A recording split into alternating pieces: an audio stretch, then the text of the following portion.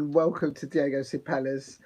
Thank you for joining the live watch along for Manchester United versus, I know it's Liverpool versus Manchester United. It's at Anfield, the Premier League. The snow has not disturbed it.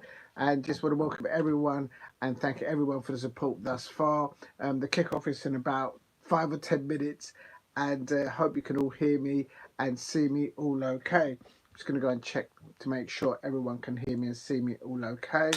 Um, Let me just bring this down a little bit. I think it's a little bit too high. That's it. In the background, I've got poster of the Crystal Palace women team. Good luck, Crystal Palace women team, in the WSL in 2025. And penny for the guy there with my lucky scarf, my lucky hat, just to jinx those Liverpool fans and to jinx those Manchester United fans. That's right, I said it. It's going to be amazing. Big up to Damo1168. I hope you're well. Thank you very much for tuning in. And I'm just going to double check to see that you can hear me all right. Then I've got to quickly get the match on because it's going to start. Thank you very much, Damo1168, for dropping in. I hope you're having a wonderful weekend. And yes, we got a point off the Jammy Chelsea yesterday, and I'm so happy for that. Let me just quickly check to see that you can all hear me. Please subscribe at Diego C. Palace if you are new, and if you can, hit a like. Yeah, I think that sounds okay. Oh, thank you very much, Damo1168. Thank you very much. I appreciate that. Right, what else do I have to do? So that one is okay. Let me just put.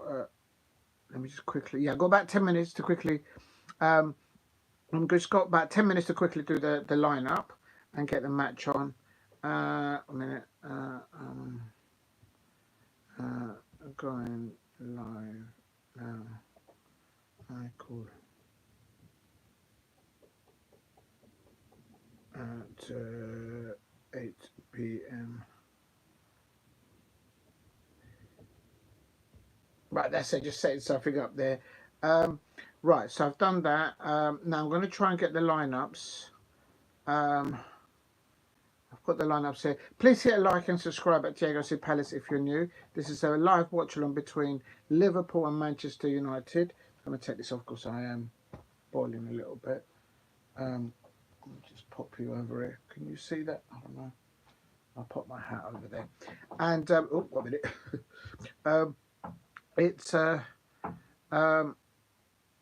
I'm just trying to get the lineups, people, and I'll try and put it in the description. Then I've got about 10 minutes. I just had it here a minute ago, and now it's gone. That's so annoying. Just bear with me. And yeah, it's going to be interesting. I haven't seen the lineups yet. I'm just trying to get to the lineups. I know they came out about half an hour ago because they usually come. The lineups come out about an hour before kickoff. Mind you, with Manchester United fans, there's always leaks out there. It's never ending. I never understand a football club that has so many lineup leaks. And right, that's the lineup for Liverpool.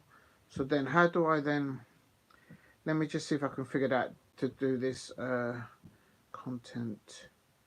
I'm going to see. I'm going to try and be clever here. No, it's not up there. So how do then? How do I then put the line up on the? I'm just trying to think. Oh Lord, I think I won't bother then. No, it's not there. So then I've got to go to YouTube and go in there.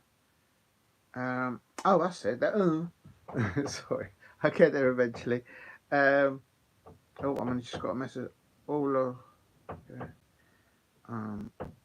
No, I'm getting messages now at the wrong time.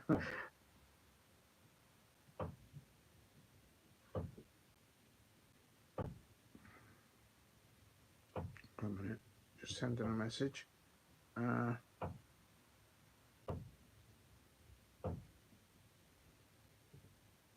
Right, okay, here I go. And big up to Steve and to Damo1168. Thank you for dropping in.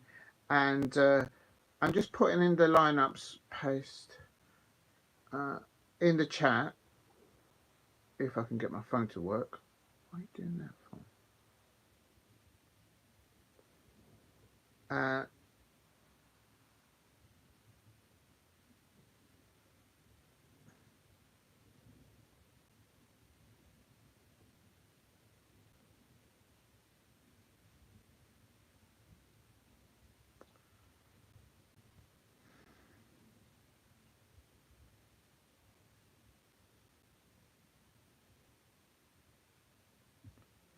Oh, this is the wrong time to get messages, but it's okay. Right, so I've just done the lineup on the Liverpool. I hope everyone can see it. As I say, I'm using a new device, so yeah, it's come up there. I hope you can see it okay. And then I've got to, I'm just going to quickly do the lineup for. Oh, I'm getting another message.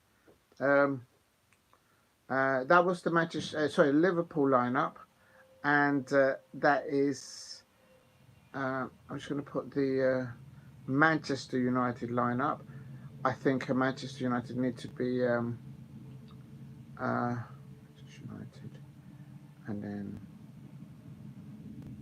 there. So if anyone's interested, of course, the manager for Liverpool is Arnold Slot, and the manager for um, um, Manchester United is the new manager Ruben Amorim, in case anyone didn't know.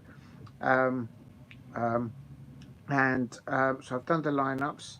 Now I need to. What's the time? I've got about 5 minutes. Yeah, just quickly break it down. Liverpool looks like they've made one change from that 5-0 win at West Ham. Was it at Anfield or at the stadium? No, it was at West Ham. So yeah, Liverpool have made only one change. The defender Ibrahima Konate.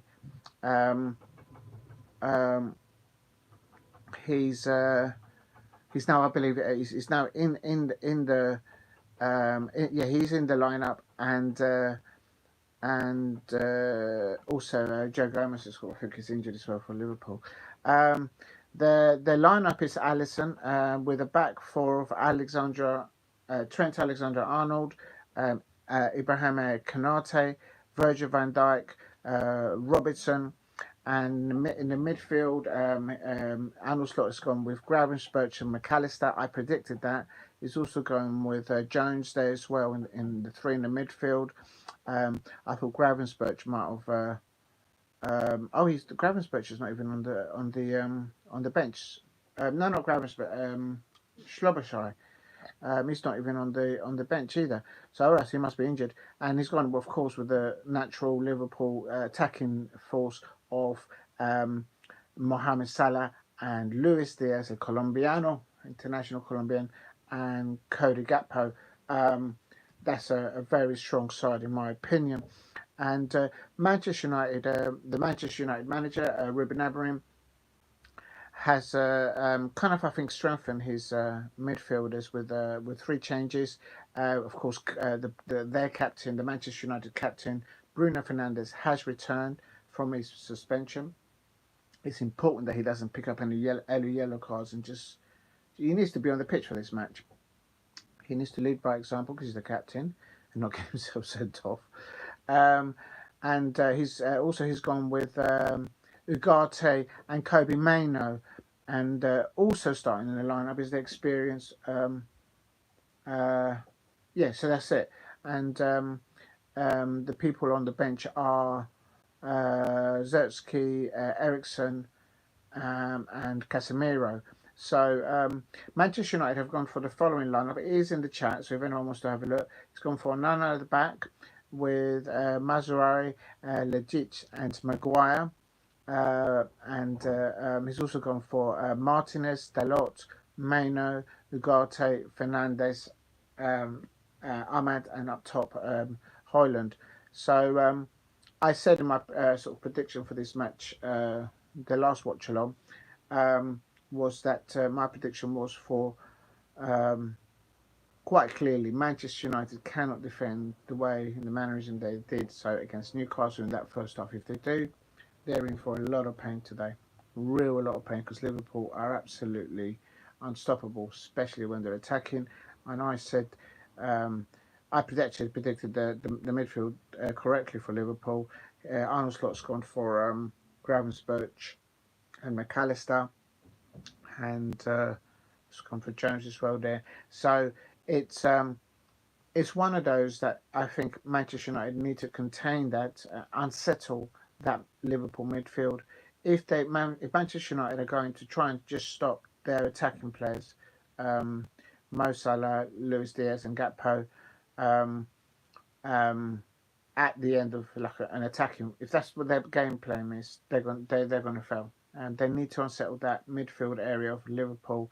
That gives a very good protection to the back four of Liverpool and their goalkeeper, and also from that transition of defence to attack. In my opinion, as an outside, as a Crystal Palace fan looking into this fixture, but it's a massive fixture, Liverpool versus Manchester United. It nearly didn't kick off because of the weather. So I just want to thank everyone for dropping in, liking the stream thus far. Um, Thank you very much for the support recently. You've all been absolutely amazing. The numbers are going up through the roof. Um, Big up to Steve. He says the messages don't actually come up on my iPhone that I'm using. Because I'm using this one to obviously watch the screen. Yeah, sorry, the to log in and to watch the football. But Steve, so I have to sort of press a button to see it. It says I've got 4 predictions yesterday. Oh, well done. And 3 in the Premier League.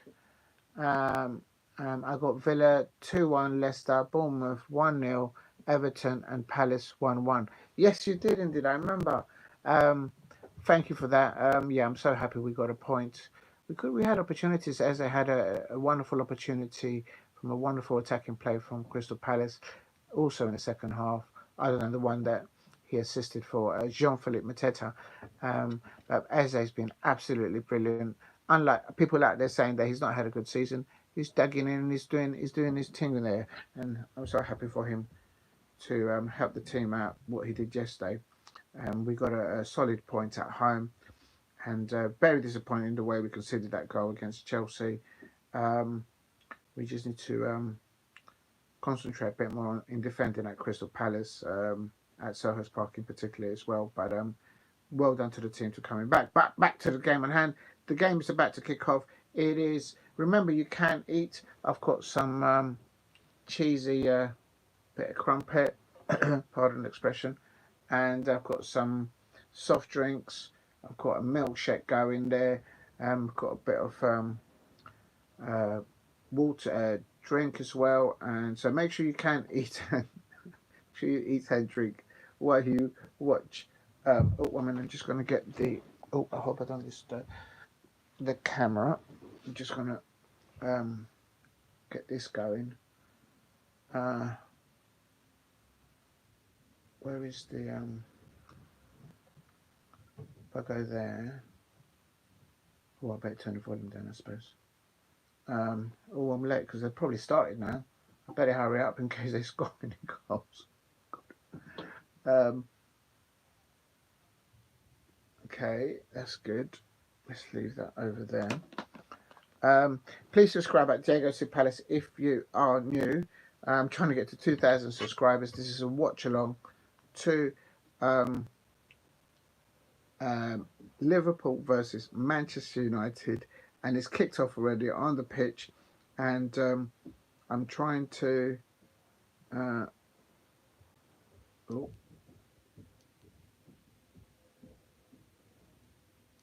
let me just turn that off there, leave that there for a minute, and that leaves me now with a match. You guys are going to probably be ahead of me, and right, let me just get this going. So I've got to go, let me just log in. Yeah, that's working okay. Oh Lord, now everything's going off now. I don't need that. Now, okay. This is Liverpool, of course, and Liverpool. Let me just set it. Thinking. I've put the lineups in the description. Oh, a player's gone down. Sorry, I've just got tuned in. I'm a little bit late. And oh, is he all right? Kobe Maino's done. It's overstretched there. Oh no, he's got hit in the face, accidental. I don't think that was. I mean, it's going to be feisty. It's going to be no doubt feisty. The challenges between Liverpool and Manchester United players, the history of both clubs. Both sets of fans are very passionate about getting a result today and not getting done over, if you like. Kobe Mano there. I'm on 1 minute, 24 minutes. He's receiving treatment, and there's Diogo Dalot there and Bruno Fernandes there. Standing over him, watching him get receive treatment. And it is raining at Anfield, but they've done well. The ground staff there at Liverpool, they've cleared all the snow, and they've managed to get, I suppose, all the spectators onto the pit, into Anfield safely. But it's still very chilly. You can see that it's raining. There's a cold chill. You can still see bits of snow at the side on the touchline. And whatnot, but they're getting on with it. Manchester United are wearing their white away strip with a red line going across with a white, and then a black line going across, and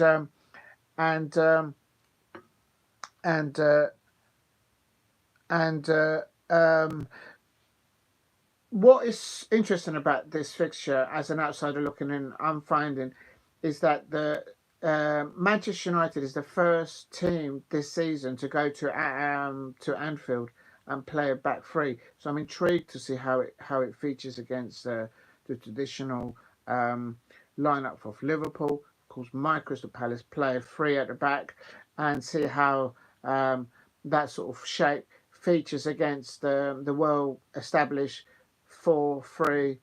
And there's Kobe Mainoo on the ball and attack for Manchester United. He's got options on either side to him. I'm on 3 minutes. Please hit like and subscribe at Diego C. Palace. Let me just get this one going as well, in case that one fails. We'll get plan B going. And ball out there. Højlund out there on the right, on the left-hand side for Manchester United. Plays it back to Bruno Fernandes, up to Kobe Mainoo. Kobe Mainoo on the ball. He's looking to get into the penalty area. No, he plays it back to Bruno Fernandes. And if you're new to the channel, please subscribe at Diego C. Palace. Maguire on the ball now. It's still 0-0, would you believe it or not? My prediction for this one is was yesterday before the lineup. I'm going to say it carefully and gingerly because I know I've got subscribers from Manchester United probably watching on playback. But I went for Liverpool 10, Manchester United 1. If they defend, especially the way they defended, the way they played against Newcastle United in that first half, in that fixture, when Newcastle just Alexander Isak just took them apart. So, but no, it's still 0-0. 5 minutes into it now. Here comes Liverpool on the right hand side, and let me just see if I can get. I don't know else how to do this. No, that's not going to work on there. Can I go here? I'm just trying something else because this one keeps dropping. It's still 0-0 as I've got it. Cody Gap on the ball. It's actually, you know what? I might just put this up there. But the thing is, I don't want to touch this table because it might unsettle the actual camera where I'm doing the live stream. Please subscribe at Diego C. Palace if you are new. No, that's not going to work. That's going to fall down. I need another stand. Oh, never mind. All right, it is what it is. But very there is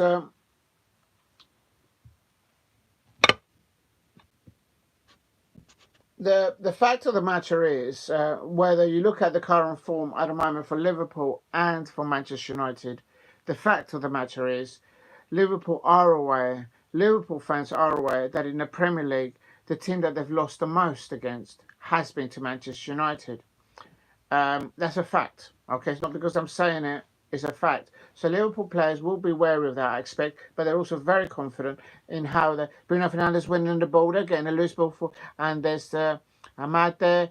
But yes, an unforced error there by Manchester United losing the ball there, and there's Trent Alexander-Arnold now passing it to Gravenberch, getting the ball out there, and here comes Liverpool on the attack, and Liverpool on the attack on the right hand side, and it's Mo Salah crosses the ball into the penalty area, but it's cut out by Maguire, who's playing in the middle there, off the back three.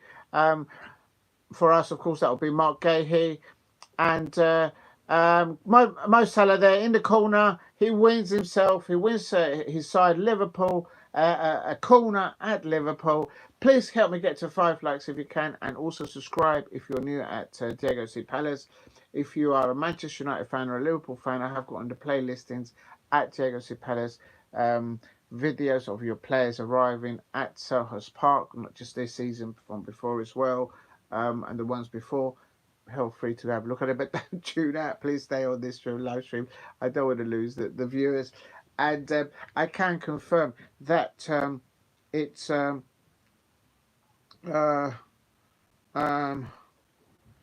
dear, let me have a look. I can't get the I wonder if I can get the I don't think it's gonna work. Let me just try something else. It's still 0-0 at my end. I'm on 6 minutes. I'm probably well behind you lot. So let's have a look here. See if we get any luck.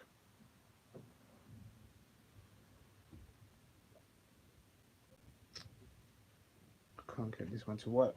Oh, that's so annoying. Let's get Arte. Ibrahim Konate losing the ball there. Manchester United, Ahmad on the ball there on the outside, coming up to 7 minutes now. Still 0-0 between Liverpool, Manchester United.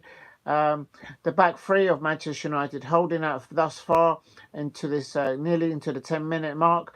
There you can see on the touchline, Ruben Amorim giving instructions to his Manchester United players. Maguire there passing the ball out there. So it's kind of working, this 3 at the back against Liverpool at Anfield. I'm very intrigued, as I say, because Christopher Ugarte there in the midfield, in the pivot there, passing the ball out.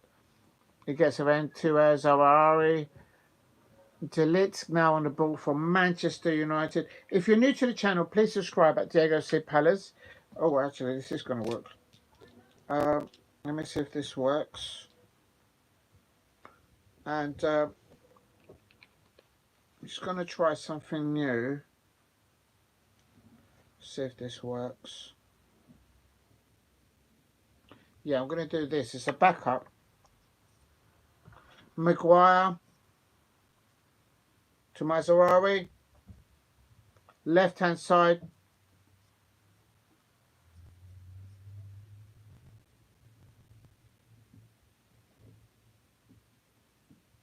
And good football thus far from both sides.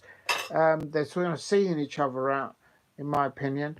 I mean, I'm going to make sure you can eat and subscribe and drink while you watch your football.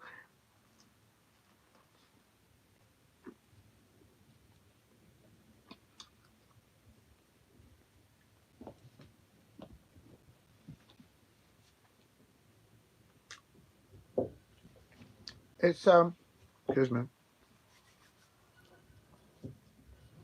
I'm on coming up to 9 minutes. It's Liverpool 0, Manchester United 0, and the free line at the back of Manchester United. I'm very intrigued to see how that pans out.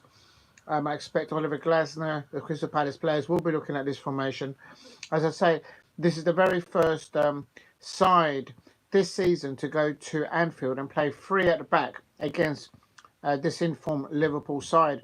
So, of course, my Crystal Palace, they play 3 at the back. Cheers to everyone. It's just my little it's my vegan milkshake there. Oh, actually, no, it's not vegan. It's a vegan plant-based mixture, but I have put dairy milk in it, so I don't suppose that's now vegan. Yeah, no, I've messed it up. But there is Gap Potable, never mind the milkshake. Oh, Pro Gappo was chopped up there. What is going on, Anfield? What is going on, Liverpool fans out there? Your player at home, Gappo's just been chopped up. Let's have a look if there's going to be a booking note. Will they book the Manchester United player there? It's still 0-0, and I don't know. I'll tell you something. Jones on the ball for Liverpool. Salah on the right hand side. Cross. Oh, Alexander Arnold. Oh, it's Diaz. And he went for the curler there, I think, and towards the top corner. But oh my days. This is now Liverpool. It's started coming up to 10 minutes. They're starting to turn up the temperature. Not 10 minutes. 11 minutes. And this is where Liverpool are so dangerous. Oh no. Please subscribe at Diego C. Palace. It's still 0-0 between Liverpool versus Manchester United. A 4:30 kickoff on a Sunday. It wasn't going to go ahead, but then it was going ahead, and it has gone ahead because of the. And it looks like there's a penalty at Saf elsewhere. Please subscribe at Diego C. Palace. Help me get to 5 likes if you can. Doing a watch along here for Liverpool versus Manchester United. Let me see if I've missed any comments. Sorry if I have. Oh no, it's just Steve there. Big up to you, Steve. Thank you for dropping in. And Graham Spurge. Oh my God. Shoots across there. It was there. Big up to Henry Smith. I hope you're well there. Your prediction is 3-1 to Liverpool. Liverpool missing the good chances. Yeah, they're missing good chances there. 12 minutes in, I'm in. And my prediction is 10 to Liverpool, 1 to Manchester United. The reason I said that is because if Manchester United defend like they defended against Newcastle United, you got Steve's going for a 4-0. And big up to Salah on the ball on the right hand side. Oh, Trent Alexander-Arnold there. And then that's Diaz, yeah, he's gone over. I'm well behind you, lot, I expect. I'm on 12 minutes 31. So I do apologise. But if you do see a result going in, by all means, put it in the chat. The more comments that I get, the more thing. I've never gone for a 10-0. I've never gone for a 10-0. But it's because 2 reasons. Because the way Manchester United defended against Newcastle in that first half and the way the Liverpool are in form. And the second thing is, real talk, the way Manchester United defend set pieces, they just are an absolute shambles, whether at home or away. So I was just thinking Liverpool are just going to have a field day. They're going to be munching on crumpet, like this bit of crumpet there with cheese, all match long.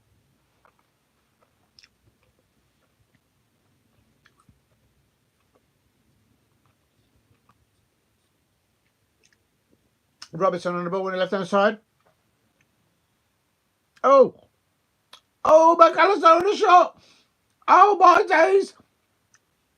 Oh, my God. That should have been, I think Liverpool could have easily have had 2 by now. Oh, my days. Oh, my days. There's been a chance for Gakpo. There's been a chance for McAllister. I tell you,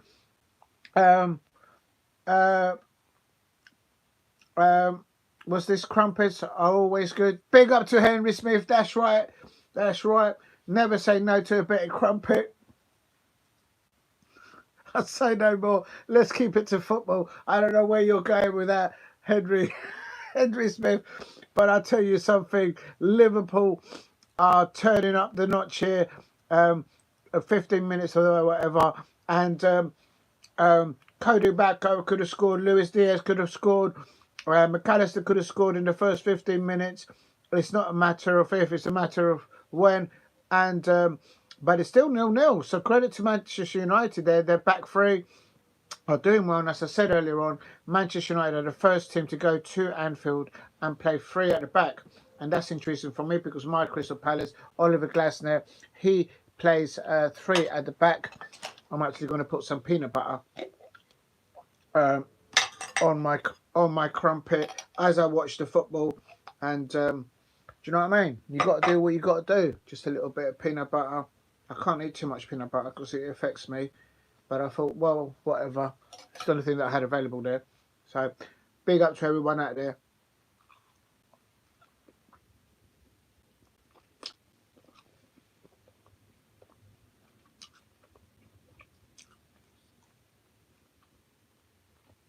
Good. Oh my God. Is Onana the best as the team of the first half? The way the saves that he's done, he's clearly not affected by the rain and the cold weather. Very good individual stops by Onana. He's not wandering away from his goal. Just stay between the sticks and do your job. And he's doing very well thus far. Arnold Slot there. Couldn't believe how McAllister missed that one. Remember, it is raining cold ice cold rain at Anfield. But I expect the players are professional and they won't let that affect their performances. Corner comes in. And Onana gathers the ball. I'm well behind. Big up to Steve. He says Carita will play the fight of Bosnia on January, Iberia of Georgia on the 1st of February. Oh, what happened there? How do I look at that again? February, Russia the 5th. Samurai George the 8th of February. Dynamo Makara, Russia 11th of February. And we go to Georgia as champions. Oh, wow. And hold on a minute. I've lost the comment. 11th of February, we play Georgia in the Champions League. I presume there's a Champions League you mentioned. Yeah. Listen, Liverpool have got a lot of fixtures in January, not just in the Premier League, but also in the Champions League. So a lot of teams have been affected by the schedule. Oh, yeah, I haven't put the referees. I think that's a Manchester United free kick there, surely. I think that's Bruno Fernandes now taking the free kick. You can see the horrendous weather up there. So you people up there up north, stay warm, stay safe on the roads. Bruno Fernandes does the free kick, goes towards the back. Maguire header in the ball, but Liverpool gathering seconds.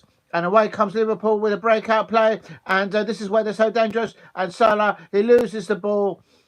And I tell you, he was lucky there because Diaz was just wandering on the back line there. Not on the back line, on the left-hand side where he normally does.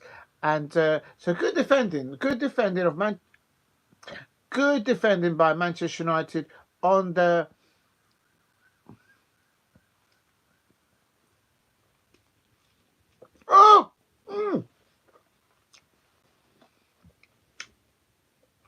breakaway by Manchester United and they nearly scored.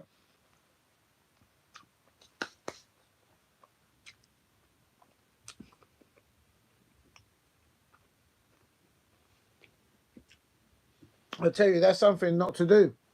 Eat along and watch along. Liverpool versus Manchester United. Because things are going to happen. But hey ho. Cheers everyone.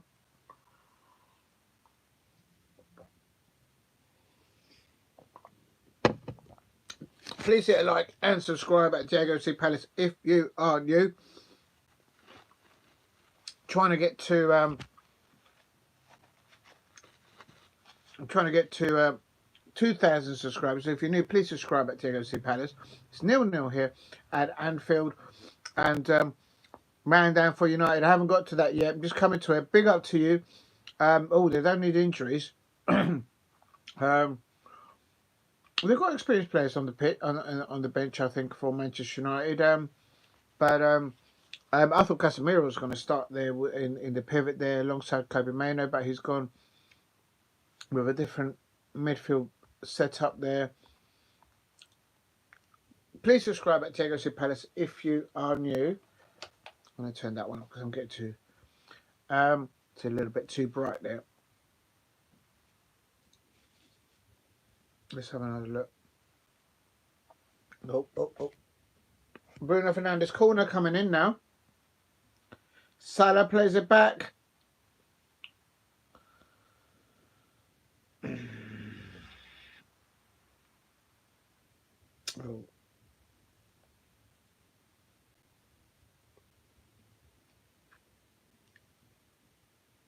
Oh, come on. I can't get the I can hear the oh, yeah, he's definitely wobbling there. Is he going to come off? I think he is going to be substituted, isn't he? Because he's walking around. Bruno is going to take the corner. And he takes the corner there while the player, Ahmad, goes round. And Bruno Fernandes breaking it back there to get back. And Trent Alexander-Arnold being chopped down. He has an argument with the referee. See, this is what I don't understand. I thought that the rule was the only player that can go up to the referee and challenge him on the decision was the captain, the captains of either side. And let's Trent Alexander-Arnold get in the face of the official, and Oliver there, and pulls out the first yellow card now. Bruno to the back post, and Maguire the back post. Oh my days! Can you imagine if Manchester United score first?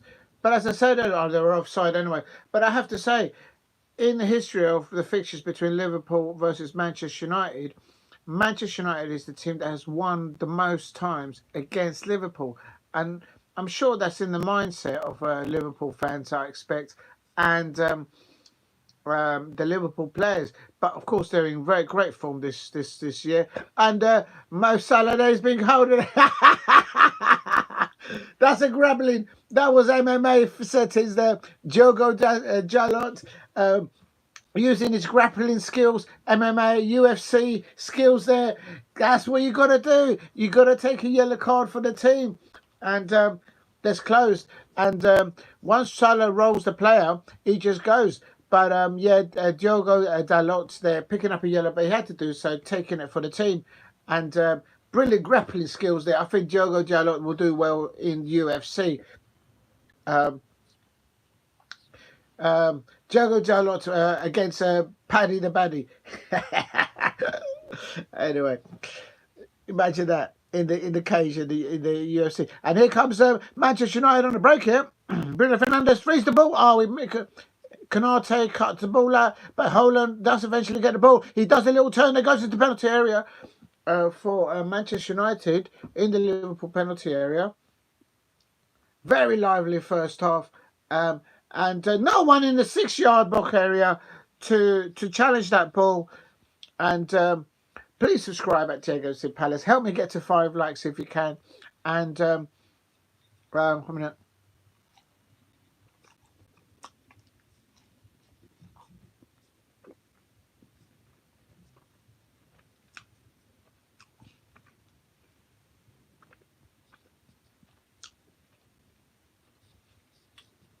Bruno Fernandes taking the corner here. I'm on 24 minutes. Big up to HTV. I hope you're well. It's an eat along and watch along. Make sure you eat and drink. And here comes the corner in. And Manchester United could score here. Balls all over the place like a pinball in the 9-yard box area. And unbelievable scenes here. Manchester United giving themselves opportunities to score.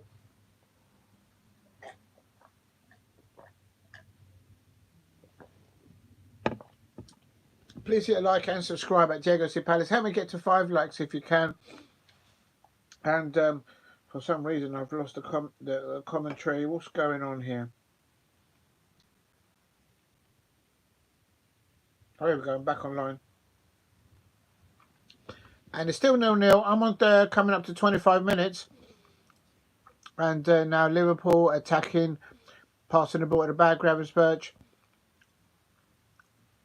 Very tall player. Luis Diaz on the left-hand side now. Kobe Maino's in front of him. Luis Diaz trying to shift the ball. Kobe Maino nearly taking the ball off Luis Diaz. And the Colombian there passes it inwards. And De Ligt, very good defending by Manchester United got the ball. And I think the ball went out. And Ahmad saying no, the ball didn't go out of play. And Arnold Slot is chucking it down with rain at Anfield. It's really terrible playing conditions out there, but they're getting on with the job in hand. I wonder if this is actually helping Manchester United and unsettling the Liverpool players, perhaps. I know the weather shouldn't really affect the players, but I think it does have an effect on the match. But here's Kobe Mano winning the duel there. And Russman Holland, surely that was a foul on him? No, it wasn't. The referee deemed not. And Liverpool on the break here on the right-hand side. Salah on the ball, whipping into the penalty. And Curtis Jones, didn't get the ball to Curtis Jones. I'm on 25 minutes, 40 seconds. I'm way behind. But sorry, I can't do anything about it. But if you see anything, if you want to put it on the chat, by all means, feel free to do so. The more interaction I get in the chat, the better. I think that helps attract new subscribers and traction to the live stream. But I'm way behind, about 2 minutes, I'd say. 26 minutes I'm on right now. And Onana on the ball. Please hit a like and subscribe at Diego C. Palace if you're new. Help me get to 2,000 subscribers. The support from everyone out there has been absolutely amazing. Brilliant performance here, I have to say, for Manchester United. Of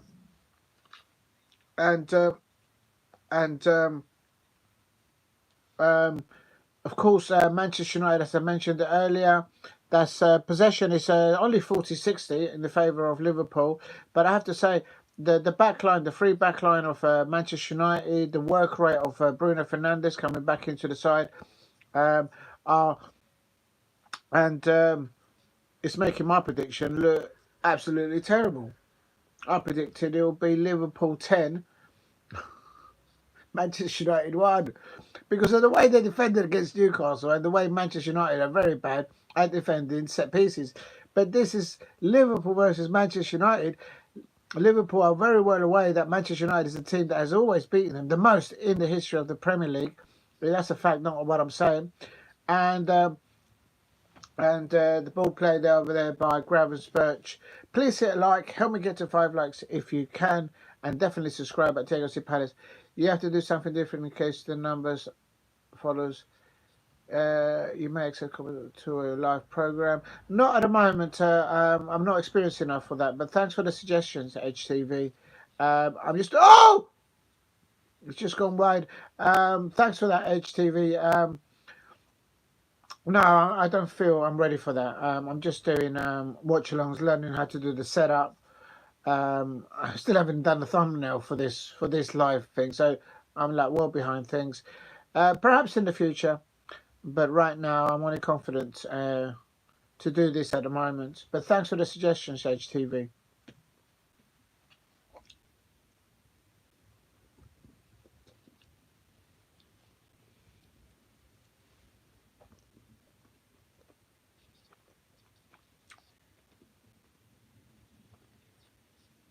Liverpool there. Trent Alexander-Arnold falling over. Oh! And there's Kobe Mano there landing into the snow, and the Liverpool home crowd jeering that, celebrating that. And he's a strong lad there, Kobe Mano. He got up, no issues there, get back on the pitch and help his teammates. I mean, of course, they've been going through a bad... Here's Gravenberch in the midfield, takes a pop! And Onana dives. I think he had it covered, but the ball was always going left of the right-hand side post. Cody Gakpo there, pushing off for Kobe Mano. And he opened his body up, Gravenberch, and hitting the microphone. Oh, just nearly missing the microphone there on the touchline. It's absolutely chucking it down with rain at Anfield. Please subscribe at Diego C. Palace if you are new. It is Liverpool 0, Manchester United 0. I'm on 29 minutes, and it's absolute scenes.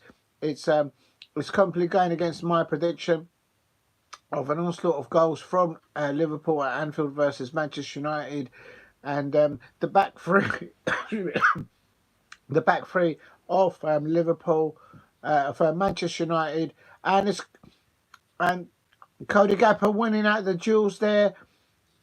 But Harry Maguire puts a foot in, and then now Kobe Mano on the ball. Out to Russman Holland, and then there's out to Bruno Fernandes. He's been fouled there, surely.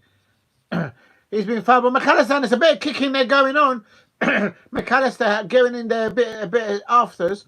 A little bit, it's getting feisty between McAllister and Bruno. Who's going to win those things? Bruno's holding his stomach because he was he was fouled there.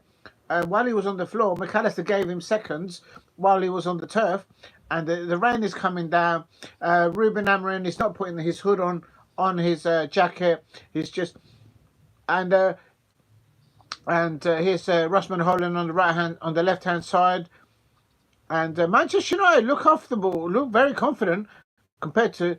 I mean, this is a different Manchester United that started this match in comparison, and how they started against Newcastle United. So anything can happen. I mean, this is although there's no goals, very good football from both sides. Good duels between McAllister and Bruno Fernandes. And good grappling skills there by Diogo Dalot from Manchester United, holding back Mo Salah and getting a yellow card early doors. He'll do well in the card cage. So good grappling skills there on the opponent.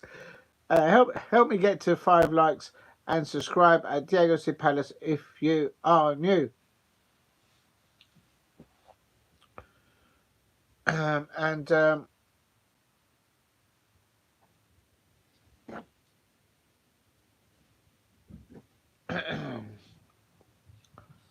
It's Jones on the ball for Liverpool on the right hand side. Please hit like and subscribe at Diego C. Palace.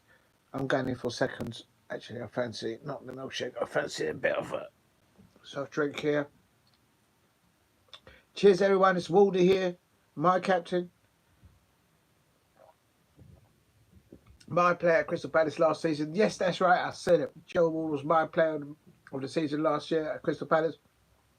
Everyone was spitting into their cups when I said that.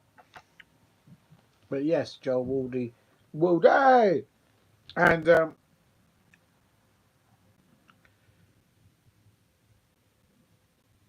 And let's have a look at this. And here comes. I'm on 33 minutes. Kobe Mano playing the ball out. Little cut in there. Bruno Fernandes on the ball. Tried to feed the ball out to Russman Holland, but Liverpool getting the ball now. And Diaz trying to get the ball back, but he's lost the ball. Good, strong challenges, tackles there. And this Robinson on the ball. And down goes Holland. Was that a foul on him? And Luis Diaz coming back, winning the header. And he's just got chopped up again. Luis Diaz, every time he gets up on the turf, he's getting chopped up out there. But he's a strong lad there, Luis Diaz, the Liverpool and Colombian international. He won't complain. Mo Salah on the right, cuts it in.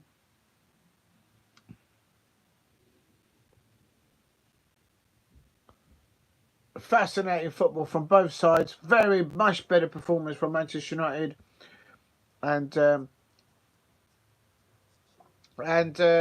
they are playing with 3 at the back, but sometimes Manchester United then turn it into like a 5 at the back. And they have to against Liverpool when they can see the opponent. In this case, of course, Liverpool playing in front of them, and so then put 5 on the line. But on offensive mode, you play 3 at the back, and so as Trent Alexander-Arnold will Trent Alexander-Arnold get linked to Real Madrid as Mo Salah on the right hand side. Ball whipped into the back post. Mascherari there, and Cody Gakpo goes up there, and Maguire heads the ball out.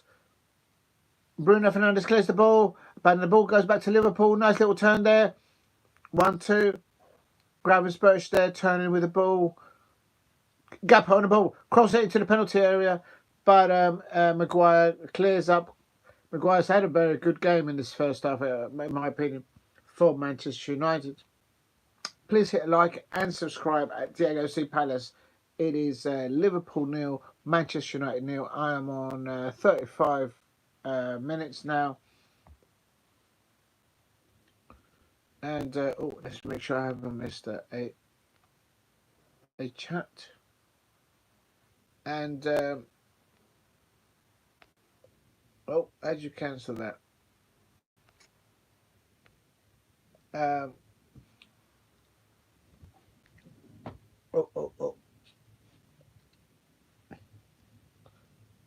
Still 0-0 here. Liverpool versus Manchester United. Early doors, Liverpool had Cody Gakpo Mo Salah a little bit, and also Diaz as well has some opportunities.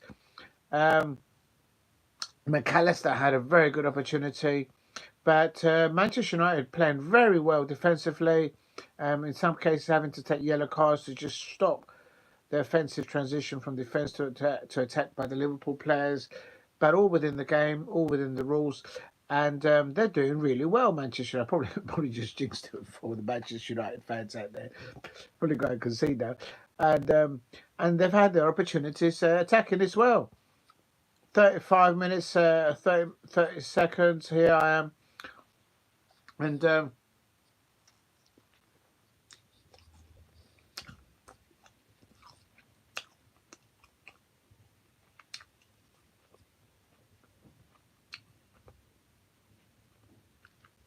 Ugarte there deemed to have fouled a Liverpool player. See, what I don't understand is why didn't Liverpool play like this against Newcastle? Oh, Diogo Dalot on a yellow card. There's Liverpool. McAllister to Robertson. Ball switched again to Ibrahim Konate.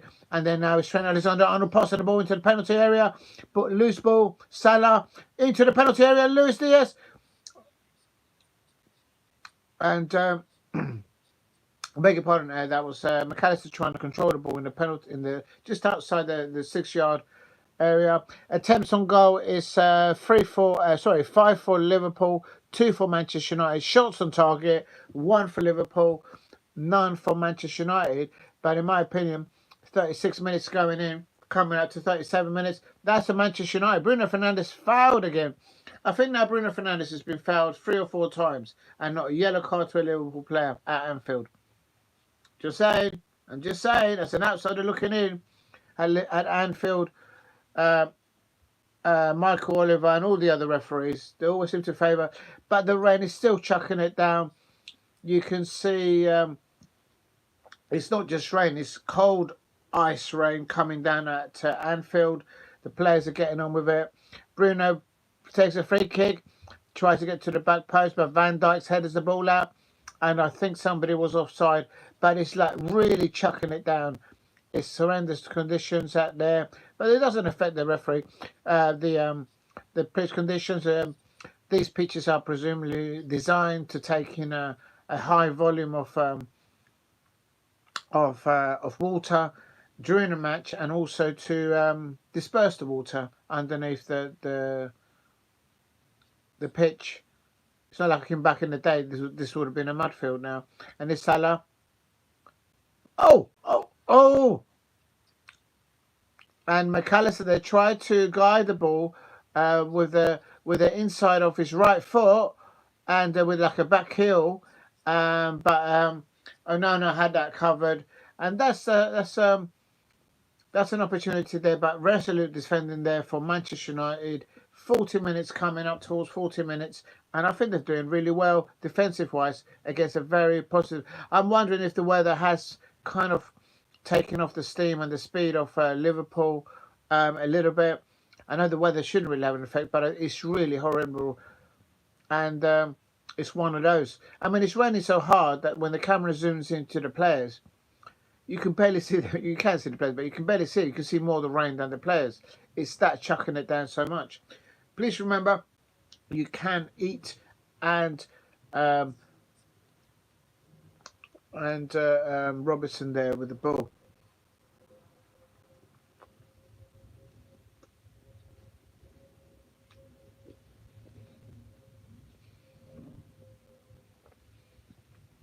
Oh.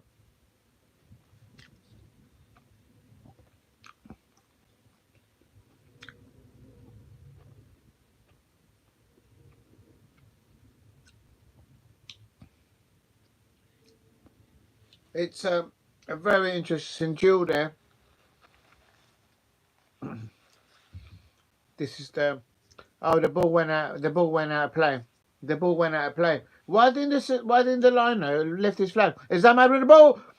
Bruno Fernandes in the penalty area, and he couldn't feed the ball up to Russman Holland. And Bruno is signaling to Russman Holland, "I'm cutting the ball in. Why don't you walk inside Why don't you go in front of the Bruno Fernandes is tailing Rasmus Holland. Why don't you go in front the shoulder of the centre half instead of going behind him? If you go behind him, it's less chance of you getting the ball. You got to go in front of the centre half. And absolutely, Manchester United is finishing very strong in this first half. Way against my prediction and the order of play. And quite frankly, at the end of this first half, Manchester United are more likely to score than Liverpool. Real talk, absolute things. And there's a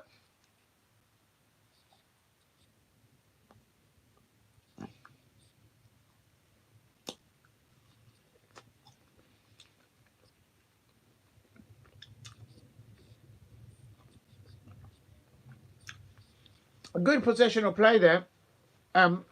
Just over the 40-minute mark, 41-minute I am, by Manchester United. And I'll tell you something. Now the home crowd at Anfield shouting Liverpool, Liverpool. But here goes Manchester United. Rasmus Holland, one to beat, and he couldn't beat Alisson. And the second ball there by Bruno Fernandes. And now here's the counter for Liverpool. And Manchester United are more likely to score in the end of this first half. Absolute sins. Who would have thought it? Why didn't they play like this against the likes of Newcastle United? And here's the break now for Liverpool. Liverpool on the break on the right-hand side. Mo Salah on the ball. Mo Salah on the ball. He's coming to the penalty area. He whoops it in. Oh, he's woofed it all over. That is just a bad decision there by Mo Salah. And you don't often hear people say that. And at the other end, Rasmus Holland should have got it. He was onside. Rasmus Holland, nice little ball over the top. And he's onside. And one touch. And boosh. He wasn't settled. The ball was settled. He settled it up. And I think in situations like that, you just got to put your laces through it. And good offensive play by Manchester United coming towards the end of this half. For me, at the end of this first half, Manchester United are more likely to score. Real talk. I didn't think I'd be saying that.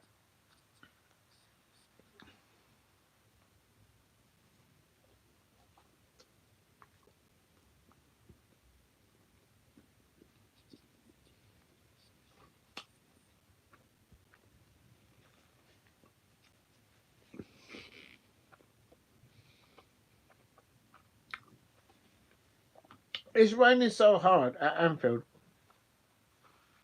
that the seats where the substitutes bench, where they sit, they're getting soaked through. They're literally soaked through. That's so crazy because basically their substitutes are getting soaked. You'd think that they'll be waterproof there, and but they're getting absolutely soaked there. Well,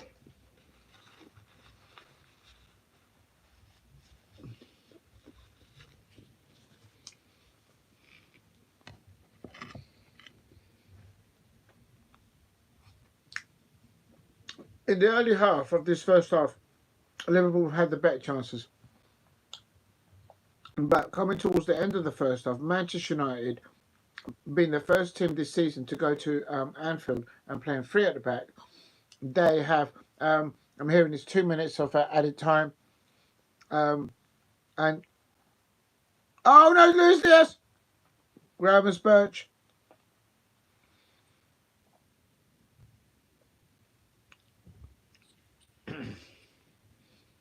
For me, I think it's very good work. And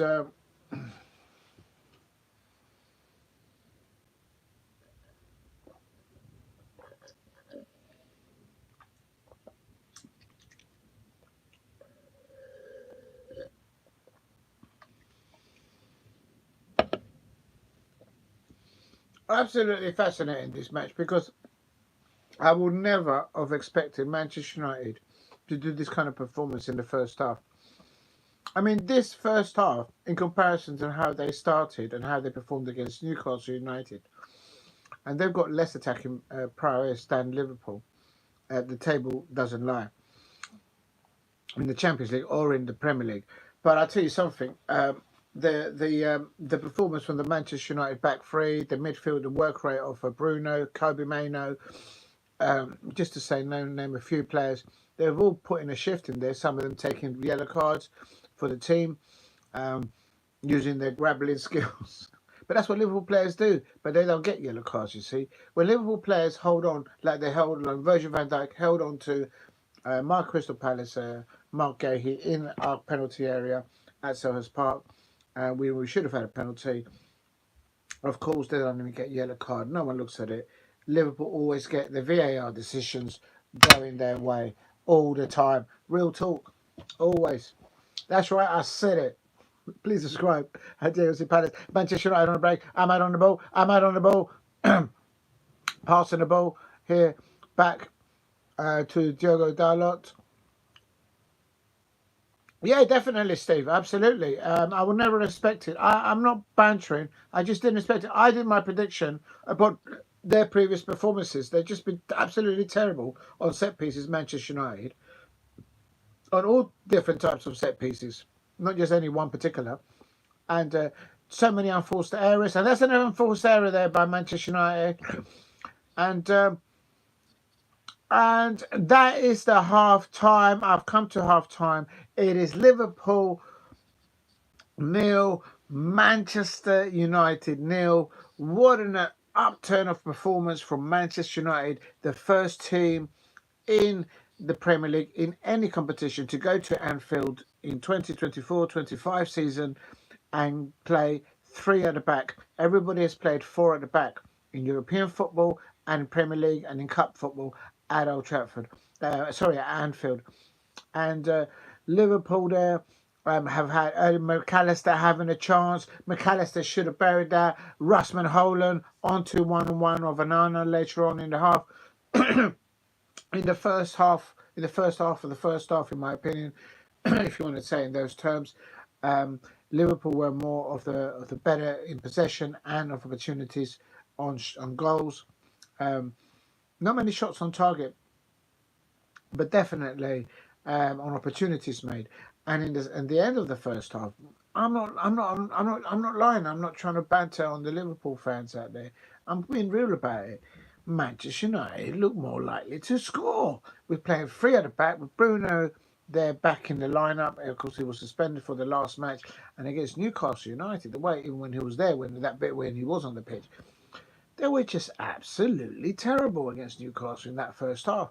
But this first half against Liverpool at Anfield, with the ice rain, with the cold rain coming down, Manchester United are doing bits out there. And I'm finding it very intriguing because this is more or less how my Crystal Palace side need to and probably will feature against Liverpool, because we play at Crystal Palace with 3 at the back, Trevor Chabala, Mark Gahey, and Maxime Lacroix. So it's interesting there. I think Maguire for Manchester United has had a very solid match, very good interceptions there, good work rate for the man. It's all sometimes when there was opportunity with the ball coming over in set pieces in the Liverpool area, Maguire up there trying to get his mullet out there and trying to score. I think there's a very good performance from Onana. He's just stayed in the sticks, between the sticks, and did his job as a goalkeeper, 1-on-1, stopping attacks from McAllister and others. So very good performance from that side of the Manchester United away players at Anfield. As for Liverpool, Trent doesn't look interested again. Yeah, you know what it is, Brady. You mentioned that. I haven't mentioned him because just so much. I haven't maybe mentioned his name twice, but his performance. You're absolutely right, spot on, Paul Brady.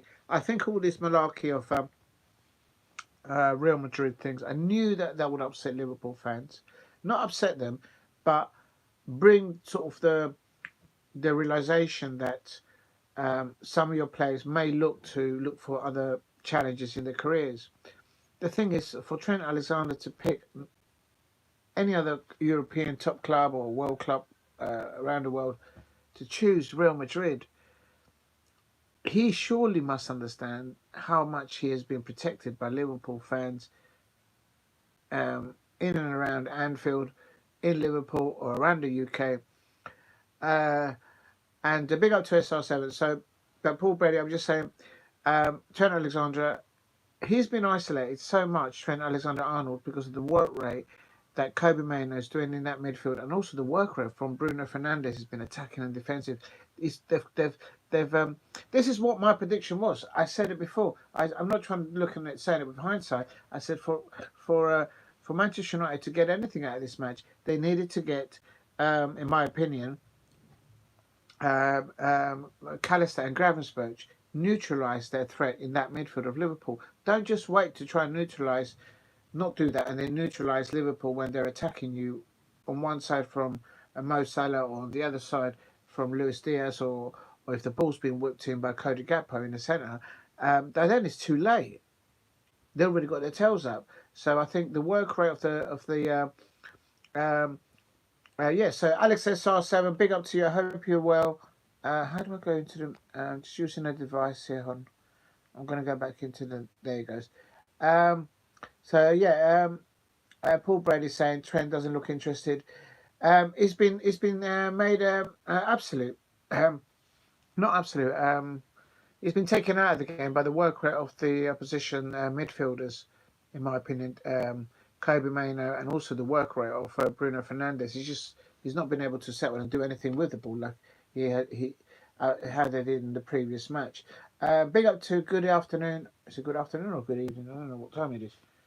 It's good afternoon still. Big up to Alex SR7. Diego, you said he'll be 5-0 by half time. Listen, I got it totally wrong, and I put my hands up. I'm not going to flip flop.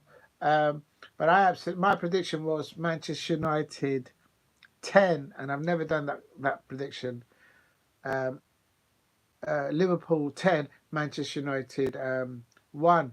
Because of the way Manchester United defended set pieces all season long, because of the way that they played against Newcastle United in that first half, and when Bruno Fernandes got sent off. So if they play anywhere along those lines against Liverpool, they're going to get chopped up. We're saying my prediction was going to be 5-0. So the Manchester United fans out there, make it a point. And you're right to do so. But you see, here at Diego C. Palace, I never flip-flop, I never moonwalk, and I never throw my goats or my managers or my players underneath the bus, unlike some fan bases out there. I mean, the worst has to be the Arsenal lot. I mean, oh yeah, Arsenal fans, I have to say, what happened to you yesterday? What happened to you yesterday? It's half-time here. It's Liverpool 0, Manchester United 0. Liverpool were to score. Liverpool were going to score more likely in the first half of the first half, but towards the second half. Real talk. Manchester United will look at the most probable to score. So, but it's ended 0-0. But anyone could say, "Oh, look who's here! The spoon is here! The spoon is here! It's here! That's right! The spoon is going to take over!" Oh my days! Here we go. And it's like, what's that? Yes, the spoon is reminding me to ask the chat. Real talk, the spoon is going to take over from now. I might as well just move over and keel over. The spoon has just asked me, what's happened, Arsenal fans? Look into my eye. Arsenal fans, the spoon is asking, what happened to you lot? You bottled it against the Albion and the Amex and the American Express Stadium for Brighton Hove and Albion. My Crystal Palace went to the Amex and we slapped them once, we slapped them but two, we spanked them a third time. We came away with a 3-1 win. Listen, real talk. Let me tell you something. Was that? Yeah, Crystal Palace, we won. Crystal Palace, we went to the Amex. We went to Brighton not long ago, actually.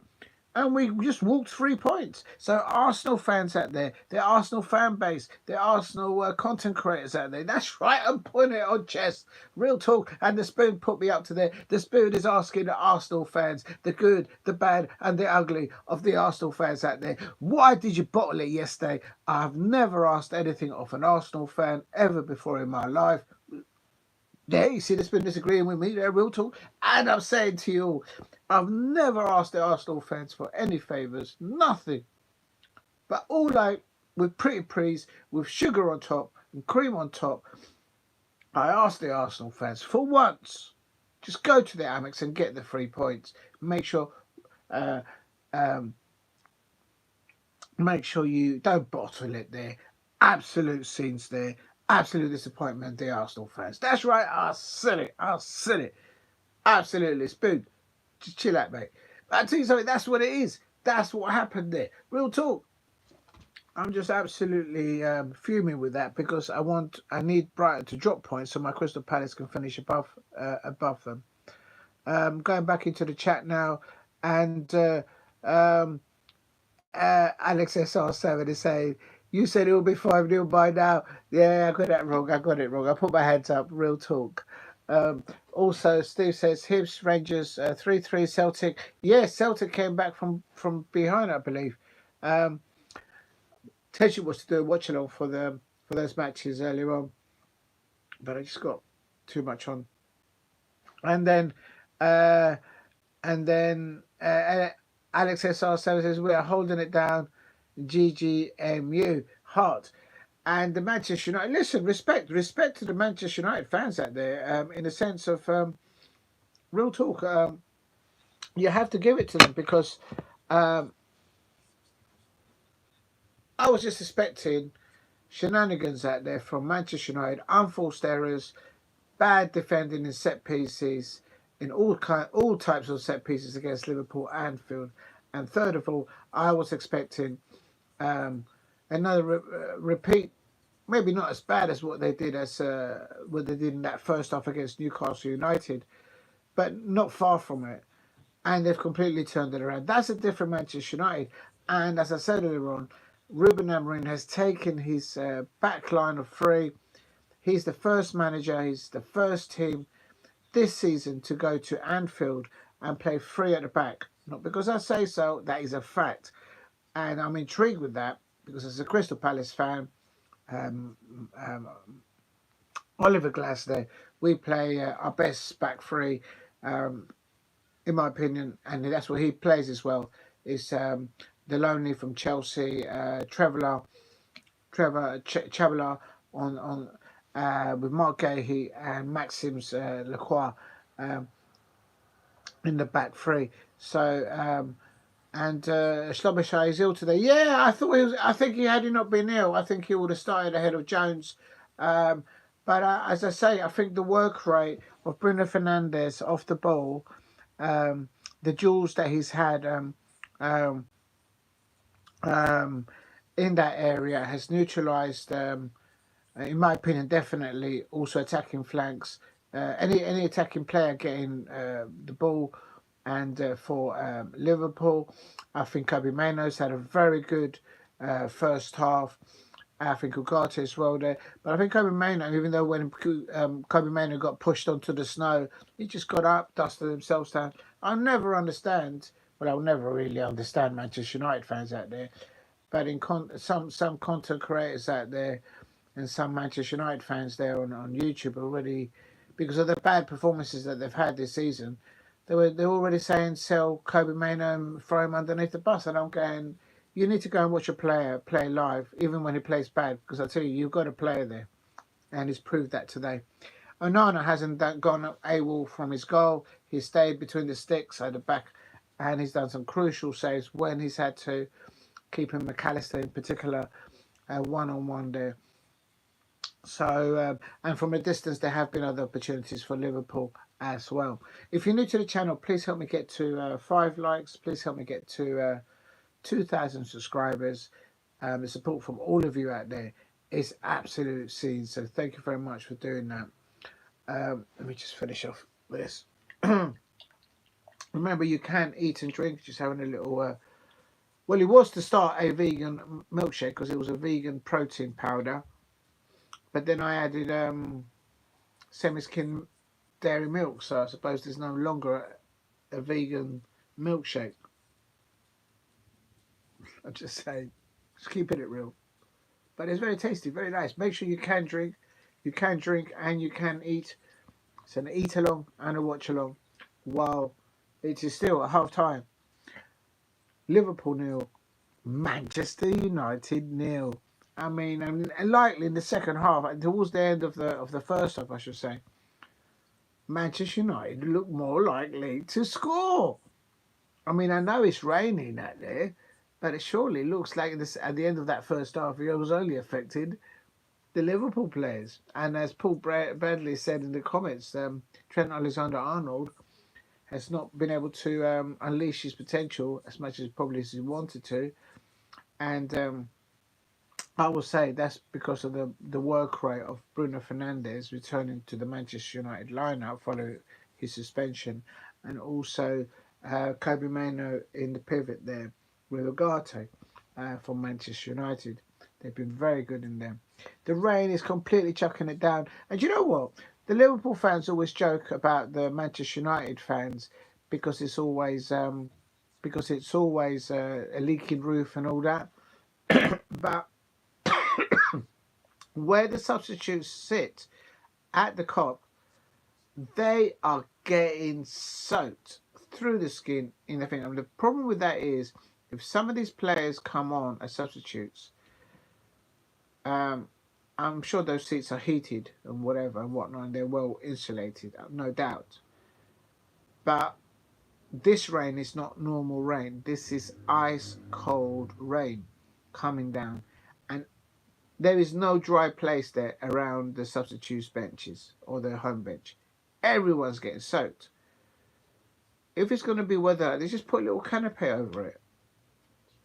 It's cold, it's wet. The rain is absolutely relentless there at the moment. And at the moment, Liverpool is still top of the Premier League. Arsenal are second, Nottingham Forest in third. Chelsea are in fourth, having their 1-1 draw against my Crystal Palace. Newcastle United, they're non-stop right now with Alexander Isak. And Manchester City are starting to find their mojo back. And very solid performance from them yesterday against West Ham, I believe it was.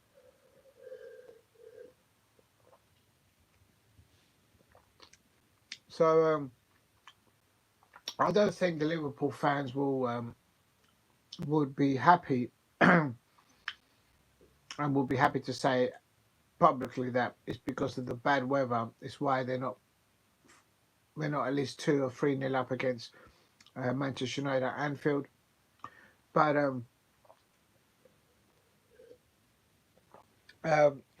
they need to step up levels, and they should know how to do it. The match needs a goal. Not because the match has not been interesting or not intriguing enough. It has been, as I said, because Ruben Amorim is the first manager to have the cojones, to have the balls to go to Anfield and play 3 at the back.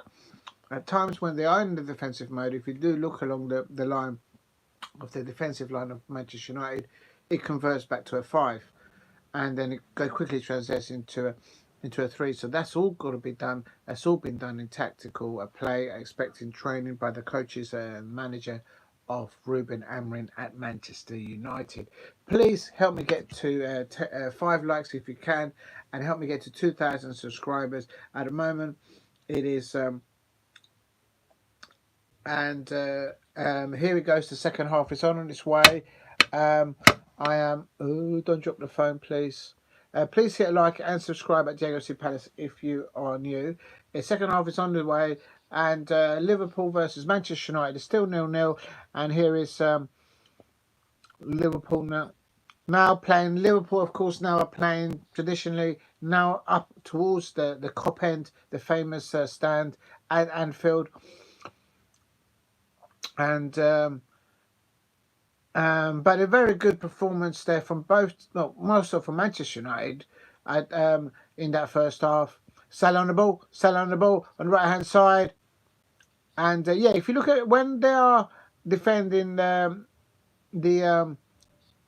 the ball has been played in front of them, Manchester United revert to 1, 2, 3, 4, 5 at the back. But when they do that transition from defence to attack, they quickly switch to a 3 at the back, and then just use the wing backs to just attack, to cause scenes or to cause problems, to unsettle the oppositions. Van Dijk on the ball here in his half. I'm on 46 minutes. Anybody out there who's interested? Ibrahim Konate on the ball. Mo Salah on the ball. I'm running out of drink now.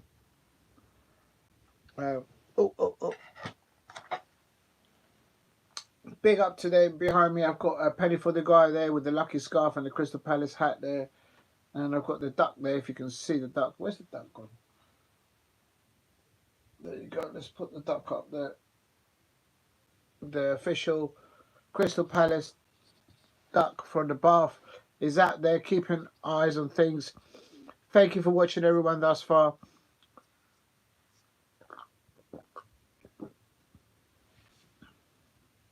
Please subscribe at Diego St. Palace if you are new. And much better from Manchester United. I probably just jinxed it for them, no doubt. But it's still 0-0 away at Anfield for those Manchester United fans. And let me see if I can get this one going.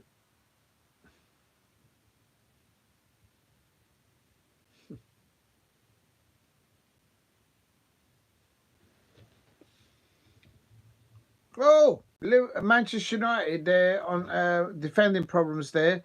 I think I have jinxed it. Liverpool on the ascendancy now.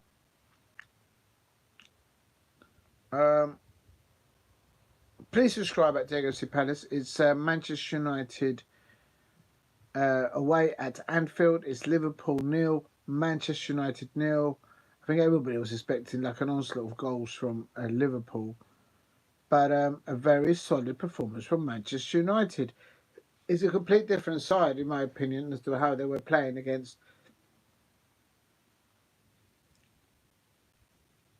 how they played that first half, certainly against Newcastle United. Corner for Manchester United now. The ball was deflected there. Mazraoui on the ball. And a dive in Ibrahim Konate there attempt. But and the Liverpool home fans, they're not happy at the moment.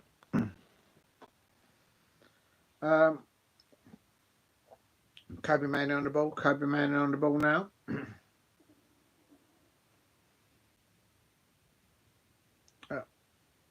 Oh, nice little touch there by Mo Salah.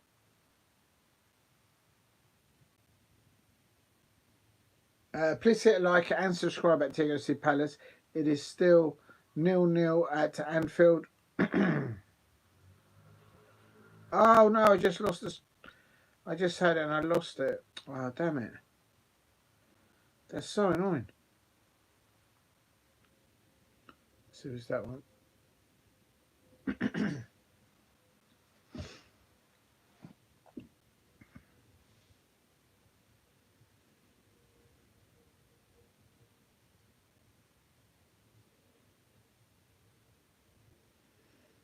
Still Liverpool 0, Manchester United 0.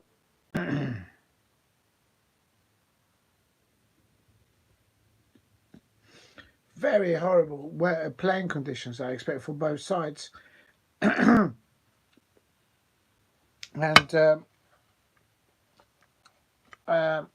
Maguire on the ball now. I'm on 50 minutes 42 seconds, so I'm a few minutes behind you lot. Mazraoui on the ball for Manchester United. Good confident play by Manchester United. Liverpool are not doing enough pressing off the ball. And I think maybe that's what's the cause of it. Dalot on the ball on the left-hand side. Against Trent Alexander-Arnold. Diogo Dalot has just pocketed Trent Alexander-Arnold down that left-hand side. And Martinez, interception by Martinez. Manchester United at the edge of the... And... Oh, what did he hit the ball? He's just scored! Oh, my days! He's a goal! Manchester United have just scored! Manchester United, just before that, Trent Alexander-Arnold's pocket was pickpocketed by... what a goal! What a goal! And that all came from...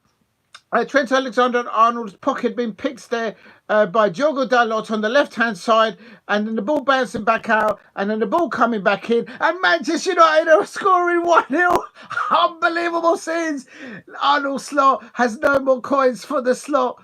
Oh my days. Some of the Liverpool fans will be saying, can someone put a coin into the slot? Because I tell you something, the Liverpool fans, they're Liverpool, Virgil van Dijk, Trent Alexander-Arnold, soon to be leaving to Real Madrid. They all look like they're sucking on a lemon. And a ball there, interceptions by Martinez there, taking a chance. He didn't give the ball to Kobe Mainoo. And Martinez just comes in. A nice little flick thing there from Fernandes, and bish bash bosh, Manchester United are leading Liverpool there on 52 minutes. Absolute scenes, absolute scenes. Alisson's had no chance there, and that is he couldn't have judged it better. A little cross in there. Alisson had no chance on the inside of his post. First goal for the Central Martinez there, and World Cup winner. And I didn't like the way he challenged my Daisha Kamada, my Crystal Palace. And there he goes. There they come at the woodwork. There you go. Never in doubt. The Manchester United fans are an overjoyed. And that all started for, I want my apologies. Look, my prediction is still on. Look into my eye. Real talk. And there's Liverpool now in the attack. And I'll tell you something. And that is a foul there. Gravenberch, they're trying to foul. Unbelievable save. Unbelievable scenes. Ahmad is just been given a yellow card there. And I'll tell you something, Manchester United fans there. All I could see is Virgil van Dijk and Trent Alexander-Arnold following, conceding that goal. They all both looked like they were sucking on a lemon. Perhaps Trent Alexander-Arnold is already calling his agent to go to La Real Madrid, Los Blancos. But what a wonderful, what a good taken goal there by Alejandro Martinez by the Manchester United player. I have to say, I didn't like the way he challenged my Daisha Kamada at Selhurst Park. He should have got sent off then. And but against all predictions, and I put my hands up there, Alex SR7. Do you owe an apology? Not just yet, because my prediction is still on. My prediction was Liverpool 10. Manchester United 1. So I'm just saying, I'm not jinxing it for you. I'm just saying, Manchester United fans there, please subscribe at Diego C. Palace if you are new. I am fully in the mud right now in my prediction because I expected. Yeah, I'm happy, bro. You don't understand. But I said it, not with my predictions. But I tell you, that was Trent's fault. Absolutely. Paul Brady, if you look at before Martinez got the ball, before Bruno Fernandes passed the ball to Martinez, I'll tell you something. Down the left-hand side, Diogo Dalot put Trent Alexander-Arnold and his any ambitions to go to La Real Madrid in his pocket, and Manchester United became a different animal out there. They went on to create from nothing. And I think Trent Alexander-Arnold. Another corner. A corner in there. Bruno, corner in there. Is that a penalty now on Kobe Mainoo and Alisson? It's absolutely Liverpool are a shambles at the back. Kobe Mainoo, absolutely. Make a photo now. They're all sucking on 11. Virgil van Dijk looks like he's lost the will to play for Liverpool anymore. Is he now going somewhere on the slot, celebrating now? I tell you what, the Liverpool fans will be looking for a coin to put in the slot to try and get a bit more memento. And here is a corner for Manchester United. Bruno Fernandes, they're taking a corner. Will they get a second? Here we go. If they get a second. Bruno Fernandes. Oh, Alisson punches out. Diaz gets the ball out. Now this is where Liverpool are dangerous on the counter attack. And there's Luis Diaz. El colombiano. Ahí va con la pelota, con el balón. Ahí le pasa la pelota. Ahí pierde la pelota, el balón. Ay, Dios mío. So Mo Salah is clapping there. We are humbling Liverpool right now. I'll tell you something. The weather has affected the Liverpool players, real talk. But it's not that. It's what Paul Brady said in the chat. Trent Alexander-Arnold was pocketed by Diogo Dalot. on that left-hand side, and from that afterwards, the ascendancy then turned into Manchester United. That little and and oh, they're bringing on Nunes. They got no chance. And the amount of the celebrations from the Manchester United players and the Manchester United travelling away fans at Anfield was something to behold, in the sense that the Liverpool fans will be absolutely fuming. They'll be fuming if any of them have had a cup of overall or anything. I'll tell you something, real talk, and I'll tell you something. Big up to Demo 1168. That's right, I predicted Liverpool 10, Manchester United 1. It could still be on course. I'm fully in the mud here. But Liverpool on the left-hand side. Oh my days! I jinxed it. Poor. Oh no. Big up to you, Steve. Yeah, go. Yeah, please support Alice out there. She's absolutely amazing content creator. And Liverpool have pulled it back. My prediction of Liverpool 10, Manchester United 1 is still on. Do you want that apology now, Alex SR? The pain, the tears, and I'll tell you something. This is the relentlessness of pressing, attacking play from Liverpool players, and resolute at defending up to that point by the back three of Manchester United, and Liverpool are back to 1-1, and I'll tell you something. Are they still going to make the substitution? And yeah, I think Onana could have done a bit more. I agree with you, Alex. So, and I'll tell you something. Agapo, the one who's just scored, I think he was about to be substituted. So that's Arnold Slot celebrating there on his touchline, but he was actually on course to substitute the Liverpool player that actually scored. So how good is Arsenal Slot? He's absolutely jammy lucky, because he was about to substitute the goal scorer of both similar goals. I think that might be offside. VAR looking at it. Is it offside? Chris Kavanagh is the assistant referee, and they're looking at it. And the outrage of Arnold Slot celebrating on his touchline when Liverpool scored that equaliser, and he's already got.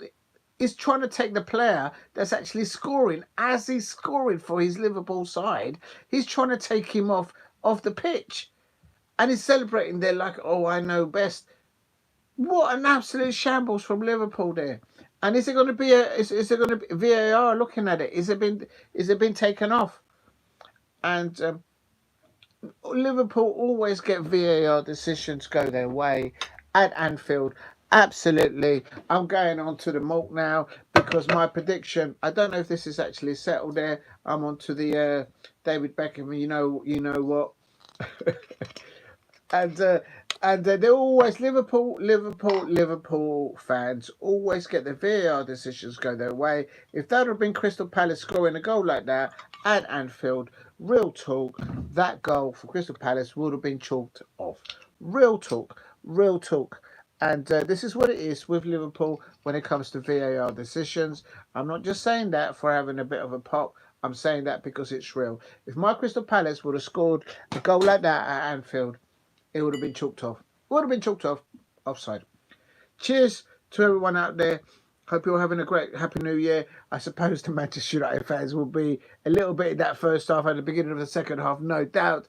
But Liverpool, Liverpool VAR, and the audacity of Liverpool manager there, Arnold Slot. He was on the bench about to substitute. So Diogo Jota and Darwin Núñez, and the goal does stand. And I'll tell you something, the absolutely shameless celebrations by Arnold Slot and the Liverpool fans, because their manager was on the touchline. He had Darwin Núñez and Jota there about to come on and take off the actual man that put them level. And then they're all celebrating like this, like they all know good and they all know best on that Liverpool bench. absolute shamefulness by the Arnold Slot and the Liverpool fans. Yes, they got back into the game with a 1-1, but their manager was wanting to take the goal scorer for Liverpool on his pitch off at Anfield. And it is a big up to Ajit and Major, and I hope you're well. And anything can happen here. Big up to there's a lot of comments that, bro, I feel like we will lose. No, I don't think it will be a 10-1. But I have to say, when Liverpool get their tails up and they're at home, now what I think Manchester United need to do is just to see the game out for a draw and maybe nick a win on a penalty or something like that. It's a Bruno corner. Alisson's punches out on 62 minutes. And cheers, everyone. Please help me get to 5 likes if you can on the live stream. And also subscribe if you're new. Bruno Fernandes keeping the ball on the left-hand side. The work rate of Bruno Fernandes is the difference to Manchester United today. And Ahmad on the ball. Ahmad on the ball. Ball out to Mazraoui. Mazraoui passed the ball into the penalty area. Holland. And is it a handball? Ibrahim Konate. And what a response there from Manchester United following conceding that goal, that equalising goal for Liverpool. And I don't think that was it. And I'll tell you something. You're a little bit ahead, but let me see what happens. Please subscribe at Diego Palace. It's Liverpool 1, Manchester United 1. It's the second corner for Bruno Fernandes. And here we go. And Liverpool always get VAR decisions at Anfield. Absolutely. And referee! Isn't that a handball?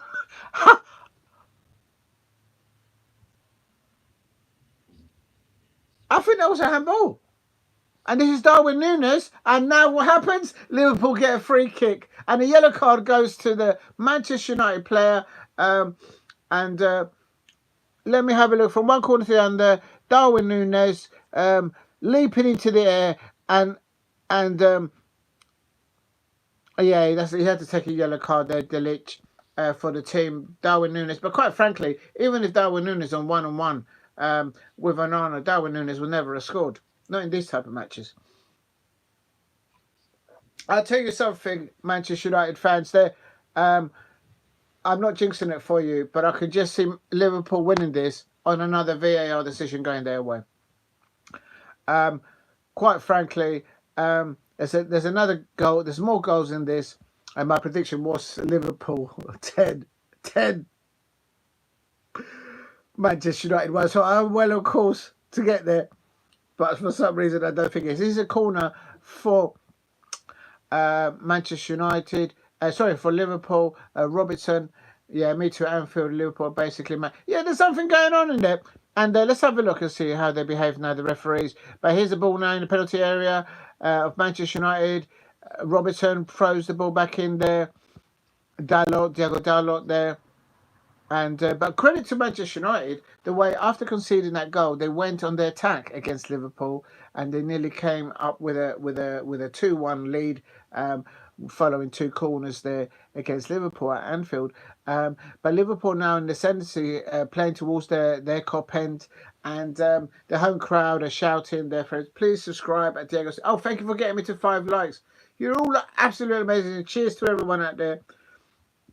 Remember to drink responsibly and to eat responsibly while you watch your football. It's an eat along, a drink along. Grab and bash on the ball, and he hoops it into Rose Z. And McAllister gets in the ball and he throws it into Rose Z. McAllister. Oh my days! It's close range. Oh my God! Handball? Is that handball? Mike Oliver's looking at it. Is it? What did I say? What did I say? What did I say? What is that? What did I say? This goal is going to be decided. This match is going to be decided on. This match is going to be decided. This match is going to be decided on a dodgy VAR decision, favouring Liverpool. Oh my God. Or maybe not. I don't know what's going to happen. Somebody please tell me what's going to happen.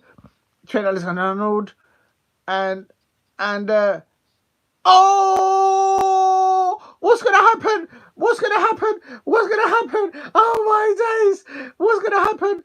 And they're going to. I bet you, if the referee doesn't give it, they'll go over to the screen. I think that's what's going to happen. I think. Let's have a look. No, wait a minute. He wasn't even looking at the ball. So, but the ball, his hand is sticking out. His arm doesn't need to be up there. What's he doing? I think that's going to be a penalty. Someone please tell me. And now they're going to have a look. Michael Oliver and they're going to have a look at it now. And the referee is running over to the screen where I am. Is it going to be a penalty? And my prediction was Liverpool 10, Manchester. Can't believe I said that, but it was my prediction. Yeah,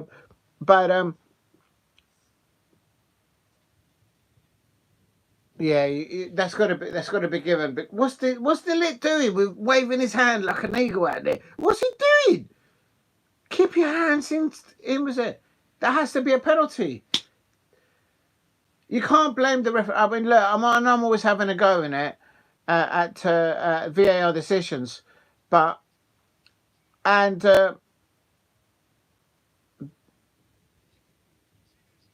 Delic, what was he doing? Oh my God.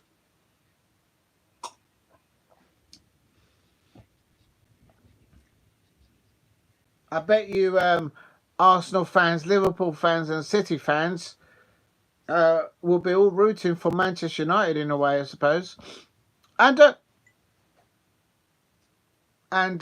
yeah, it is a penalty, and I think Mo Salah's going to take it. And I'll tell you something. There's been argy-bargy there.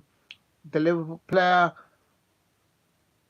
and they're trying to upset the Liverpool player there, and Onana is going into the goal. Can he be the saviour of Manchester United? Mo Salah, will he believe in Liverpool? Is he still? He said on his Twitter that he was. They were waiting for a new contract. Mo Salah, will he? And big up to Alex SR. So stay strong. Oh no, I think I know what's coming. And Mo Salah's about to take the penalty where I am. And we didn't say him already. I'll tell you something. What a second half. I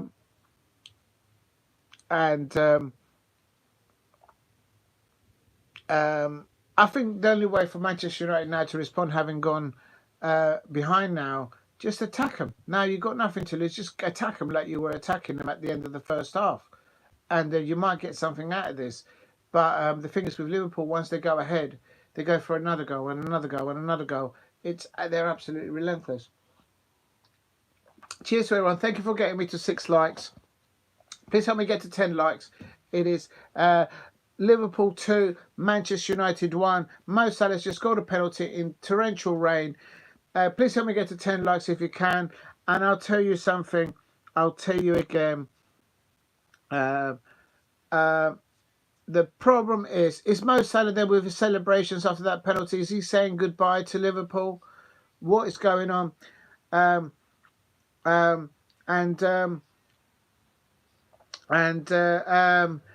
Paul Brady. Yeah, I agree with that. Liverpool playing badly, certainly in that first half. And they're shameless. Look, I'm not having a pop at Arnold Slot, but the Liverpool manager. But when they equalised, Arnold Slot had given the instructions to the fourth official to take off the goal scorer for Liverpool. They were all celebrating. The shameless fact of that the Liverpool manager did not have faith in his players to get it back, and he was going to bring in a double substitution, and then they go into that. We shouldn't have had a handball. The ref didn't even review it. Alex S. also, big up to you. He did go. I do believe the referee did go to the screen. Yeah, he did go. I saw it. And all right, with this for the penalty he did. I saw it. And someone's had something in the face. Trent Alexander-Arnold. What's he doing on the side there? Is he calling his agent? Is he going to Real Madrid? He's over there at the White Snow. Oh, and Manchester United substitute incoming here. Please keep hitting the likes. Help me get to 10 likes if you can. And also try and help me get to 2,000 subscribers. And I'll tell you something. Garnacho is going to come on.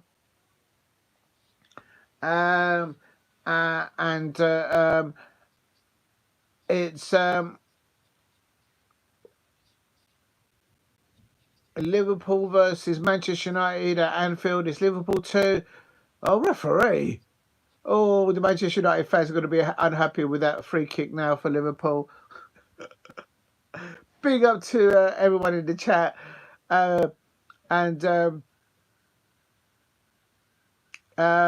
Mo Salah now, he's on 18 goals a season. Erling Haaland is next to him. Then Alexander Isak, Brian Memo and Cole Palmer. There is no Arsenal players in the top 5 goal scorers of the Premier League at the moment. Complete bottle jobs, the Arsenal fans. Couldn't get a win over. And here's Liverpool now. Oh, good interception there by Maguire. Mo Salah now. This is now. And sliding in.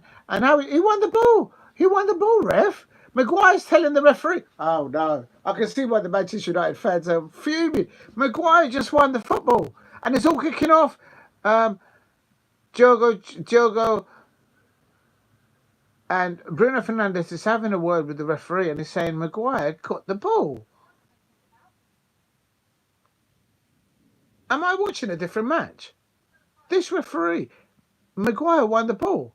Okay, then there was contact with the player, and then he gets a yellow card.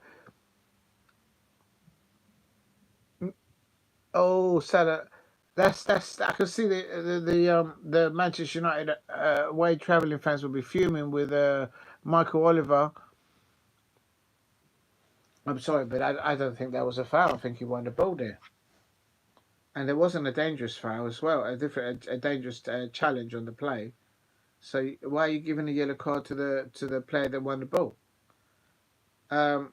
Please subscribe at JGC Palace. And here's a Liverpool free kick. I am on 74 minutes now coming in, and the free kick goes in. Oh, it's just over the crossbar. Mo Salah looking to get another one there. Nonano was grounded where he was standing, and the ball was well past his over his shoulder before he could move.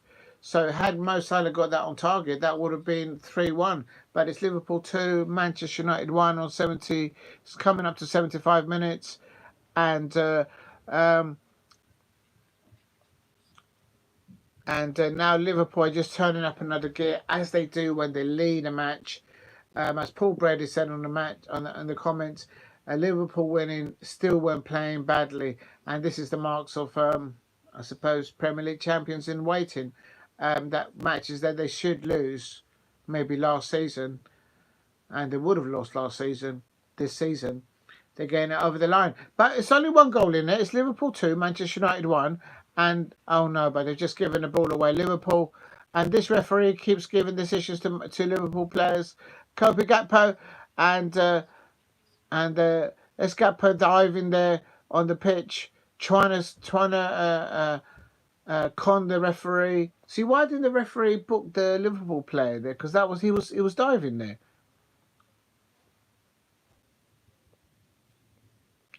It's Liverpool 2, Manchester United 1, and Maguire on the ball. Holland unable to pick up the ball there, and Darwin Núñez should get a yellow card there. And this is why Darwin Núñez in a match like this is absolutely useless. Look how he body checks Delic. That's in the face. That should be a red card. This is what I'm talking about. If a Crystal Palace would have looked at the player, looked at the ball, and then looked back at the player, and then charged into his. We're using his shoulder into the face of Legit, and that says you something. That is now he's suspended now, Darwin Núñez. But this is what they do, and this is the first yellow card for a Liverpool player today at Anfield, and this is what I'm talking about. This is what they do. Please subscribe at Diego C Palace if you are new.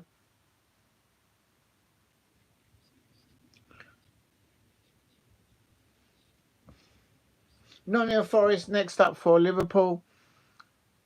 Please subscribe at Diego C Palace if you're new. Dalot on the ball for Manchester United on the left. He's completely had a Trent Alexander-Arnold in his pocket. Perhaps Trent Alexander-Arnold's bags are already packed on his way to La Real Madrid airport. And this is Haaland on the ball. Ibrahim Konate, they push as Rushman Haaland off the ball. Please hit a like and subscribe at Diego C Palace if you are new. And remember, you can eat and drink. Make sure you drink responsibly. And of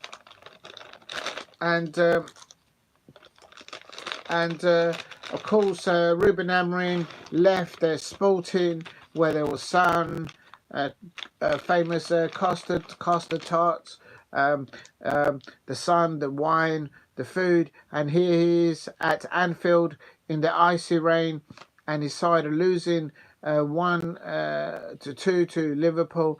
Very good performance from Manchester United in the first half and early doors in the second half, I have to say. And this is what now Manchester United need to do. Just get a hold of the ball, build up the play, and do what they did in the first half. Mazraoui is just pocketed McAllister. Ball up to... Oh, that's a terrible ball by Zaroury. Just have the composure to put the ball in properly for the Manchester United player there was on the break there. And... Oh! Ah, there you go! Manchester United have just scored. I told you. I just said it. Manchester United had to just do what they did in the first half. Build up the play. Get opportunities. Because this Liverpool players, with Núñez on the pitch, with Arnold Slot trying to bring on a substitutes on, whilst the goal scorer was equalising for his Liverpool side. And there you go. And there you go. Alex SR7 celebrated in the chat. I told you before. I'll tell you again. Manchester United. Big up to SR7 there. How do I pin that? Oh, it doesn't let me. I don't know how to do it, mate, on this thing. Hold on. No, it doesn't let me. All right, sorry. But anyway, big up to SR7 there. Does anyone think Trent is worth £300,000 a week? Well, Real Madrid think they are. And the way he's going on and behaving before this match, and the way Trent Alexander-Arnold was pocketed there by none other than Diogo Dalot. I mean, come on. Owen Bissaka is better than than Diogo Dalot all day long. And I'll tell you something. Liverpool 2. Manchester United 2. I said that Manchester United would get an equaliser if they played like how they did in the first half. And I have to say the question. I'm absolutely fuming. What are their performance there by Ahmed Diallo, the youngster? And here's Liverpool on the attack now. Liverpool on the attack. And anything can happen here. Garnacho. And oh dear. I tell you what. This reminds me of that match back in the years before when it was Liverpool versus Newcastle United. And Kevin Keegan said afterwards to the Manchester United manager, Sir Alex Ferguson, I would just love it. I would just love it if we win it. I would just love it. And this has got like a taste of it. I know it's a different opponents. But as a fan, anything can happen. The atmosphere is electric, although it's icy rain coming down at Anfield. It is Liverpool 2, Manchester United 2. And here is Ahmad on the ball. And what's happening here? Alexander Garnacho on the left-hand side in the penalty area. He crosses it in, and he couldn't get the ball in. Virgil van Dijk defends the ball, and his face looks like he's still sucking on a lemon because his Liverpool have let in 2 goals. His defenders have let in 2 goals. The worst player, in my opinion, that's had a bad game for Liverpool is Trent Alexander-Arnold. I think his mind might be on the flight to Real Madrid. A disrespect to his home fans that have always backed and supported him, in my opinion. Trent Alexander-Arnold. If Liverpool lose this match, I think the Liverpool fans out there are going to pinpoint it on Trent Alexander-Arnold. Real talk. But here we go. Corner going in from Bruno Fernandes. Bruno Fernandes whips it in. Alisson punches the ball out. Ahmad. And it's coming back. Mo Salah there. Mohamed Salah there pinpoints the ball out to too far of Trent Alexander-Arnold. Trent Alexander-Arnold just can't get hold of the ball and keep it. And Bruno Fernandes is got a Trent Alexander-Arnold in his pocket again. And I'll tell you something. Yeah, that's a good point there, Alex SR7. Bring on Joro on for Delete. And I'll tell you, Trent Alexander-Arnold has gone into the book. And the reason why Trent Alexander-Arnold fouled the Liverpool player there, Bruno Fernandes, is because that's the only thing that he can do. He can only do grappling. He's basically been outplayed right now, Trent Alexander-Arnold at Anfield. And I'll tell you something, I wonder if that could be one of the very few less games, because Liverpool have got Nottingham Forest and they've got a few more games in the January transfer window. Things can't move fastly, and Real Madrid might come in for Trent Alexander-Arnold. Could this be the last time Trent Alexander-Arnold plays at Anfield? I'll tell you something, I said it about 2 minutes ago. If Manchester United can muster a win here, they are on record the only team to win more games against Liverpool in the Premier League, in the history of the Premier League. It's Manchester United over Liverpool. So if Manchester United manage to get a winner here, the ball over the top, and it's just too long. But I'll tell you something now, this second half is ending the same as the first half. Manchester United look more likely to score the winning goal here at Anfield. And Liverpool, the shameless celebrations for Arnold Slot. He was on his bench. He brought up his substitutes. He was about to substitute, and that's when Liverpool equalised on 1-1. And then he's celebrating like he knew best. Absolute shameless there. Have the Liverpool fans lost the coins to put in the slot for Trent Alexander-Arnold? Trent Alexander-Arnold has had a very bad first half, a very bad second half. He's just been booked. And Jota, that's good football there from Jota, I can't deny. And Liverpool and Manchester United get away with it on the left-hand side. Garnacho on the ball for Manchester United, takes it back to. Now they're playing the ball back at the back. Manchester United now playing like sometimes with a 4 in the back, but now they're reverting to 3. You're on the ball. You're on the ball for Manchester United. Please subscribe at Diego Sig Palace. Help me get to 10 likes. It is Liverpool 2, Manchester United 2. And I'll tell you something, this is absolute scenes. Here we go. And it's Manchester United on the right-hand side. Both teams. There's moral substitutions incoming for both sides. I think Rasmus Højlund will probably come off, but maybe not. If I were Ruben Amorim, just go for the win, mate. Go for the win. Double substitution. Harvey Elliott coming on, and Conor Bradley. Very good homebred fans. You can gap off Bradley out, and Liverpool are parking the bus. I'll tell you something. They're not just doing that. They are possibly hiring the Uber for Trent Alexander-Arnold.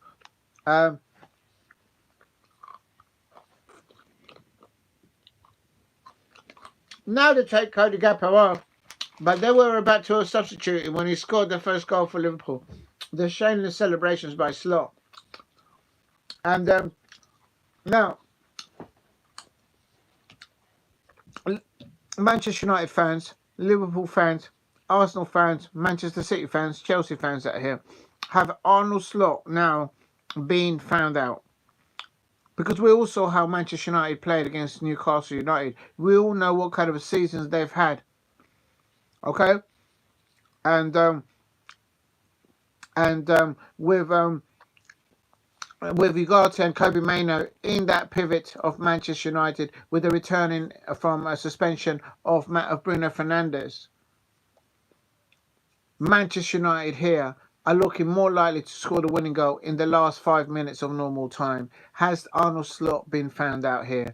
Because everybody wants to play against Manchester United because they always feel that they're going to get points this season's. But at Anfield, with Ruben Amorim, with the courage, with the tenacity to be the first football club to go to Anfield this season and play three at the back formation, whether in European competition or domestic or in the Premier League as well. It's no one's done it before this season at Anfield, and somebody's gone up there, has had the cojones, the balls, like Ruben Amorim, to do it with a poor, bad set defending side that is Manchester United, and they've taken it. They've taken it to the Liverpool fans at Anfield. They've taken it to the Liverpool players. They've taken it to Arnold Slot, who was celebrating his equaliser for Liverpool's side, when at the same time he was trying to substitute the player that actually scored. No shame there. That's shameless behaviour there from the Liverpool manager. My question out there is, has Arnold Slot now been found out? He's never had to build anything at Liverpool. Everything has been given to him on a platter.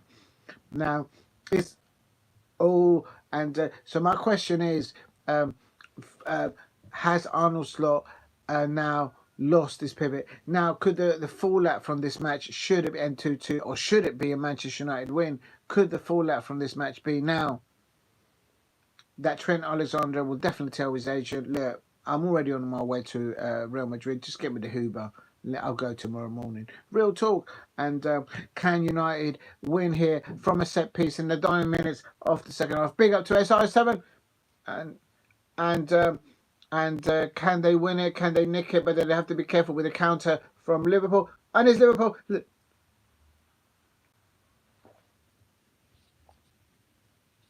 Oh! Right foot. And Onana saves the day for Manchester United. He played well in the first half. He played well in the second half. And it's end-to-end now. And, oh my days, Manchester United, they've nearly been beaten in the near post of Onana. I'll tell you something. Anything can happen here. Anyone can score. But for me, apart from that last-ditch attempt there in normal time by Liverpool, it's all been Manchester United, in my opinion, to win, to take it from 2-2 to a 3-2 win. If Manchester United managed to get a win here tonight, Arnold Slot has been completely found out. He's been completely found out because it's not the fact that he's drawing against Manchester United, it's the way his players are drawing against Manchester United. And I'll tell you something, anything can happen here. And Bruno Fernandes there, and it's another corner. Oh, saved on the line. Oh my days. I think that was Van Dijk. And it's all back at the back now for and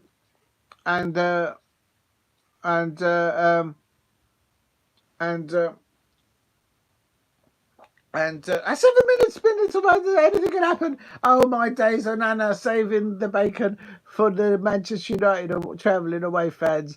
It is absolute scenes. Liverpool 2, Manchester United 2. And I'll tell you something, anything can happen now. Please help me get to 10 likes if you can. It's Liverpool 2, Manchester United 2. And I'll tell you something, I told you again, my prediction was Liverpool 10, Manchester United 1. And I'll tell you, SR7, I do send my sincere apologies to you. I completely butchered that prediction. What a good performance thus far in the first half from your players of Manchester United in the first half and in this latter stage in the second half. It's the Alamo. Everyone is putting everything behind the lines. And I'll tell you something. I'll tell you again. It's 2-2. Anything can happen.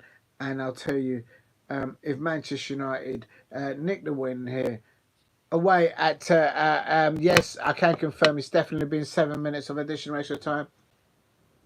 And good save there by Onana. This is why Onana can be a good goalkeeper, for Manchester United. He just needs to stay between the sticks. Stick in his line, stay in the middle of the goal, and just do your job there. Don't go able bouncing around all over the place. Just stay in your positions. In your position. But anything can happen now. Please subscribe at JOC Palace if you are new. And I'll tell you something, anything can happen. It is into additional extra time. 7 minutes has been put up by the fourth official. Liverpool 2, Manchester United 2. This is a different Manchester United. The Manchester United fans out there will be saying, why didn't we play like this throughout the whole of the first half of the season? And I have to say, Liverpool fans, you're completely bottle jobs because I need my Palace to finish above Manchester United and you're letting them pick up points. But putting that aside, I'll tell you something. Trent Alexander-Arnold is going to get the blame for this one, certainly for the first goal of Manchester United and many other occasions, I have to say, throughout this match. Arnold Slot shamelessly celebrating his first goal, his equaliser, as he was trying to, and this changes everything. Liverpool now only on 46 points, having played 19 at the top of the Premier League, and Arsenal on 40 points, having played 20. And silent to the box, silent to the box. All Manchester United now need to do is just see this match out. Help me get to 10 likes if you can. And thank you very much, everyone, for watching. Please subscribe at Diego C. Palace. What a match. I predicted it. I predicted it wrong. SR7, I send you my apologies. I got it wrong. I had predicted Liverpool 10, Manchester United 1. How wrong was I? Form goes completely out the window in this fixture. It always has done. Manchester United are in history to be the club that has always got the most wins against Liverpool, including at Anfield, than any other Premier League other side. There's another corner here coming in for Liverpool. Manchester United need to concentrate if they want to see this game out for a draw or perhaps for a breakaway win. And Bradley on the ball for Liverpool. Elliott on the ball for Liverpool. McAllister for the ball. Halfway line for Liverpool. Gravenberch, Ibrahim Konate. And I'll tell you something. And Liverpool now on the ball in the centre. Jota on the ball for Liverpool. And it's still Jota on the ball. And Harry Maguire, good defending. I think if you're going to give man of the match, I'll do that in a minute. But Maguire has to be up there with his defending in the first half and in the second half. The performances of Bruno Fernandes for Manchester United is up there as well. For Liverpool, I just... no, they've been below average. And I think if you talk to any Liverpool fans, I think they'll tell you in this match, they've not come at the races today. Manchester United look a completely different side in comparison to how they played in the previous matches in the Premier League this season. Like, real talk. But Liverpool here are still dangerous, and it's 7 minutes on added minimal time, and it's still Liverpool 2, Manchester United 2. Anything can happen in the last few seconds of this fixture, no doubt. I think we're going towards the 2-2, but I'll tell you what, I think people are beginning to see that Arnold Slot is not what he is, because he's just made Manchester United look like a Champions League side, like a top 3 Premier League side at his side at Anfield. So has Arnold Slot been found out? Is this the beginning of the end for him? And you're right, there's another corner here for Liverpool.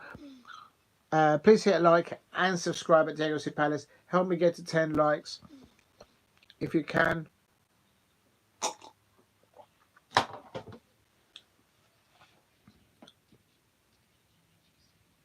Final minute of added time, 2-2, Liverpool 2, Manchester United 2. Manchester United now defending, looking to see this game out.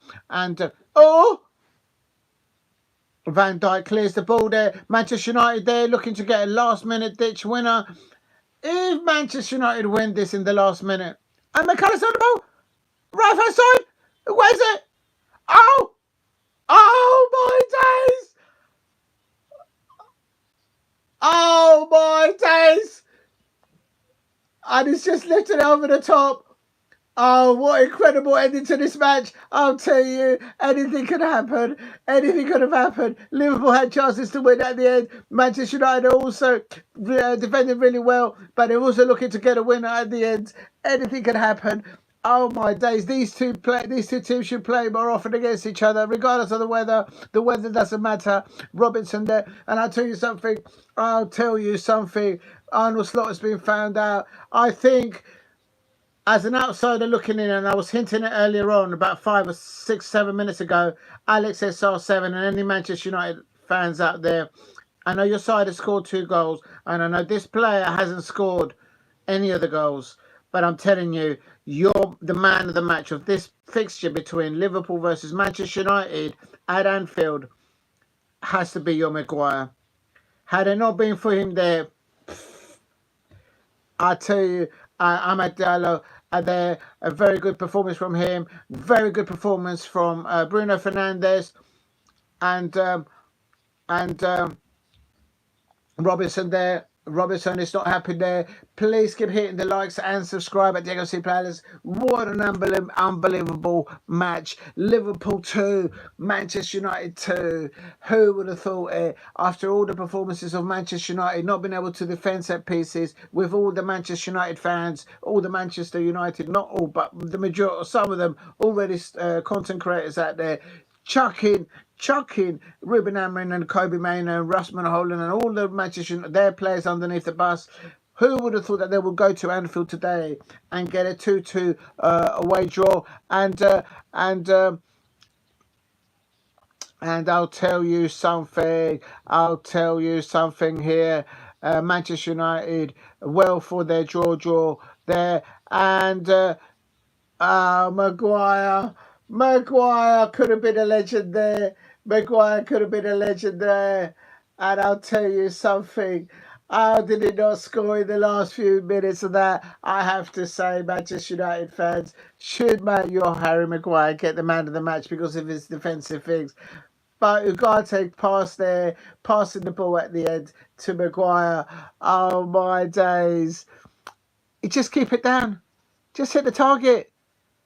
It did bounce into him, so it wasn't just that. And he doesn't catch it well, but he's a defender. And I'll tell you, Arnold Slot has been found out. This is against the side of Manchester United. And I'll tell you so. There's Arnold Slot giving a handshake and a hug to Trent Alexander-Arnold. Is that a goodbye handshake? Is Trent Alexander-Arnold now on his Uber, in his taxi on the way to Heathrow, to La Real Madrid with his agent? What is going on? And I'll tell you something. Who could have predicted that? What a match. What a match. What a match. I'll tell you something. I've seen some matches between Manchester United and Liverpool in my days. But I'll tell you something. Man to man, I think the Manchester United players outperformed the Liverpool players. At one point, the Liverpool players playing badly. And their own fans probably accepted that. They managed to go ahead 2-1. But in my opinion, as an outsider looking in, I think this is the beginning of the end of Arnold Slot. He's been found out. This is against a Manchester United side that could not defend a set piece prior to today's match. This is a Manchester United side that were a shambles on the pitch, off the pitch. This is a Manchester United side that literally the person behind the wheel was not a person, it was the mice at Old Trafford. They went to Anfield today. They went playing whilst the Liverpool were playing against the Cop-End. And I have to say, I can see a picture here of Trent Alexander-Arnold. I think this is the end of him. Real talk at Liverpool. I think he got pocketed by Diogo Dalot the whole match. I think Harry Maguire did very well defensively for Manchester United, but I also think that he could have won it. But the ball wasn't along the turf when he received it at the end. He was bouncing a lot, and but I'll tell you something. Who's the man of the match? I mean, so many contenders there. You got Bruno Fernandes.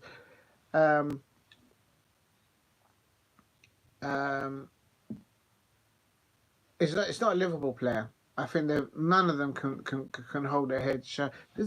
This is what's happened today.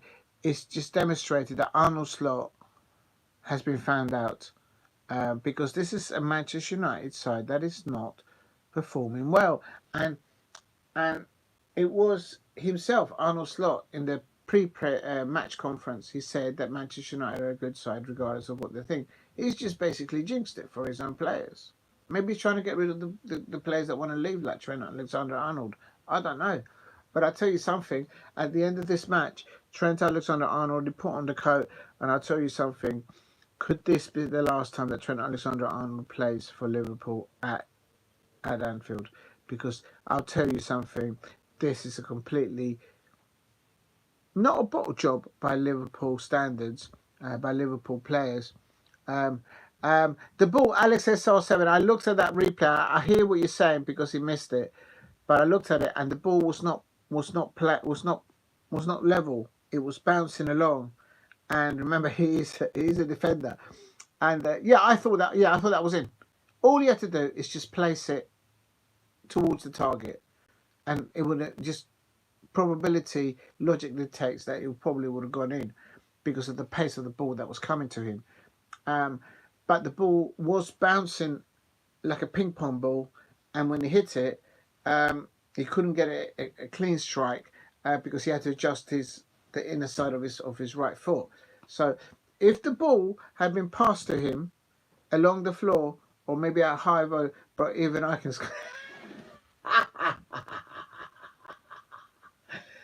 Listen, Alex SR, that's a true. You're a hardcore Manchester United fan. I can see that you wanted to win that, but that's telling. That's a telling comment there by Alex SR7. This is a Manchester United fan there that has seen his side go to Anfield, and they have found out two things. They have found out Trent Alexander-Arnold. Diogo Dalot had Trent Alexander-Arnold in his pocket. Virgil van Dijk missed an opportunity as Paul Brady. I don't think none of the Liverpool players can come off that pitch and say, yeah, job well done. I think at their standards, at their levels, where the table is, because the table doesn't lie, at their own, they're their own biggest critics and the biggest pushers to go to their levels. And I'll tell you something, the equalising goal for Liverpool, the manager, Arnold Slot, was on his touchline with the two substitutes and about to take off as the goal scorer came along and he scored. I'll tell you something. I'll tell you again. Let me just have a little replay of that because I'm sure I've got that right. I'll tell you something. When Cody Gakpo scored that equaliser for Liverpool, at that particular moment, Arnold Slot wanted him off the pitch. That's how badly he saw this game. And then when he scored, he was like all celebrating. And eventually, about 5 or 7 minutes later, he took him off. But I'll tell you something, Liverpool fans there. I think what's happened is twofold. I think what sides have realised is two things. Manchester United under Ruben Amorim has been the first side this season to go to Anfield and play three at the back and play that kind of attacking, defensive mode to the transition of attacking mode at Anfield against a very very good Liverpool squad in depth, if you like. Okay, they hardly got any injuries there, so that's one thing. On levels, in effect, Manchester United did a number on Liverpool. Okay, they didn't win, but they did a number because Liverpool shouldn't have had the problems that they had. And then the second thing that, in my opinion, has happened is, from a manager's perspective, I think Arnold Slot has been found out by Ruben Amorim and the way his Manchester United players took it to Liverpool at Anfield today. They can't blame the rain, and I'm sure the Liverpool fans and the Liverpool players won't blame the rain, the ice-cold rain. But I'll tell you something, at times during that match, Manchester United looked like they might just nick it, and they nearly did at the end. SR7 pointing out that Maguire missed that opportunity in the end of additional extra time. Now, I'll tell you something, real talk. I'm going to say this. Is this a turning curve for both clubs. Are now Liverpool, have they reached the peakness of consistency in results, not just in the Premier League but in the Champions League? Is this going to have a knock effect on what's going to happen? The way Trent Alexander-Arnold left the pitch there after the whistle was blown, the way he gave the handshake to the manager and gave him like a half hug. They didn't even make eye contact. I'm an outsider looking into that situation there, and I think, for me, I think that's telling me that Trent Alexander-Arnold, it's not if, it's a matter of when he leaves Liverpool. The problem is he wants to go to Real Madrid, I expect. And if that's the case, and if Liverpool, okay, I'll break it down. If Liverpool under Arnold Slot don't win the Premier League and the Champions League, or either of them, Liverpool fans will all look back to today's match on Trent Alexander-Arnold's performance and the shenanigans that was happening before kickoff about him linked to Real Madrid. The second thing that I think will be found out, as I mentioned it, is should Arnold Slot have allowed a Manchester United side that has been so poor this season, they have not been able to defend set pieces, there have been infights, there have been leaks from the change room, there's been all sorts of shenanigans going on at Manchester United, and I'm sorry to say, I think Arnold Slot has been found out today. Diego, I'll be honest, I'm not happy with this performance. We really should have won. I respect it. I don't understand it from the Manchester United perspective, because only a Manchester United fan or a Liverpool fan will know how important this fixture is. I expect. I don't know that because I'm neither a Liverpool or Manchester United fan. But all I can say is, why didn't your Manchester United side under Ruben Amorim play like you played today in the previous performances under Ruben Amorim? Because if you had, you wouldn't be, you'd be in the top 6, definitely in the top 10, solidly out there. I'm not happening there. Yeah, so for me, I think this could be a turning curve, because you got a point. Look how you got that point. Look how you made Diogo Dalot, whom I actually believe Wan-Bissaka was actually better. He's still better defender than Diogo Dalot. But Diogo Dalot pocketed in his pocket Trent Alexander-Arnold. Bruno Fernandes pocketed Trent Alexander-Arnold in his pocket. Come to think about it, there's nothing left of Trent Alexander-Arnold at Anfield, at Liverpool right now. All the little bits have been chopped up and they're in the Manchester United players' pockets. And what's left of it is on an Uber on its way to Heathrow, possibly going to Real Madrid. That is as simple as it is. And I'll tell you something, if Liverpool at the end of this season don't land the silverware that they expect to be earning because of the start and the consistency that they've done in 2024, they'll be looking at this match because of how Trent Alexander-Arnold unsettled everything by his shenanigans linked to Real Madrid, number one. And number two, the tactical know-how of a coach and manager of the calibre of Ruben Amorim. Manchester United fans out there, I've been hearing some of them and some YouTube content creators already throwing Ruben Amorim, and this is a grudge match, Diego, and expect his results happen. There you go. There you go, Paul Brady. There you go. There you go. But it will have. I think it'll be pitiful for the rest of the season. Do I think Liverpool won't win the Champions League? Do I think Liverpool won't win the Premier League? Of course not. I had Liverpool to win the Premier League last season and the season before. But 2 seasons ago, Jurgen Klopp got horrendous injuries. And then last season, it was what it was because of the changeover of management, etc. But I'll tell you something. You are Liverpool fans out there still on course, in my opinion, to land, if not both, Champions League and the Premier League. They're on course. They're on course. But in the back of the mind, 2 things is going to happen. what happened today at Anfield in the ice cold rain against Manchester United. Two things happened.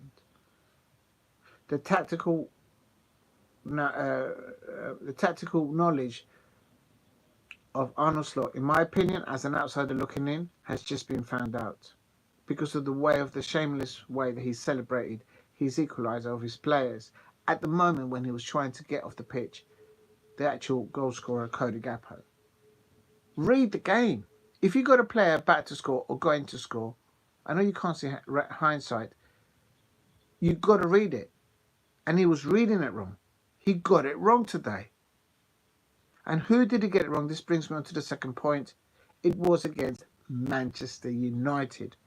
Before this match, I was of the opinion that Manchester United just could not defend any type of set piece from anywhere in the park. Number one, there was too much on the field issues, changing room issues, off the field issues, affecting how the squad in depth that is available for Ruben Amorim to perform in matches like this. Literally today,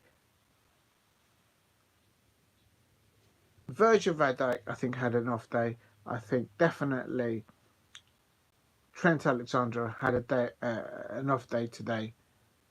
Not enough from Luis Diaz, in my opinion. He had a few opportunities and he just wolfed them way wide. Bit more composure. He's got it in his game to score from distances, but it was nowhere what he should be. And so Liverpool, in effect, made Manchester United look, but because Manchester United earned it, no mistake about that. But they've made nothing, nevertheless, Manchester United players at Anfield today, taking into context all their previous performances this season, they've made them look like a top six side. This is a Liverpool side that are top of the Premier League and have been top of the Premier League and the Champions League for a reason.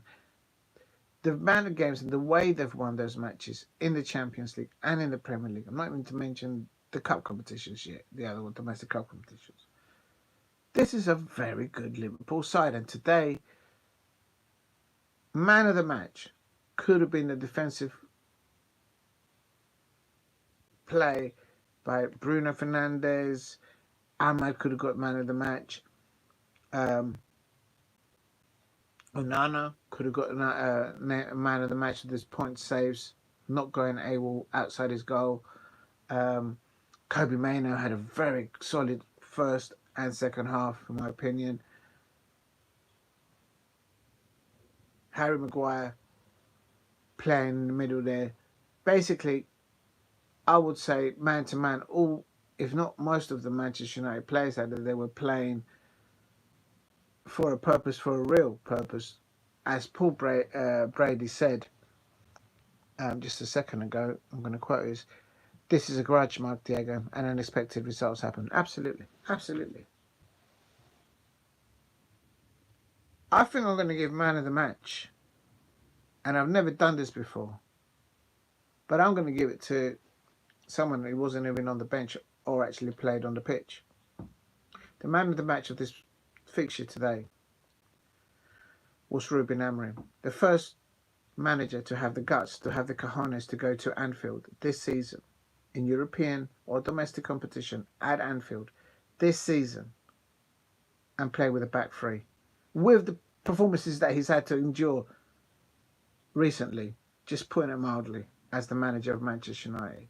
The man of the match of this tie, which ended Liverpool 2, Manchester United 2, was undoubtedly Ruben Amorim. The way he outfoxed, the way he made Arnold Slot's season cut to pieces.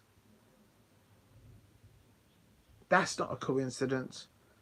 That's what he did at Sporting. He learned his trade at Sporting. That's something that Mikel Arteta will never be able to eclipse in his life. Why? Because he never learned his trade in Spain, as an example. He only knew how to sit on a bench and listen to Pep Guardiola wave his hand, shout at his players.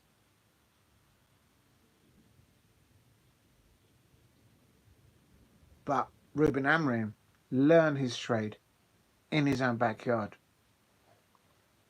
I think the man of the match today, it's not a football player actually out there. It's what Ruben Amorim did, because that was a statement performance of coaching, of making an opposition, not just any opposition. Right now, pound for pound, Liverpool are the best, if not the best, in Europe and in the Premier League. And given the latest form of Manchester United players, inept ability to defend all sorts of set pieces, to not be able to work as a team, to fight for each other, to being red carded, the captain getting sent off and all that. Leaks going on in the stadium, leaks going on in the changing room with the lineups, all sorts of shenanigans. Who's stopped using Instagram, who hasn't? Marcus Rashford's situation, to add to that, to the pot. But all of the said and done, Ruben Amorim, the Manchester United manager, went to Anfield today and did his statement fight, because this is not a small side, a small squad in the Premier League. This is a well-beaten team that's out there, a squad in there, in Liverpool FC. And Ruben Amorim went to Anfield today and said, we're here in this league and we're going to get this right. So they only got away with a point, but I think the statement of the point of what Ruben Amorim has managed to achieve, I expect internally with his players and with the Manchester United support. Some of the fans of Manchester United already started throwing him underneath the bus. Even Kobe Mainoo, I've been seeing comments like sell Kobe Mainoo in January. I was like, as an outsider looking in, this Manchester United fans, I don't think they've ever actually watched him play live. I've probably watched him play him live more than them, and I'm a Crystal Palace fan.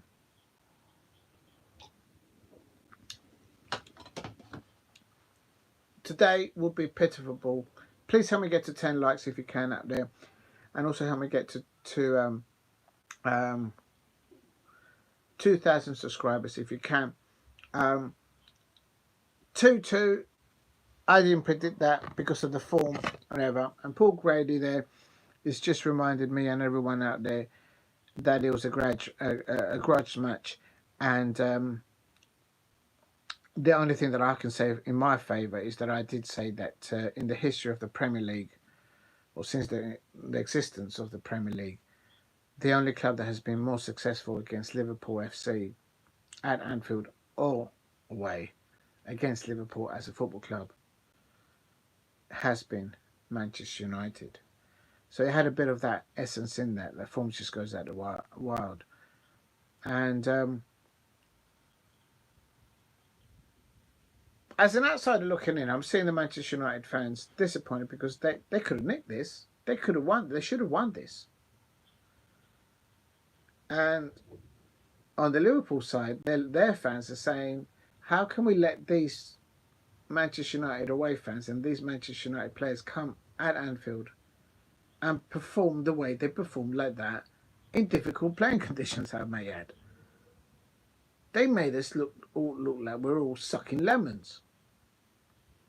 And I think the worst side of it off was the performance of Trent Alexander-Arnold.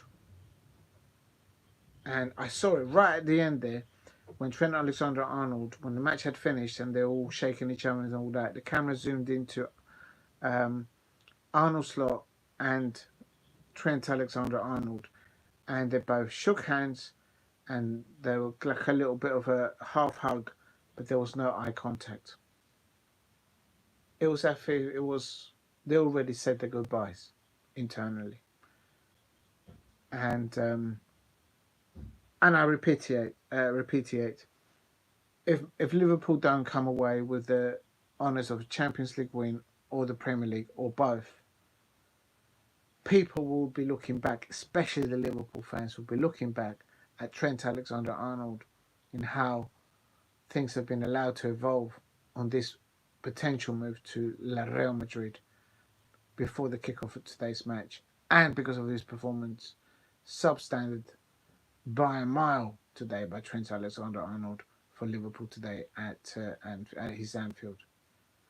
Today could be the last time that he might even play there, which is actually, as an outsider looking in, he's been a very good representative of the club. But the way things are turning out in respect to him moving to Real Madrid is it will have an effect.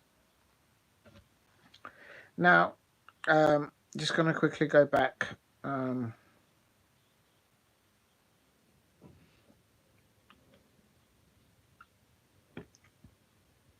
What a match! What a match! I'm going to give it. I'm just looking at the stats and stuff like that. I'm going to give the. I'm going to give it to Liverpool. Fans have had enough of Trent. He can go help Forest next game. Yeah, the way it takes.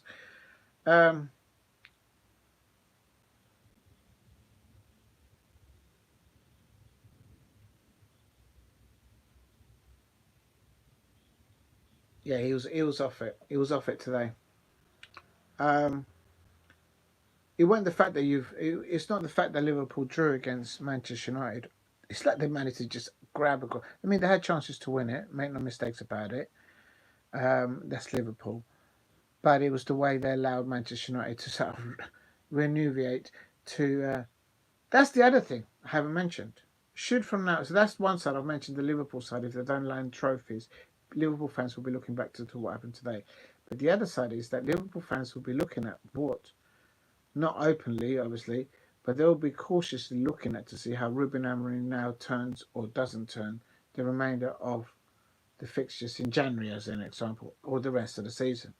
Now, if this has been a turning point for Ruben Amorim at Manchester United and the squad and depth players that he has available, because of the lackluster performance of Liverpool players today, in particular of Trent Alexander-Arnold, and in my opinion, Arnold Slot there trying to take off the goal scorer. Then the goal scorer scores, Cody Gakpo, and then it's like, oh, shall I take him off? Shall I take him off? Oh. He's been found out. He's been found out by a manager in Ruben Amorim with a team that is low in confidence, low in performance of output, whether it's attacking or defensive ways. And today,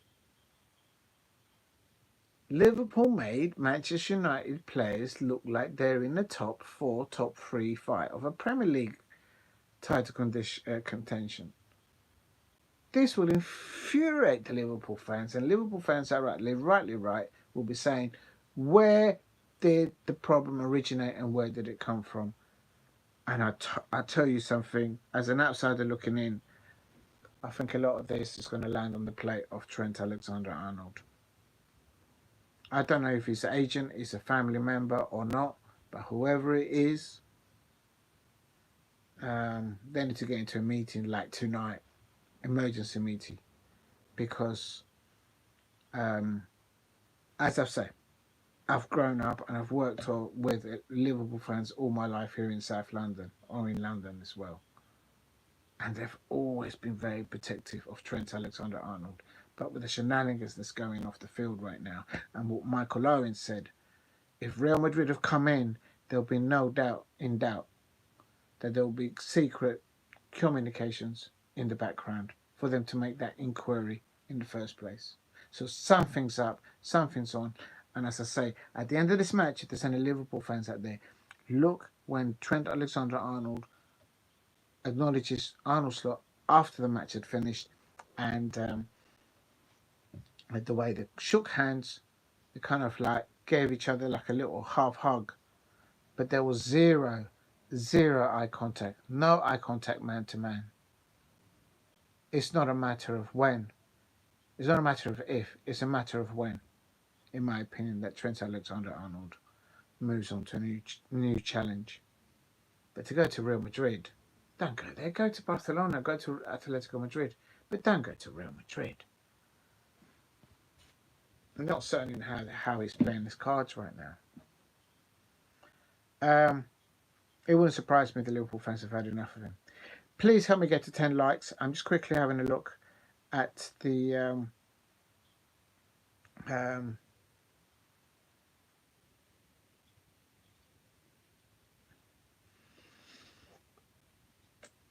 just having a look, and there's no more fixtures at the moment in the Premier League, in the Scottish Premiership. Sunderland 1-1 Portsmouth. I was a few matches for Spain. Oh, Roma, Claudio Ranieri starting off in 45, just under 45 minutes versus Lazio. Actually, I'm going to hold out to that. Don't know if any of you might be interested in that. But Torino's playing Parma at the moment. And in the French league, there's also another match.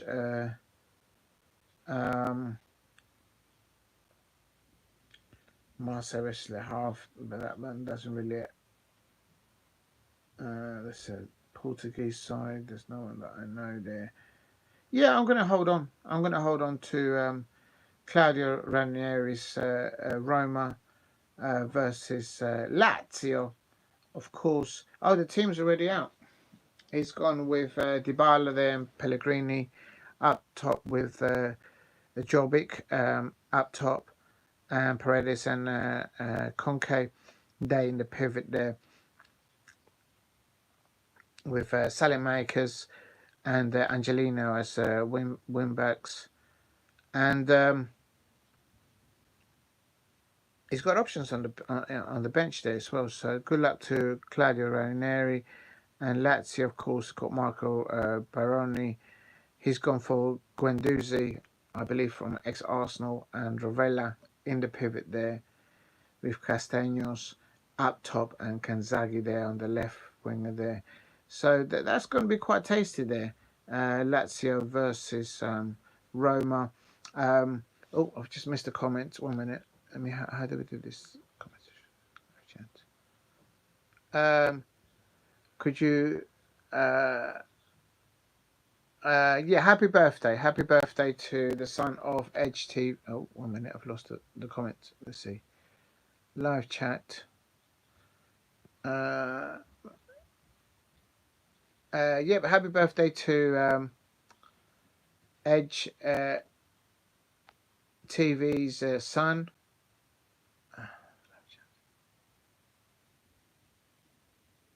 And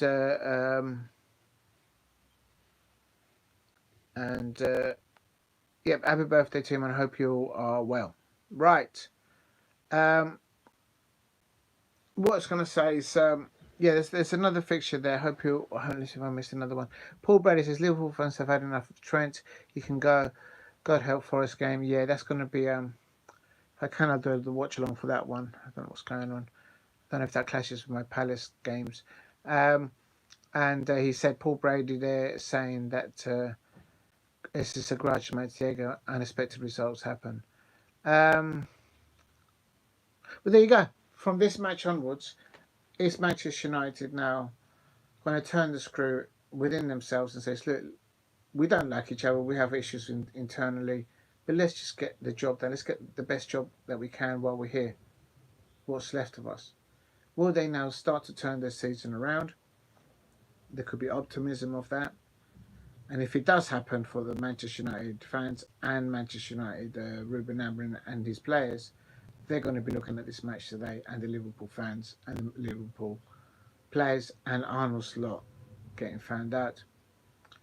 And also, and Liverpool side, as I mentioned earlier on, if Liverpool fail to win the silverware or accolades that they expect to win, I'm talking about Liverpool fans, not the players, I expect Liverpool fans will be looking back on what happened today in this season. And I think the most, as an outsider looking in, and this has got no banter in it whatsoever, merely as football fan look at, as a neutral looking at two sides. The fact that I saw, and I mentioned it a few times and I'll mention it again, the fact that I saw Arnold Slot on his bench with two substitutes about to come on, wanting the fourth official and the referee to stop the play so they can get his substitutes on. He was substituting as the as the goal scorer, Cody Gakpo was scoring, he read the match wrong. And what I mean by saying that is, and I'm on TV. I need, before I tell you where I'm from, it's everybody knows where I'm from. But before I answer any more questions from you, I need you to change your location on your channel to tell everyone where you're from. If you're going to ask me where I'm from and I'm showing my face and I'm doing live content in your channel, I can't tell what country you are working for, where you're at. All right, so I'm just trying to be fair with you here. If you want me, people out there know where I'm from and they know my situation, okay? But you are in the comments of my channel and in your very own channel, the person that's writing your comments, which is I expect the father of the son that you've just asked me to wish a happy birthday, you as an adult are not putting where you're from. What country are you from? So before you ask anybody, make sure you let people know that yourself in your own channel, okay? And I am not using a picture of a child on my channel. You are. So before you ask me any more questions about me, I'm asking you politely, in your channel, do two things. Tell everyone what country you originate from, yeah? And preferably put a picture of yourself as a father on your channel. When you do that, then I'll answer your questions, okay? I don't think that's unreasonable, all right? If you are the father of a son and you're putting the picture of your son on your YouTube channel, but you fail to put your own face and you fail to put your own location of what country you are a YouTuber from, but you have the audacity to come into my chat and ask me questions, personal questions about me whilst I'm live, that's taking a bit of a liberty. Do you like Zaha? Let me tell you something, and then you've just retracted it. Do you know what? Since you haven't done it and you've just asked me another question, I am now hiding you from my channel. Okay? So, there you go.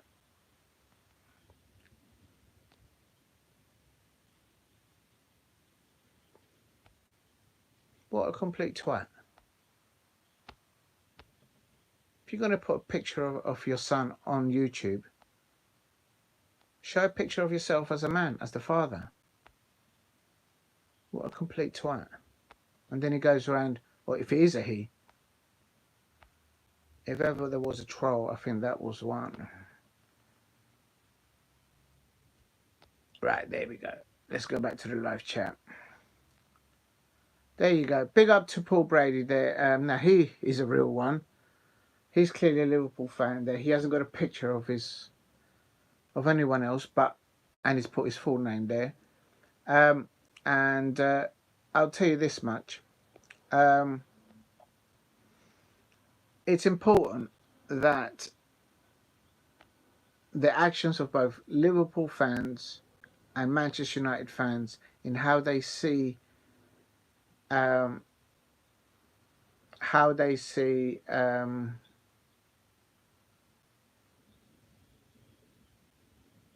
season unravel from today's fixture. I think that's important, and we'll all have to wait and see in time. Do I think, as I said earlier on, do I think Liverpool will win the Champions League? I think absolutely. They've got a massive, great chance to do so. But this thing about players looking to go to new pastures after at the end of the season, or perhaps even in January, they need to get on top of that, and they need to put a lid on that. And secondly, Arnold Slot, Liverpool fans are of course happy because he's there and they're at the top of the Premier League and they're top of the Champions League. Respect where they are due. Make no mistake about it. And I'm a Crystal Palace fan, and that's painful for me to say, with all the pain that Liverpool players have done against my football club. right, since the late 80s. But I'll tell you something, today your manager's been found out by a manager, Ruben Amorim, who's actually won things in in um, in Portugal. He's learned his trade there. Arnold Slot, I'm sure he's a good coach and a good manager, but in the Premier League and where he just the club that he just came from, this he's just been found out tactically today by Ruben Amorim. So that's what's been found out today. So that's going to be interesting to see how the scene progresses. Um, yeah. Oh, actually, do you know what? While I'm live, I'm going to try and get a snapshot of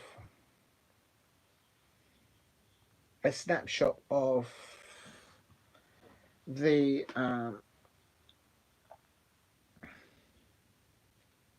there we go. Okay, here we go. There of the post match reactions. All right, let me see if I can. Oh, I better turn the volume down. I don't want to get in trouble. Right, here we go. If you're new to the channel, please subscribe at Diego C Palace. Please help me get to 10 likes if you can, and also help me get to 2,000 subscribers. Now, I'm going to read out to you the post-match reaction from some of the players, hopefully the managers, and on the Liverpool side, this is big up to Sky Sports. They are Alexis McAllister of Liverpool, who had really good duels as an outsider looking into this fixture today. Massive duels against Bruno Fernandes, in particular, in my opinion. From the first half to second half, good duels there between those two players. But the Liverpool midfielder, McAllister, on Sky Sports, said the following. Quoting McAllister, he says, "The result is not good enough. The performance was not as good as we wanted, but at the end of the day, it was a fair result." So he feels that it was a fair result, and he's honest enough to start the conversation saying publicly on Sky Sports, this is McAllister, the result is not good enough. So the end results. He goes on to say, quoting back McAllister, we didn't play as we wanted and conceded too many chances and had opportunities to score more goals. The effort was there, mentally was there, because we came back when you're 2-1 at the 75 minutes, you have to defend better, and we couldn't do it. So we had to think about what we did wrong and move on. Okay, so for me, as an outsider looking into what McAllister said there in that second paragraph, is very simple. He's acknowledging that things went wrong, and it's very well said, articulated, that you leave the negative side of yourself, of your teammates, towards the end of your comment. But he started is the effort was there. I disagree with that as a neutral, and I think every Liverpool fan out there will disagree with that. The effort was not there, because if it had been there, Manchester United wouldn't have been permitted to score one, let alone two. He's only talking about the goal that he conceded against Manchester United players when they equalised. That's my point being. So he's completely twisted that. Not in a horrible way, but he's twisted that. So I don't agree with what he said, the effort was there. No, the effort was not there. Because with all due respect, Manchester United are 1 point ahead, or before kickoff, they were 1 point ahead of my Crystal Palace. And we're trying to climb out of a relegation scrap to be safe. Point number one. So McAllister, the effort was not there. Point number two, you are playing for a Liverpool side under a new manager that has not had to create anything out of his own accord at Liverpool. You cannot compare Liverpool to any other football club in European football. That much I do know as an outsider looking into Liverpool. So the effort was not there. Because at the moment, you should be challenging, and I expect that's the mindset that he has, and the mentality was there. No, the mentality was not there. Because the mentality of your Liverpool players and your Liverpool fans is to win the Champions League and the Premier League at the very least this season. Look where you are on both tables, in the Champions League and in the Premier League. So that is a very well orchestrated response to Sky Sports. Some of it I agree with what McAllister is saying about his Liverpool as an outsider looking in, but the majority I think is very cleverly articulated to, at the end of it, right at the end, says, oh, we did a few things wrong and we move on. Well, you tell that to the Liverpool fans that have been to more Liverpool versus Manchester United, Liverpool matches than games that you've played, McAllister, for Liverpool. Because those Liverpool fans will know more about Manchester United, more about football, as an opponent coming to Anfield than you've had games for probably Liverpool. So some of it, very clever how he's articulated his answers to Sky Sports, and big up to Sky Sports. Some of the things that he said, as an outsider looking in, I'm breaking it down. I don't agree that the mentality was there. How can a Liverpool player say at the end of that performance say that the mentality was there, but we came back from when you're 2-1 down? What about when you conceded the first goal? You completely ignored that. Oh, it never happened. It's clever wording. It's very well articulated. And if he's thinking on the spot, he's very good. Hence why he was probably doing the post-match interview. Where's the Liverpool manager? You know. Also, Liverpool Virgil van Dijk speaking on radio. He says it could have been a lot worse if we were absolutely honest with ourselves. So that is an honest assumption. That's straight off by Virgil van Dijk. I don't like the way he defends, but he defends within the rules and he gets away with it. But technically, he's a very good defender. I don't take that away from him as a Crystal Palace fan. But he's very honest there and very direct in his first opinion. Do you think Alisson should have saved the second? I don't think he was given enough protection. The goals that I think Liverpool conceded today were because too many players were not with the mentality, unlike McAllister was saying there. I know he's articulating it in a professional way to the media, and I get that. He has to do that. He's good at it, clearly. But the mentality was not there. This is a Manchester United side that are 1 point above my Crystal Palace. And we're scraping out of a relegation scrap in a sense to become safe in the Premier League. They're not they're not 11th. This is not Manchester United side that's 11th, 12th. They're down there with my Crystal Palace at the bottom of the table. This is a Liverpool side that are earmarking to try and land. This is what Arnold Slot, he hasn't got it in his pocket to win a Champions League and the league side at the same time. And he's never won anything for Liverpool. And as I said about 5 minutes ago, I'm an outsider looking into Liverpool, and I can't believe that anyone can compare being the manager of Liverpool to any other football club in Europe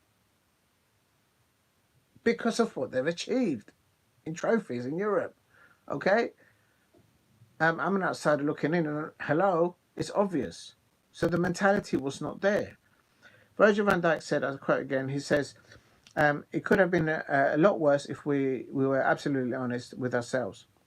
That's direct as it is. That's true. They all know that they should. That's the leader there. There's a captain. There's a leader there by example. He goes on to say, I'm just going to take a little swivel or something because my mouth is going dry.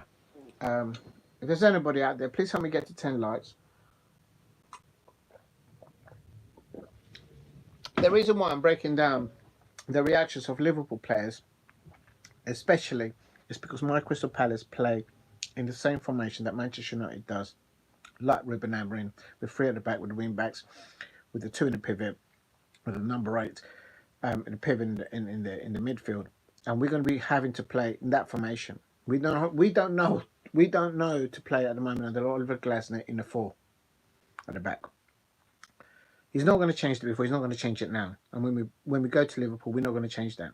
So as an outsider looking in, this is why I'm intrigued to see the response, the mental response, and the public, if you like, response from the Liverpool players, and also to get a little assumption from the Liverpool fans in the chat, who are the real ones, because they're the ones that have probably seen more fixtures between Manchester United versus Liverpool, Liverpool versus Manchester United, that I've had hot dinners in the game of football.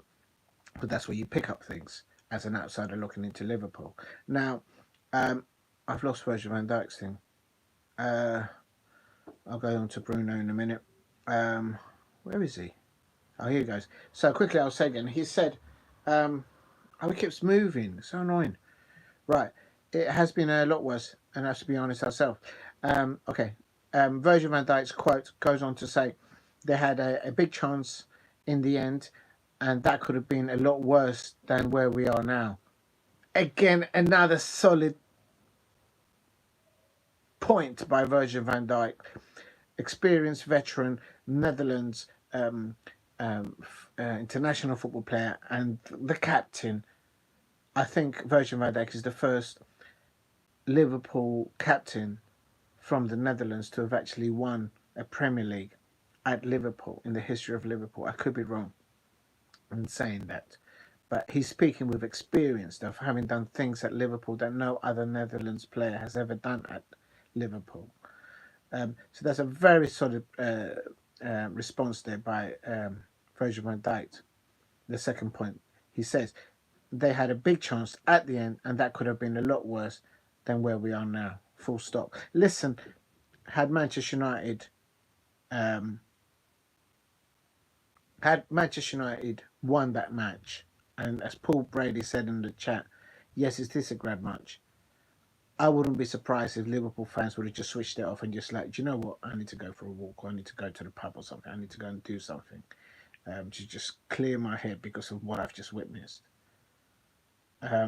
But credit to any Liverpool fans who are in the chat still, or if you're watching on playback there, because I expect you're all very disappointed. Like Virgil van Dijk is there. He's very honest. He's not putting any spin on anything. Okay. He goes on to say, quoting Virgil van Dijk talking on Radio Live, excuse me, I'm definitely disappointed and dropping 2 points at home, but it is what it is, and we have to move on, and we will. So that's he's ended that paragraph there, in my opinion, as a leader, because he has responsibilities for the players that are playing within the squad that he's having to go and play in there as a starting lineup. He's on the understanding. As I say, he's an experienced Netherlands international. He's an experienced Liverpool captain that has become the first Netherlands-born captain of Liverpool to win accolades at Liverpool. He's doing the things that no other Netherlands player has done at Liverpool, and he's saying that, rounding off that paragraph, thinking, and rightly thinking, of young players playing in the squad that is around him under Arnold Slot, because they need to be given mental and moral support and given a kick up the backside when needed, at levels of where Virgil van Dijk expects his Liverpool side to be performing at, especially playing against the likes of Manchester United, regardless of their previous form prior to the meeting. He goes on to say, this is Virgil van Dijk quoting him now, we found a 2-1, and then it was about trying to manage the game and then keep the ball for longer than 3 or 4 passes. We lost the ball too easily at times, and we were more open than we...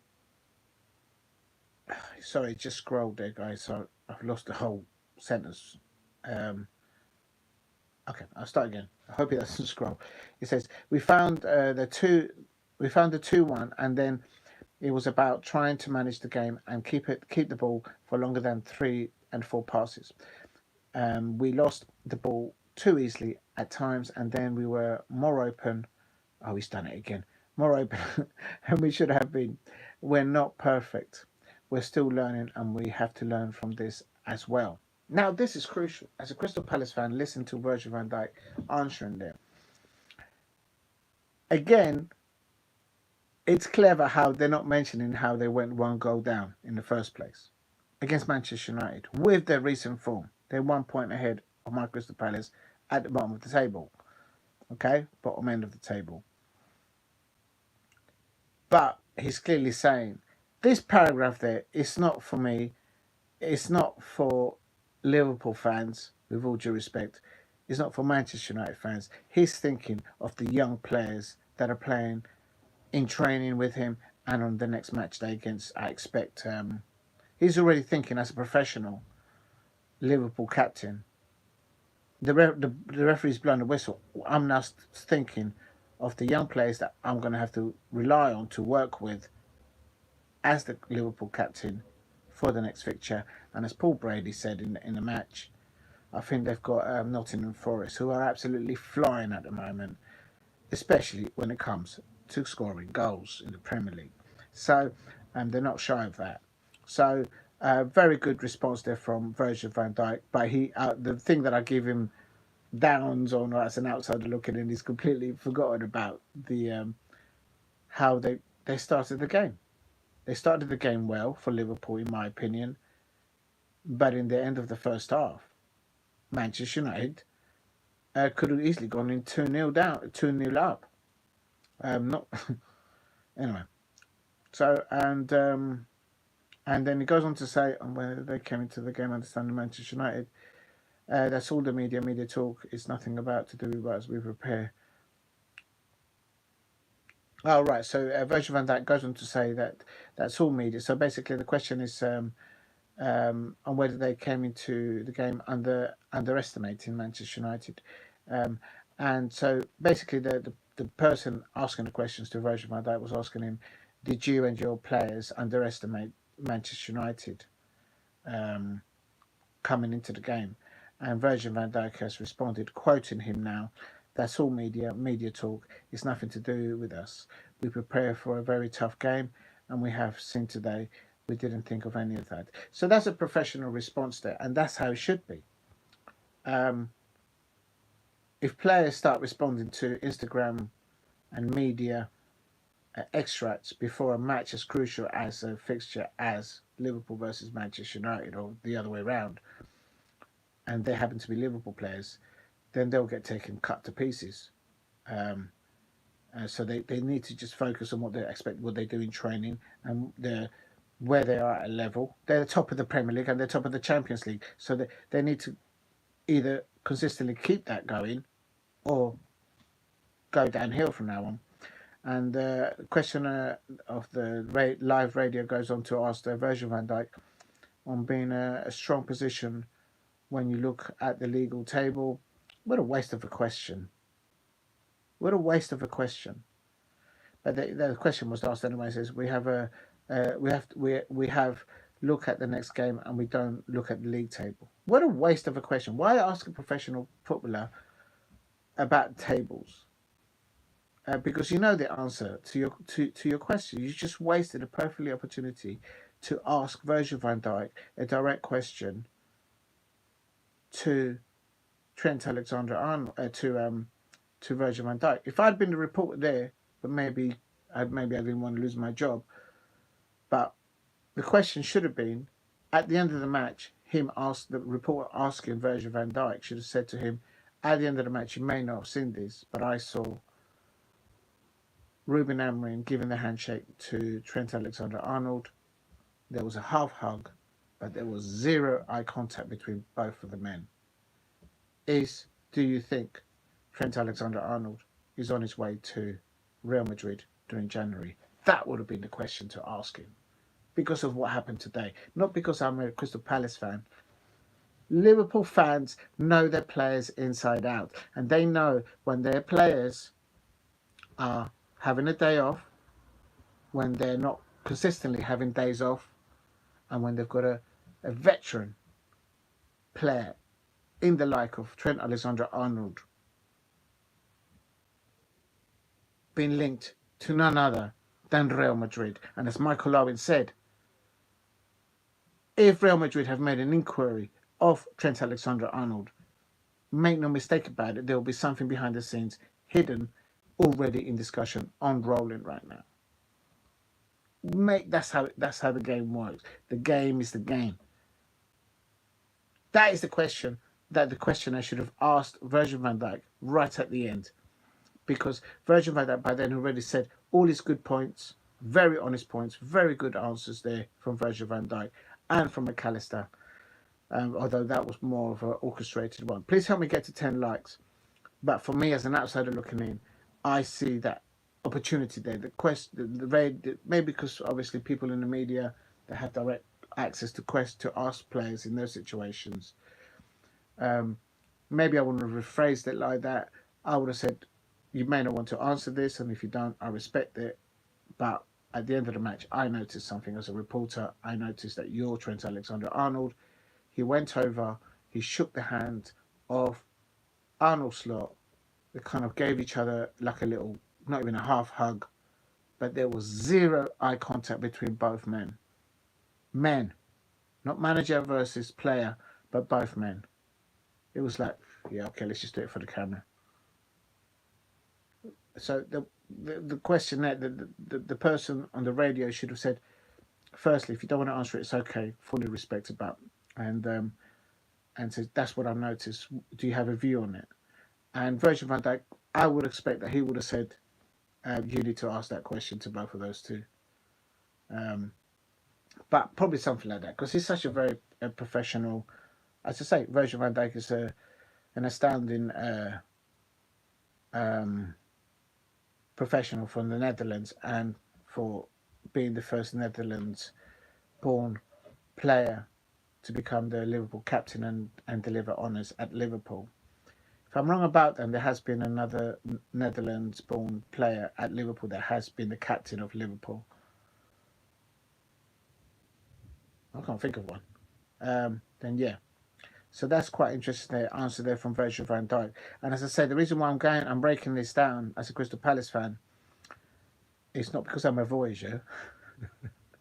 It's because my Crystal Palace will be the next side to go up to Anfield and definitely play 3 at the back. We don't play 4 at the back. We play 3 at the back.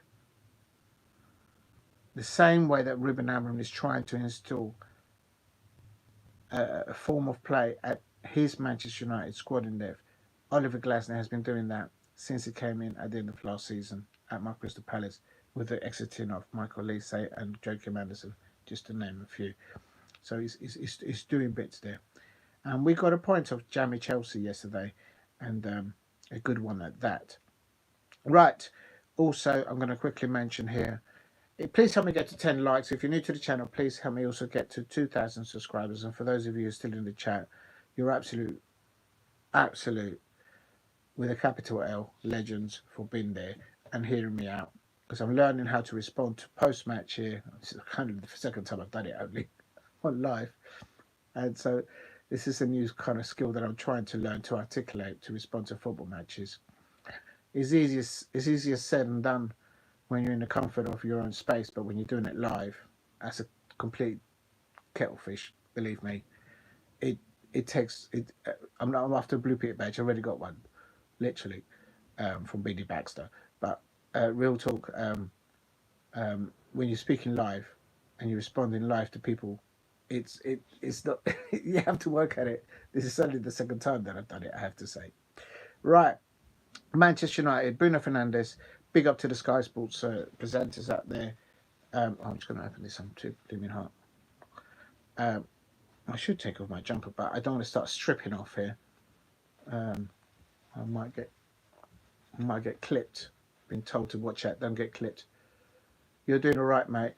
Well, I don't know.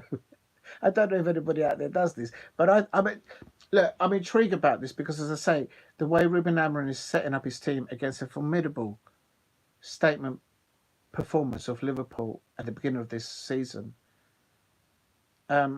Am I jealous? Yes, of course. Am I envious? Yes, of course I am, as a Crystal Palace fan. I want to see my Crystal Palace in Europe. I want to experience that. And it's not happening at the moment because we're fighting to get out of a relegation scrap to be safe in the Premier League. That's what we're doing at the moment. And may I add to this, Manchester United under Ruben Amorim, with what he's had to inherit from Ineos, over 200 mil spent, and what ETH did or did not do, and what the players were chucking each other underneath the bus, he's had to inherit that. They were 1 point above us before kickoff. That's where Manchester United were. And look what a performance they've done against Liverpool. Now, as selfish as this sounds as a Crystal Palace fan, touching my lucky Crystal Palace scarf and hat, when my Palace face Liverpool next, I need to be aware of all these facts. The Liverpool fans out there, they know what I'm saying this because they know their players inside out. The real Liverpool fans, okay?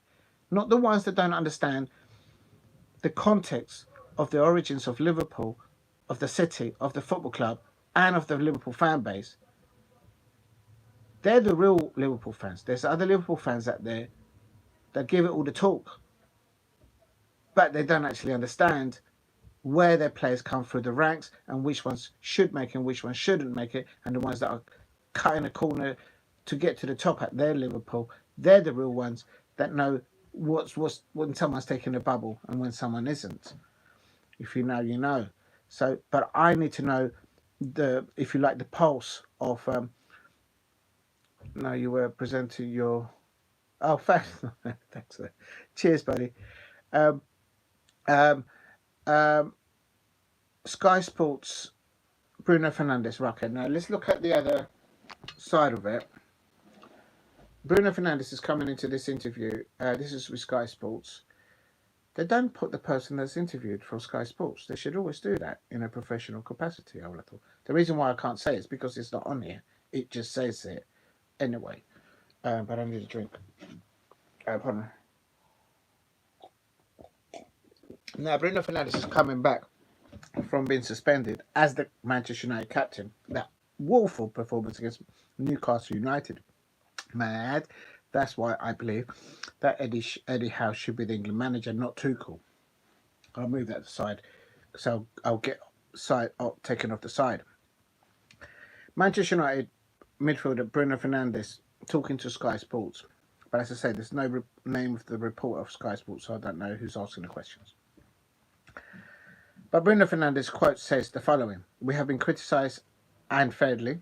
Our position in the table says it all. We have lost too many points. Even today, we can't be happy with a point." This is against Liverpool, top of the Premier League, top of the... Oh, sorry, after he said point, I'm unquoting him, and this is me now saying this is a Liverpool at the top of the Premier League and the top of the Champions League, and they haven't done that on a whiff. They've done that on merit. Okay? Yes, I know I bark about Liverpool getting VAR decisions and all that, but let's be real.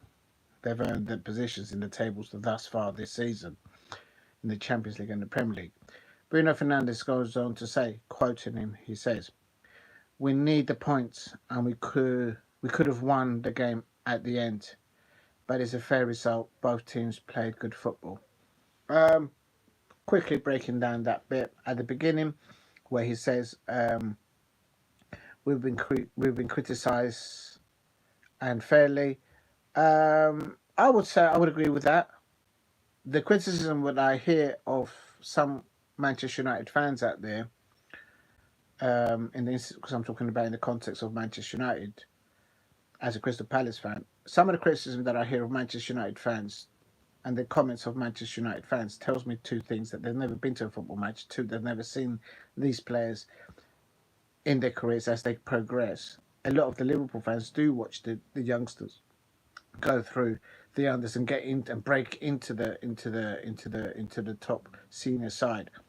They're the real Liverpool fans. Manchester United fans, there are too many Manchester United fans out there that don't understand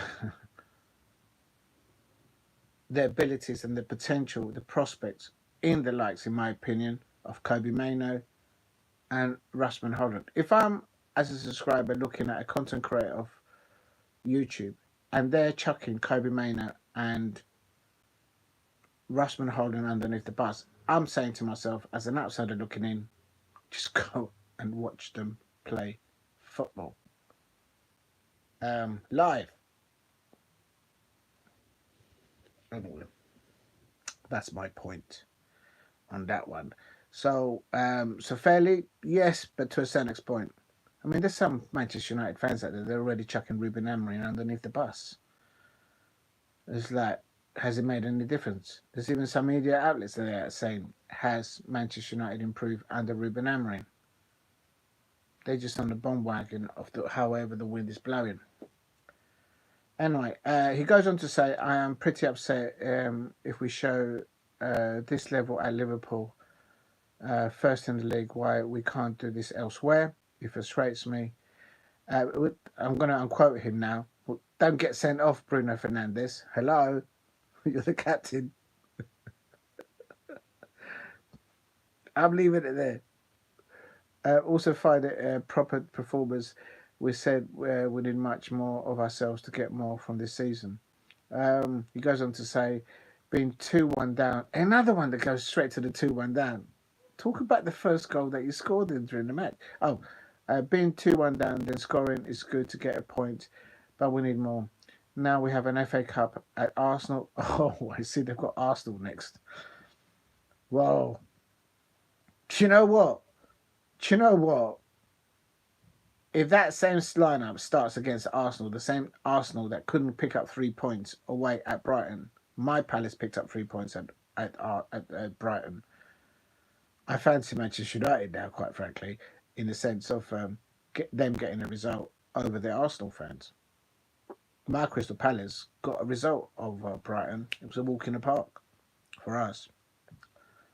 That's right, I said it, Brighton fans out there. Look at that shirt. Look at that. The duck, the official duck from Crystal Palace. They saw that too.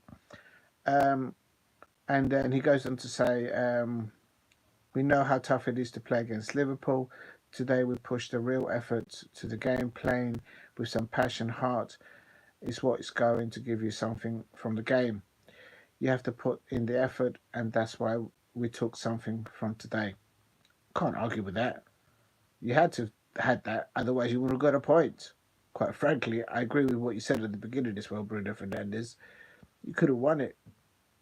I can't stop here. We have to bring this frustration to the next game. To understand this has to be the level. We have to do it. If we can do it at Anfield, we have to do it elsewhere. It's easier said than done. It's the yeah. So that's the interviews there. I can't find the interviews of the managers. No doubt, as I'm gonna wrap it up, it'll probably pop up. Oh, there it is. Oh, I found it. Okay. Let me just take a little break here. Right, Ruben Amorim and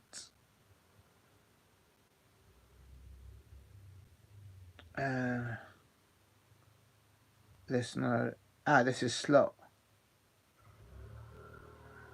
Well, Slot interview was very short.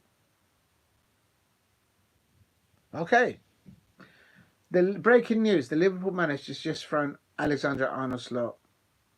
The Liverpool manager Arnold Slot has just done this on Sky Sports. Hear me out, because this could be a moment where the manager throws an underperforming player underneath the bus. And it's a textbook manoeuvre of a new incoming manager at a football club, utilising a bad performance of a player and throwing that player underneath the bus because they know they're on their way. If this is not confirmation of it, I don't know what is. Liverpool manager Arne Slot is asked on Sky Sports about Trent Alexander-Arnold's performance and replied, quoting Arne Slot, Trent has played mostly very good games for the club.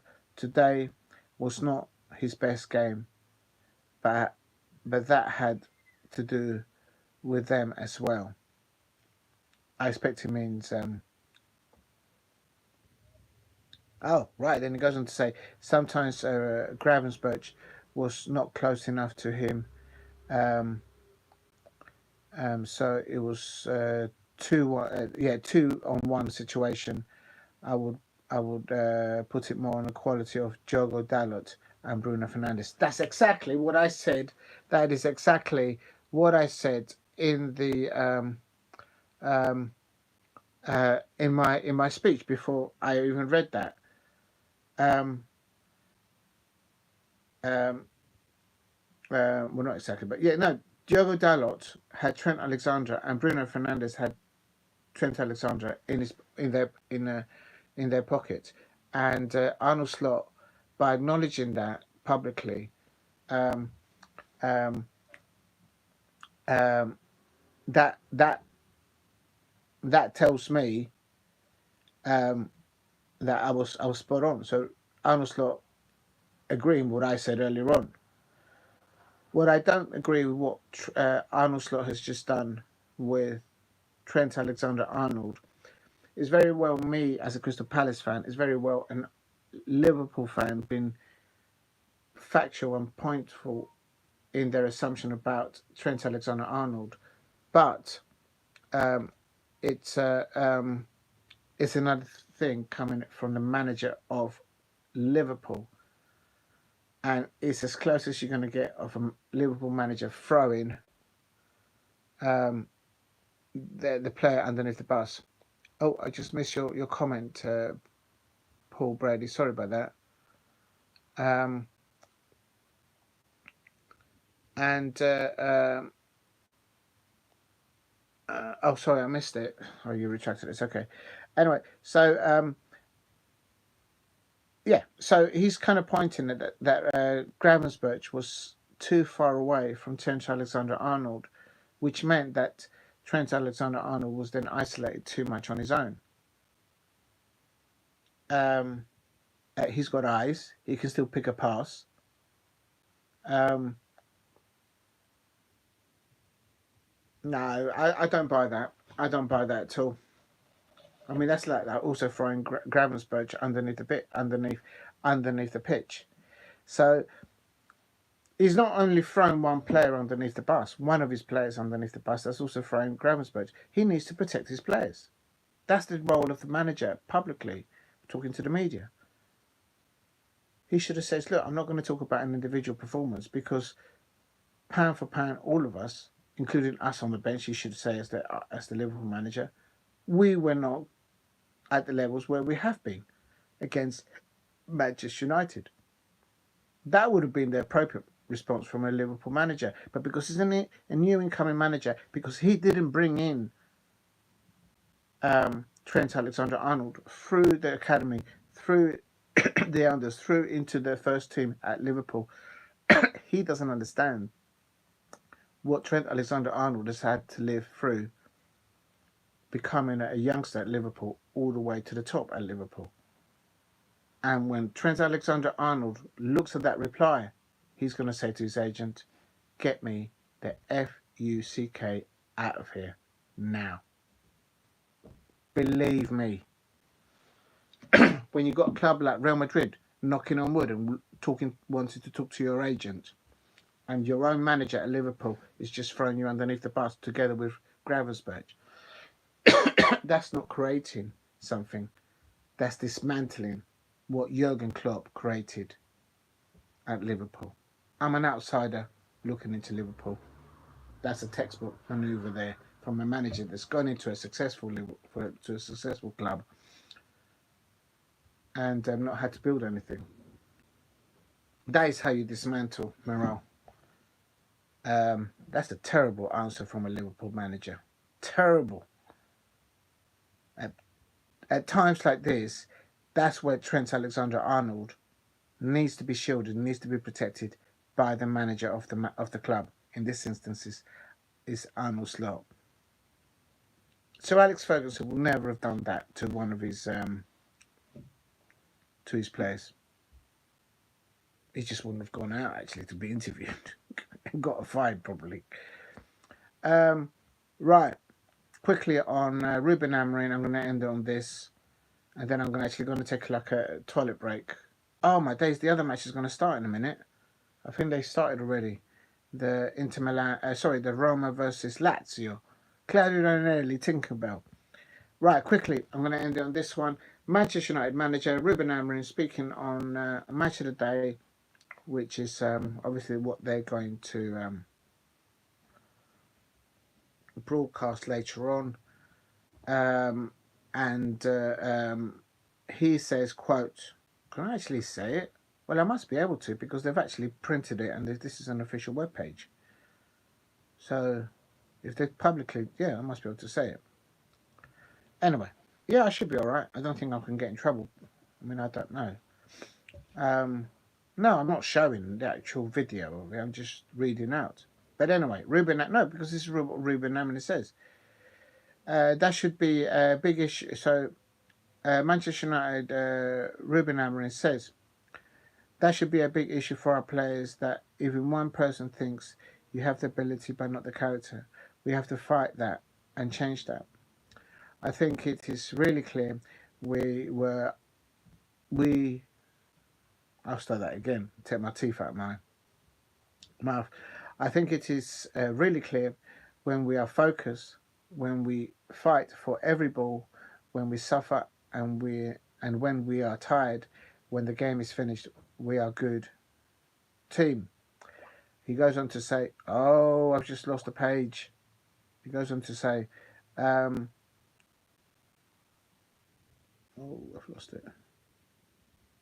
Good team. Okay, he's Rib. Oh, this is so. I hate this tablet. I don't know why I ever got this tablet. When you don't mean to touch something, something touches something and it closes it all down. That's why I stay with Apple. Apple's the best. Right. It says, I think it's really clear when we're focused. We've done that. If we don't do that all the time, then we are going to lose games. That is clear to everybody. So he's talking about the mental attitude and the confines of how his squad of players approach every match, not just playing against Liverpool. It's not just good enough turning up and playing against Liverpool and the rest of the season throwing it underneath the bus. He goes on to say we controlled very well the tempo of the game. Completely agree with that with Ruben Amorim. With that three at the back, boy, Oliver Glasner is taking notes as I speak right now. If ever he needed to. He probably doesn't, but he probably will because he's a professional there. Every time that Liverpool had a chance, we control and had the ball for the moment. That makes a difference. Of course, if you've got the ball, you can make a difference.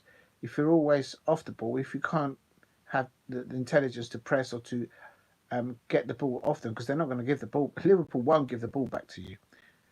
Yeah, and then he goes on. You could see in the game, it was not like we were suffering all the time because we controlled the ball. Absolutely, sometimes winning some fouls, controlling the transition, it was a good game. Absolutely. That's a very good answer from Ruben Amorim. He wasn't deflecting. He wasn't not talking about the mistakes that his players did on the pitch, but he was clearly illustrating there. In a sense, is the path.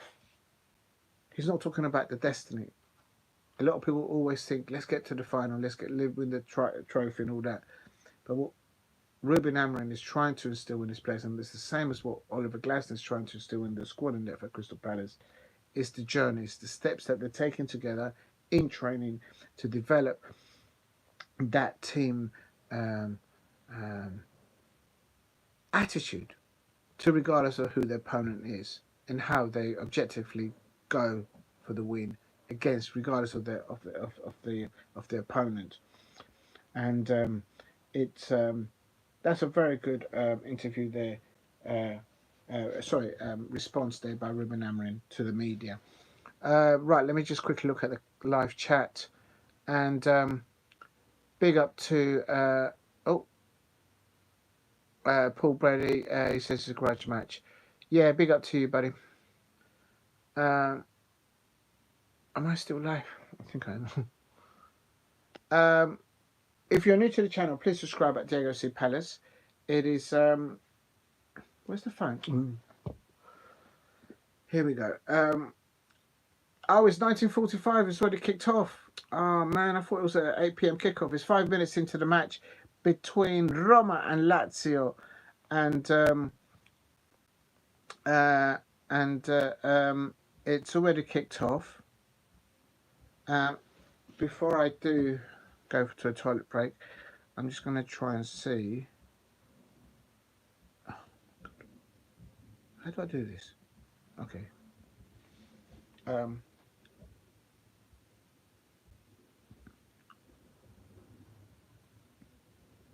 Romeo Lazio. Yes, they are playing.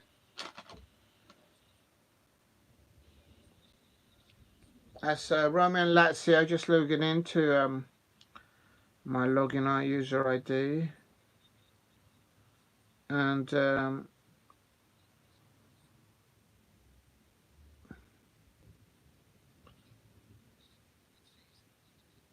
that's a good. Yeah, definitely it's on. So just covering now Roma versus Lazio. Um, the interim, I think, is the interim manager. I don't think it's been pointed fully. Of course, Roma. Um, that is that's Claudio Ranieri. It's still 0-0. Roma nil. Uh, um, Lazio nil. And I'm going to change. How do I change the description? Because I can't do it on here. Oh, I don't even want to mess around with this because I might lose the. Can I? No. I don't know how I could be able to do it on this.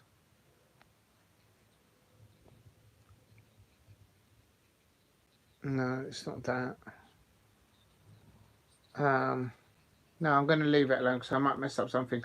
Right, I'm just going. Oh, but then how do I then? Oh, I know how to do it. If I put it in the chat, I'm just going to go to the toilet break and then I'll come back and do the watch along. Um, uh, Big up to everyone in the chat thus far. Alex SR7, Paul Brady, and Steve RFC.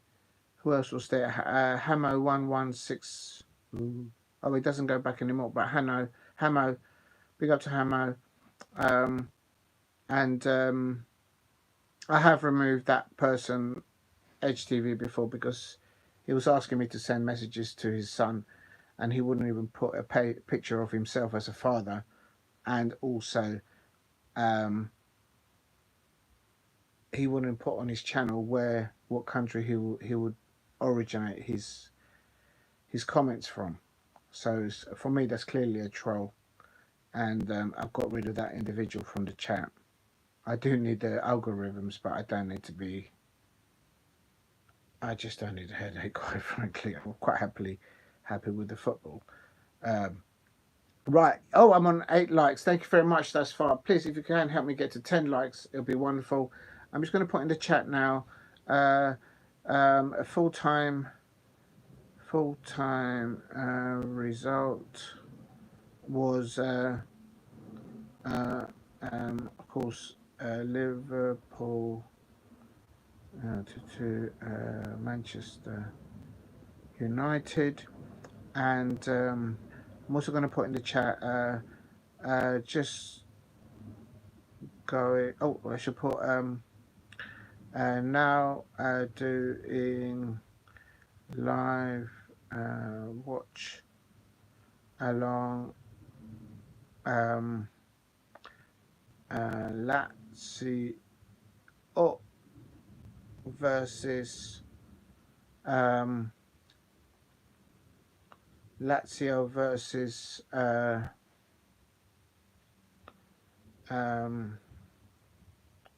no, that's wrong. It's been a long stay. It's Roma, not Rome, Roma versus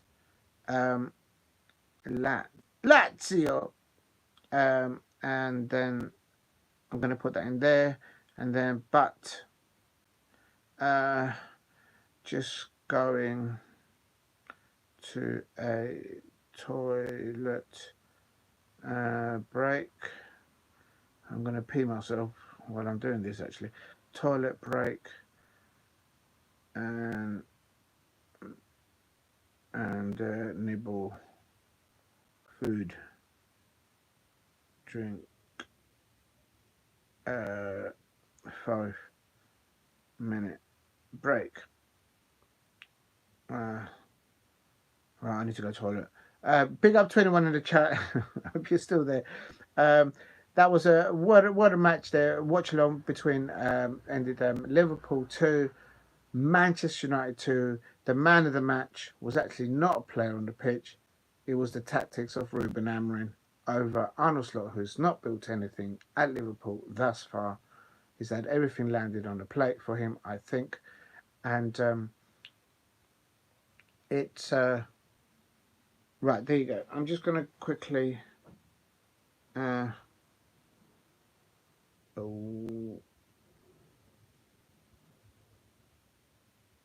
it. Please help me get to 10 likes. I'm just I hope the phone is alright. That when you do that, that's what happens. And is it alright? I just dropped the phone. I hope I haven't broken the. When you drop an iPhone like that, sometimes what happens is the socket breaks off. Okay, but let's live and learn.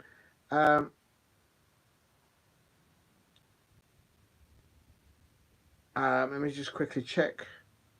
Oh no! It's gone in! What an angle by a shot there. I was just about to go on a break and oh my, this Roma player has not scored since May. What a goal.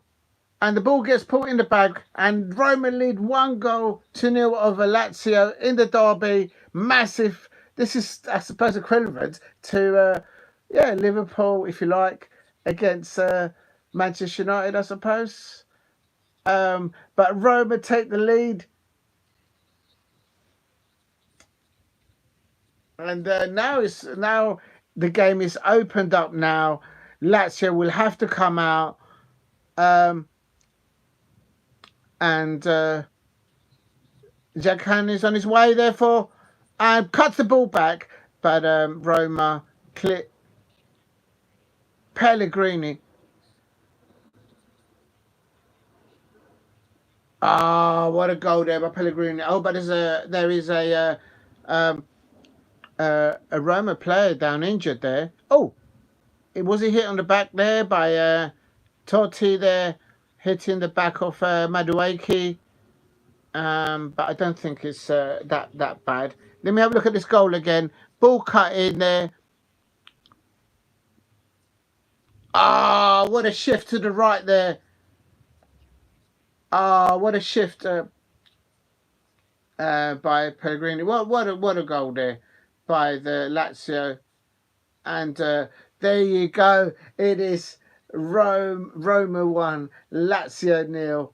Absolute sees the game is completely open up, and I seriously need to go to the toilet because I'm not going to make it. Let me just put this there. Oh. And let me just quickly. Come on.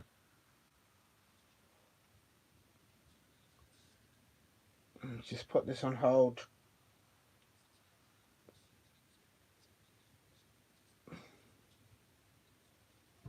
Roma. I can't see it. Oh, here it is.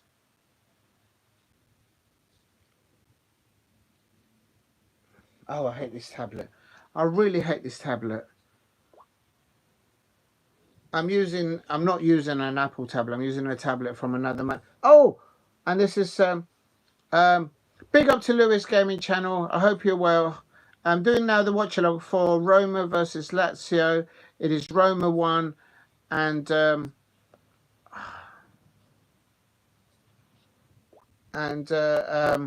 I'm in 14 minutes of the match, and Lazio need to be careful here because Roma are looking to get another one here. They've got a corner here on 14 minutes, and it was Pellegrini who scored. Salim Makates, and I can't believe he did that. Lazio get the ball away. Right, I'm just going to the toilet for a break, and I'm going to get a little something quick to eat. I'll be back in about four minutes tops. But I can confirm it is coming up to 15 minutes, and it's Roma 1, Lazio 0, and earlier on it was Liverpool 2, Manchester United 2. So there you go. Just be back in the tick. Oh, I think my legs have gone to sleep. Don't know if I'm going to be able to get up.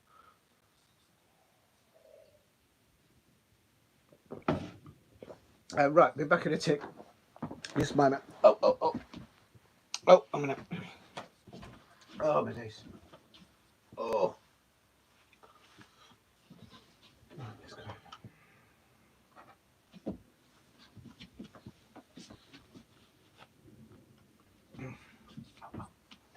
Back in a minute. Oh, what's that? What's that in the chat?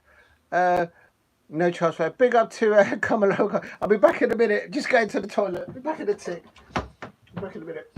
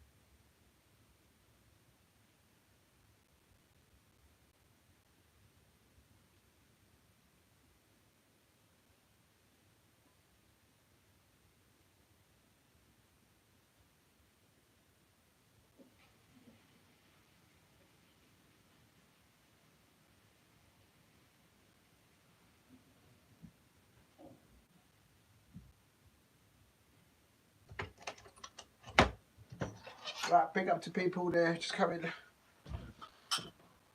Just got to take something back to the refrigerator, otherwise it will go off.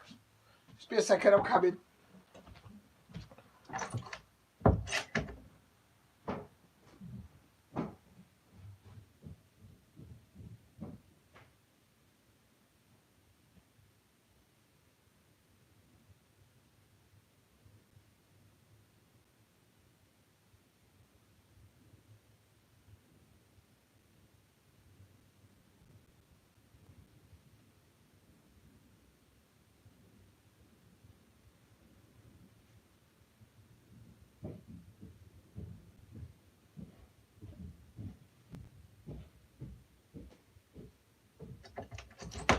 Right, here I go. I hope they haven't scored. Oh my god. Right, here we go.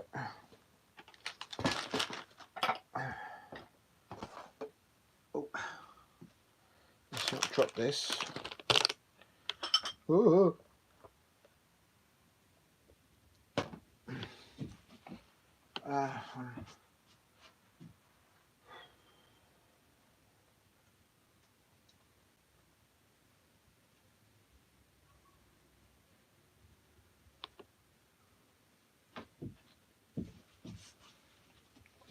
Right, here I go again, people. Little apologies for that, but I needed to go for a toilet break, and it feels like I've done a little workout, running backwards and forwards, and also to get some another drink, and I will put the lineups for the Roma versus Ranieri. We're coming into Roma. He's brought out, he's unlocked a lot of the players of Roma. Oh, Roma has scored another goal. They've scored two. Who scored the second one? And here is Lazio. Oh, deflection then in Roma. Lazio nearly pulled one back. It was a second goal by Salamanca. He's turned goal scorer. He provided the assist for Pellegrini early doors. And this is a Lazio corner on 22 minutes. Hold on. Here we go. It's all kicking off. Please subscribe at Diego C. Palace. It's a corner for Lazio. They're 2-0 down against Roma. And a goal by Pellegrini and Salamanca's early doors. And now Lazio are are well in there. Guendouzi there. I think being told off by the referee.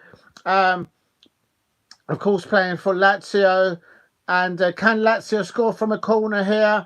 This is a massive game in Italy. Roma versus Lazio. And Mendes there clearing it for... Oh, it's all kicking off. It's all kicking off. It's all kicking off. And there's a player down. Is that a head injury? And let me catch my breath. Let me see the second goal. Oh, yeah. That's a foul on yeah. What a match. What a feast affair. Please help me get to 10 likes. It's Roma versus Lazio. 23 minutes. Roma leading by 2-0. And it's Ranieri absolutely unlocking the players of Roma. And Pellegrini talking there to Claudio Ranieri.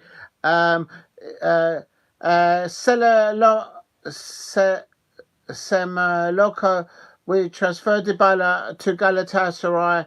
Oh, I've lost a...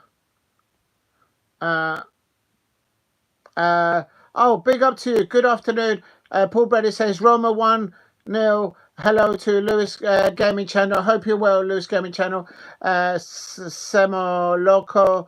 No chance for Lazio to win. You were right. Absolutely spot on. Actually, I was going for before I actually looked at the lineups, I was thinking a 1-1 there, but I got that wrong. And perhaps a few red cards. A big feisty affair between Roma and Lazio. It's a massive game. in Italy for this one. And Samaloco in the chat saying, um, will you be on air for tomorrow's match, Wolverhampton's Nottingham Forest? Probably. I don't know. At the moment, my plans are I might be on the road. I hope so. But that is my intent. Nottingham Forest are doing ever so well. And Wolverhampton Wanderers are also turning, got their tails up. The Wolves, ooh, have got the walls up. Rome 2, Lazio 0. Yes, that's right, Semoloco. We would have transferred Dybala to Galatasaray, but he's playing last 3 or 4 matches. Yeah, Claudio Ranieri has unlocked Dybala at Roma. He had difficulty getting on the starting lineup for the previous Roma manager, I have to say. So a transfer will not happen. Dybala, there's been Dybala. I tell you something. If you're a Manchester United fan, I mean, Marcus of Palace couldn't afford a player like that, I don't think. But if you're a Manchester United fan, if you're a Manchester City player, a Manchester City fan, if you're an Arsenal fan, if you're a Liverpool fan, Dybala, check out Dybala. The way Claudio Ranieri has just unlocked this young man, he's absolute levels. And Salamanca there. Couldn't keep the ball in here. 25 minutes, Lazio, and you can sense the atmosphere there. Roma versus Lazio.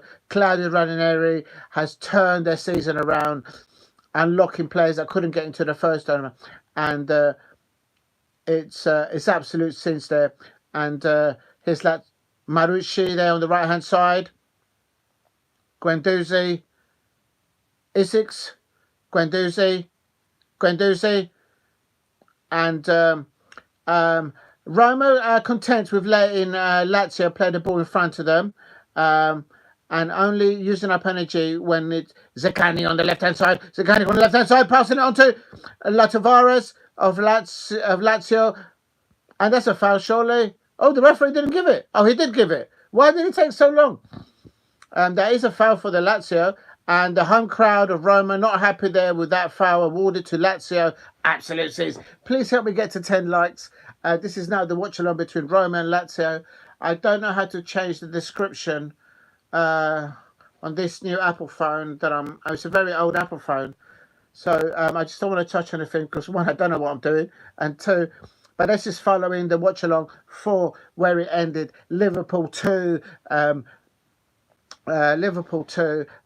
Manchester United. Ruben Amorim, in my opinion, was the man of the match. I know he wasn't on the pitch, but he made a difference. He completely out-tactically, and semicolon, the ball comes in, and Paredes there. Salamanca, Angelino was Gattuso's left winger player who found his performance satisfactory and said from his team, but his gear up his performance. Sometimes he does that to players when that happens. And here's Roma on attack, and a cross ball for Angelino and Kande and there is a Roma player down, injured. Is that Dybala? Oh no, it's not Dybala. And Lazio players are not happy about it. The ball hasn't left the pitch yet, and he's hurting his back, and he's hurt his back there. Let's have a look. Oh, he feels that he was hit. I think it's accidental. Ouch. Yeah, that hurt. Dybala is asking the referee, should that not be a yellow card? What the referee will do now, he'll do a drop ball. Please help me get to 10 likes and help me get to 2,000 subscribers. What a day of football today. It ended Liverpool 2, Manchester United 2. And there's a few substitutions going on, even early doors right now. But an early goal by Pellegrini and Salamakis. I've butchered that name. But he scored the second goal for Roma. He was the assist for the first goal. Let me just get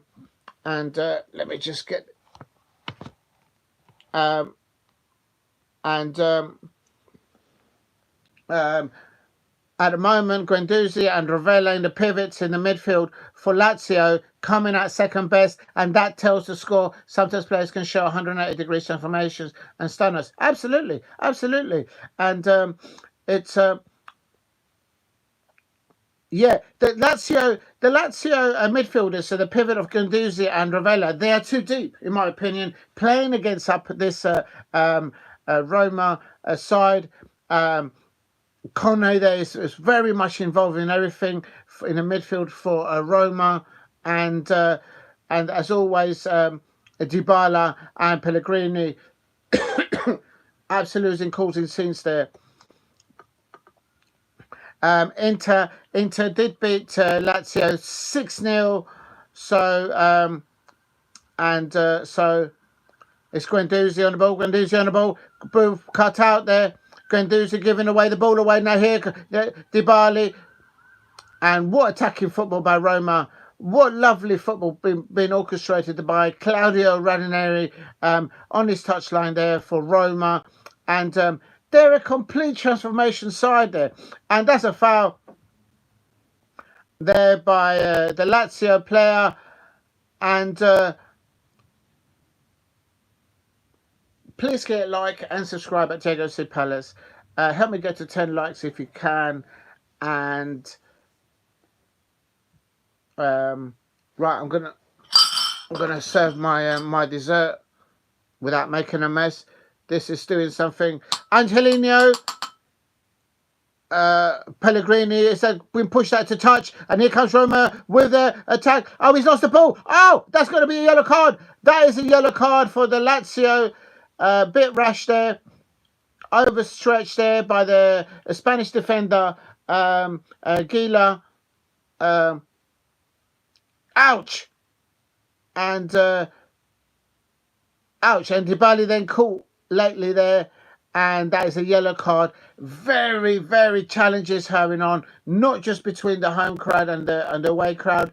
Gila getting a yellow card there for a rash tackle there on Dybala on 31 minutes. What a player Dybala is, has become under Claudio Ranieri, a transformation that you would ever see. If there's any Premier League clubs, check out Dybala from Roma. I expect they won't let him go anytime. Paredes brought into the back post, and that is oh, I thought that was a corner. No, it was a goal kick. Right, I'm pouring my dessert. I will show you all what my dessert is in a minute. This is cooking and eating and doing a watch along, not just for Liverpool versus Manchester United, but also now a watch along between Roma versus Lazio. Oh, next week it's AC Milan versus Verona, and this is Maricic.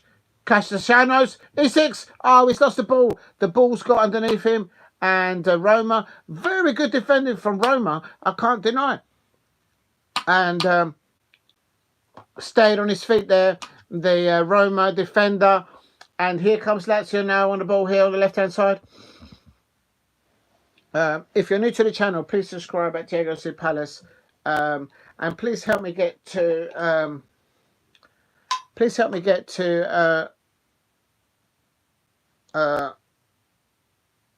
oh, just pouring.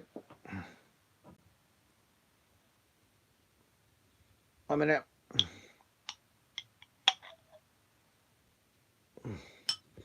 Dybala's man of the match for me thus far. I mean, he's actually involved in everything and everything. What a player. What a player. I'll tell you something. Claudio Ranieri has unlocked Dybala into European football. They can't keep hold of him. The only way they can stop Dybala is by rugby tackling him. Dybala looks a different animal on that pitch. No one and nothing can stop him apart from your players just knocking him down and conceding yellow cards. Please help me get a like to 10 if you can. Lazio losing 2-0 to Roma right now. I'm on 34 minutes. I can't believe I missed the goal, the second goal. What a peach of a goal there by Selemakers, and this is Guendouzi pushing forward. Lazio pushing forward by Guendouzi there. Isaacs on the right hand side. Guendouzi is out of position now. Ravello with a bit of time on the ball. He gives the ball out there to Tavares on the left hand side. Lazio getting more of the ball now. Zigania Bazos Tavares cuts it into the penalty area of Roma, but Roma cleared the lines.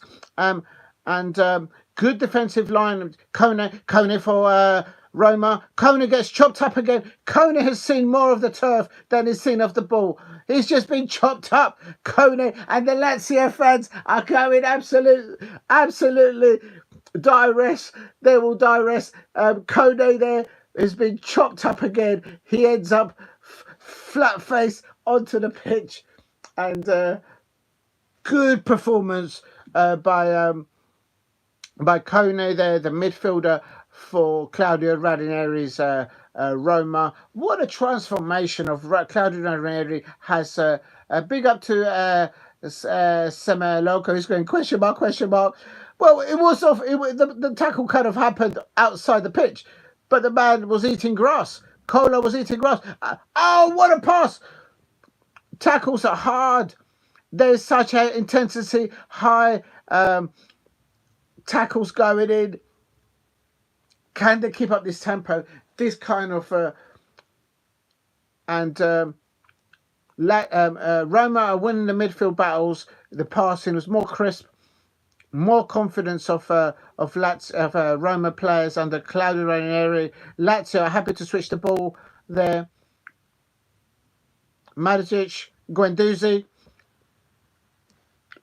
for Lazio.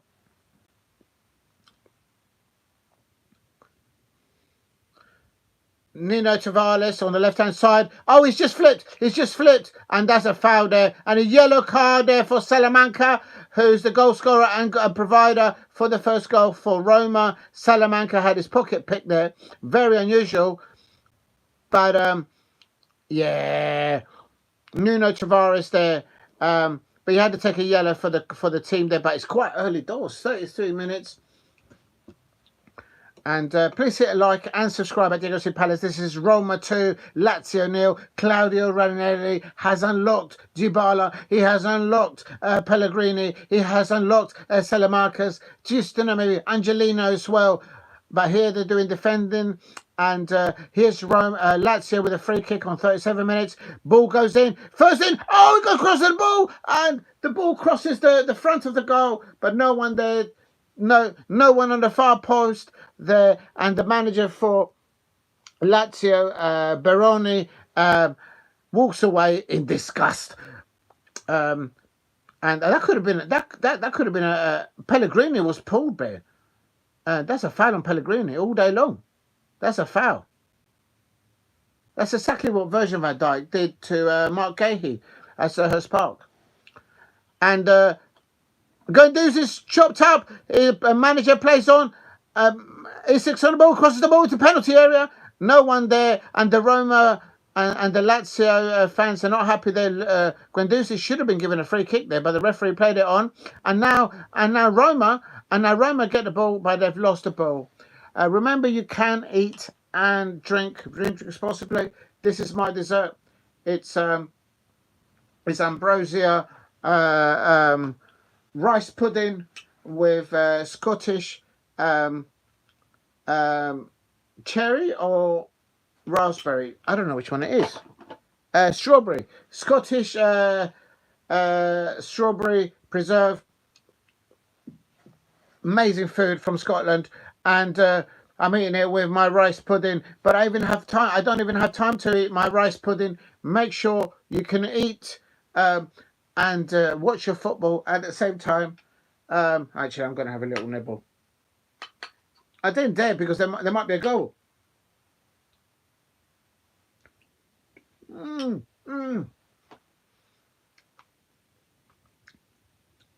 A goal and an assist for Salamanca. But for me, Dybala is still the man of the match thus far. And he hasn't even got on the score sheet. Real talk. That's telling you something. If you're a Chelsea fan, if you're a Liverpool fan, if you're a Manchester United fan, if you're an Arsenal fan, if you're a City fan, check out Dybala playing right now for a Claudio Ranieri for Roma right now. That man is unstoppable. He's unplayable right now. Real talk in the midfield.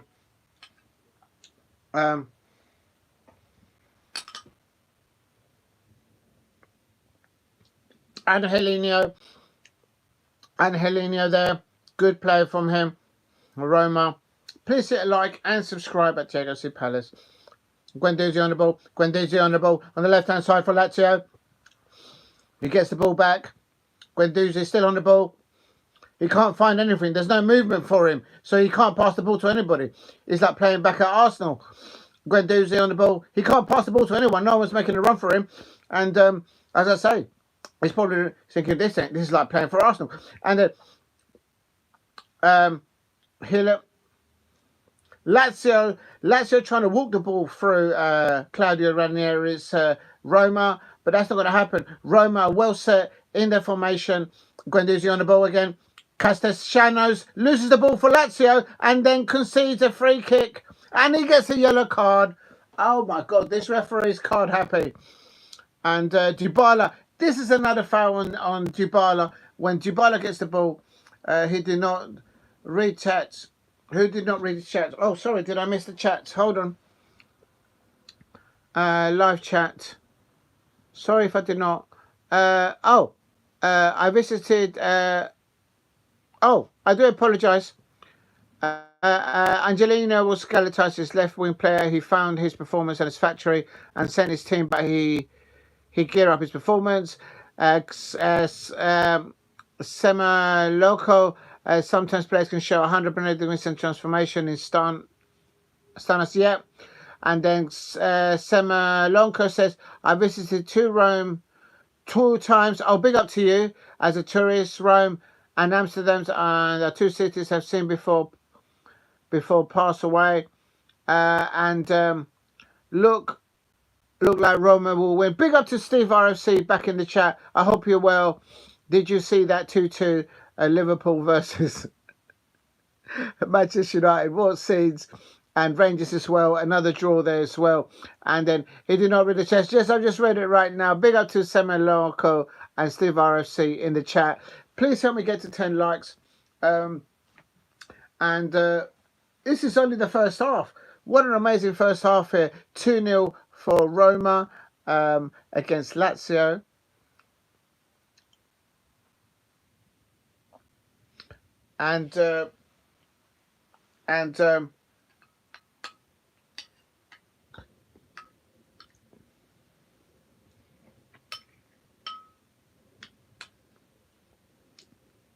This is a type of a fixture that when the players win against the opposite team, the players celebrate with having the opposition fans dressed as rats on a t-shirt.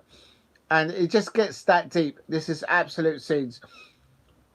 Please subscribe at Diego C. Palace if you're new. Roma 2, Lazio 0. Claudio Ranieri has completely unlocked. That's a foul on Mancini, surely. Mancini there giving up a foul there. Just stay off the ball. You don't have to tackle him. Zaccagni, he just chopped up Zaccagni there from behind. It's a stupid little... did he pick up a yellow? Oh, the referee is holding the play back.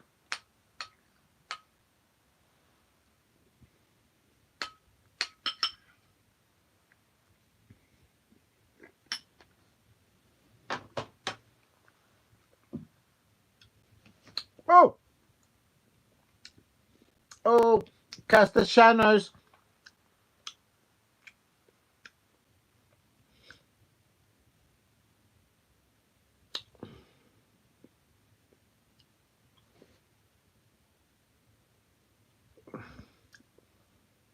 You can sense the atmosphere. Roma versus Lazio. Absolutely scenes there at the Stadio Olimpico. It is absolute scenes there. Tactically, I think Claudio Ranieri has outfoxed Baroni, the Marco Maroni of Lazio, the manager, therefore And what a remarkable job Claudio Ranieri is doing, has done, and is still doing at Roma, coming in as the interim manager. And he's completely just unlocked so many players at Roma. They are literally sometimes unplayable. Nuno Tavares on the left-hand side. Nuno Tavares on the left-hand side. And Kamos Hamos, is that a corner? Oh.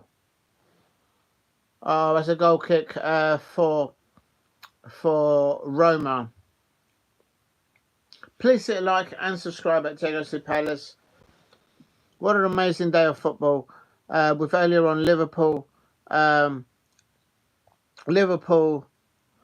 2, Manchester United 2, and that is half-time, no added time. It's just been all football in this fixture between Roma and Lazio. So much football that the referee's just not gone any additional extra time.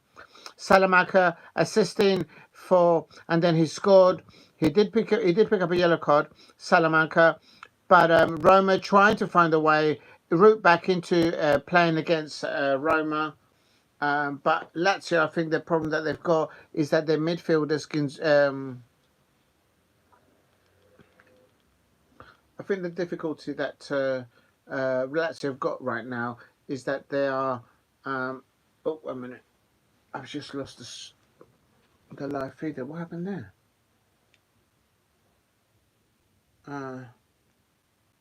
If you're new to the channel, please subscribe at Diego Palace. Just doing a watch along between Roma and Lazio. It's oh,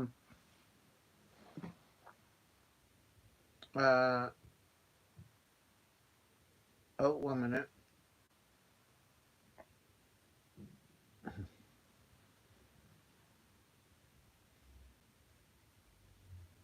Something's happened to my TV. What's going on? I wonder if it's the weather that's affecting my TV. The weather out there's terrible. It can't be. It's digital Wi-Fi. I don't understand what's going on. Please subscribe at Diego Palace. I don't know. I hope I'm still alive. I think I am.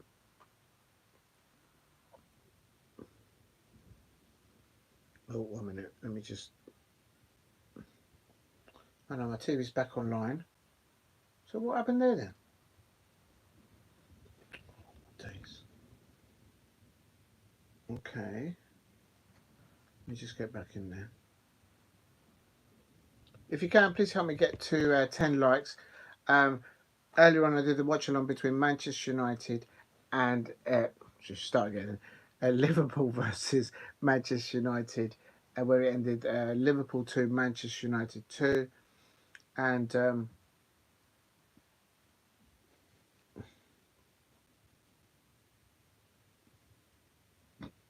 I don't know what's going on with my TV.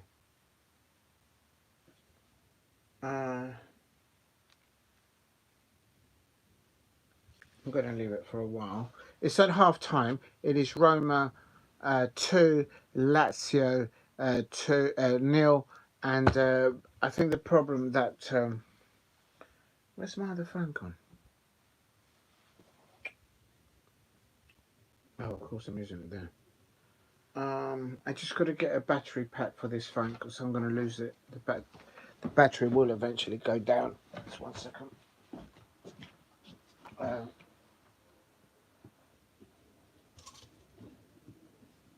Oh my days. There it is. Oh.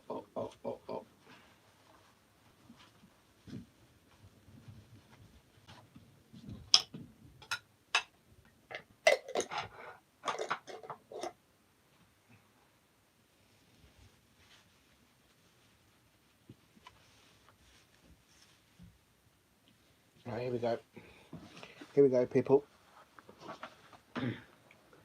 Just getting the battery pack on the phone, otherwise I will lose the I don't want to lose the football. If you're new to the channel, please subscribe at Diego Palace. I'm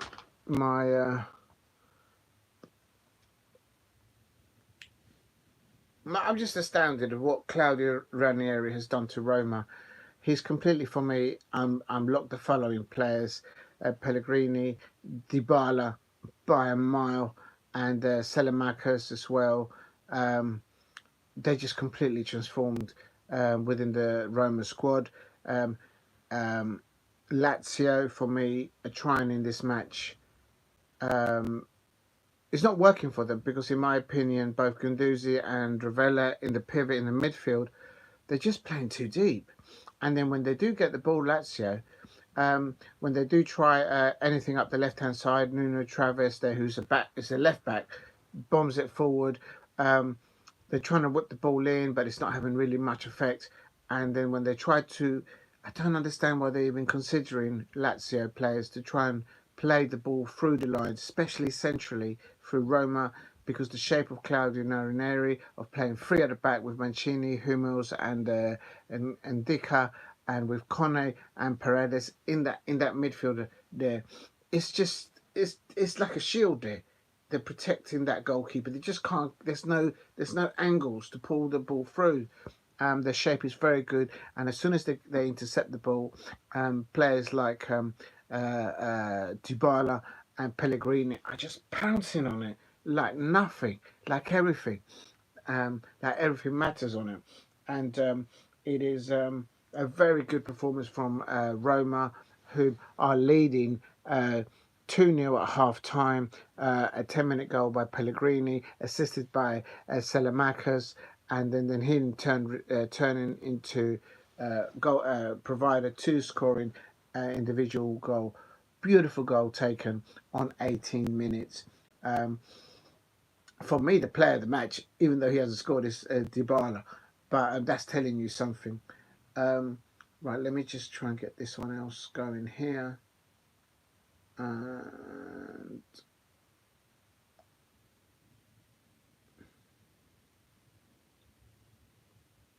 is that working there? What a good start by Roma.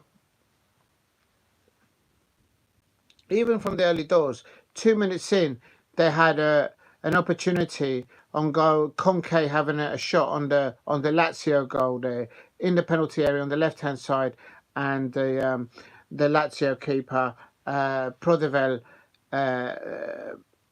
having to make a save to his right hand side. But then Lazio did, and Tamares on the left hand side cutting it into Isaacs. He dropped the first attempt, and then it came to Masic, and he just woofed it into Rosette. It was closer to the corner flag than it was to the goal. So please subscribe at Diego C. Palace if you are new. Try and help me get to 10 likes if you can. And Salamakers crossing the ball, and oh, what a finish by Salamakers. What a goal. He just shifted the ball to his right, and then he just let the rip. And one touch, one little shift to the right. Ooh, top bins. Salamakers there. He didn't even look at the goal. From the moment he received the ball and he shifted the ball to his right hand side. What technique of that finish there. And the goalkeeper did get a finger to it, but it still landed top corners, top bins. And it's half time. It is Roma 2, Lazio 0. Isaacs did have an opportunity when they were only a goal down, but that was from about 30, about 5 yards just outside the penalty area. So, but nothing really to trouble the Roma keeper, Sivia. And Dybala, what great play by Dybala. And he goes to the right hand side there, and that was the first goal, yeah. And he goes to look at that. What brilliant counter attack there by Roma, by Claudio Ranieri's Roma side. They're literally untoppable. Let me just have a little butcher the tables there if I can. But Lazio are in fourth place, playing 19 with 35 points. But Roma now, under Claudio Ranieri, They drew the last game. They won. I won before that, and lost by one. But they're starting to pick up now. Solid performance, and they're lying 10th at the moment on 23 points with 19 played. I don't know if that includes this match that we're watching live, but can they get into Europe? Probably not.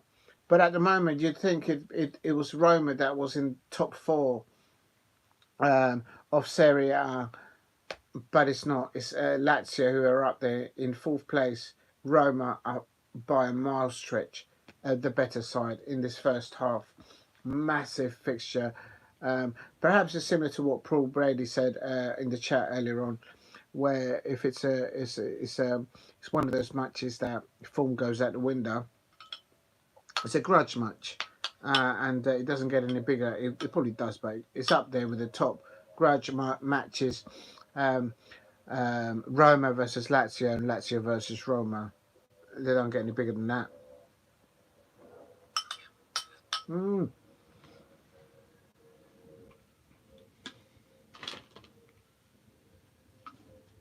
Make sure you eat and drink while you watch your football. And we've still got some of the posh chocolates here. There you go. It's a little fella here. This is rich hazelnut chocolate, and the cocoa beans for this chocolate are from Guyana.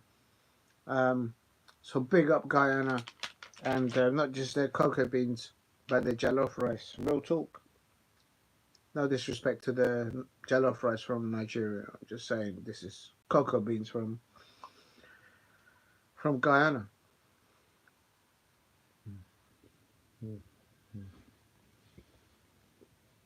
Very nice, very tasty.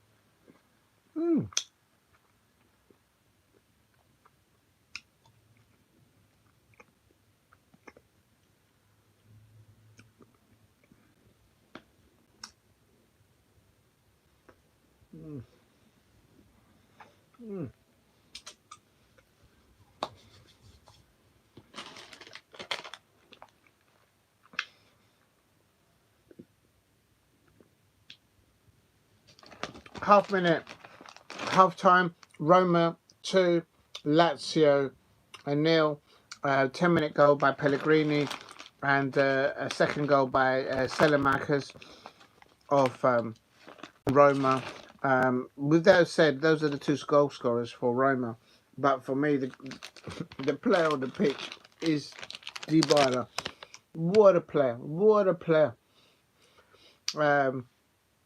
Dybala has been unlocked by Claudio Ranieri. He's a different animal. He's literally unplayable.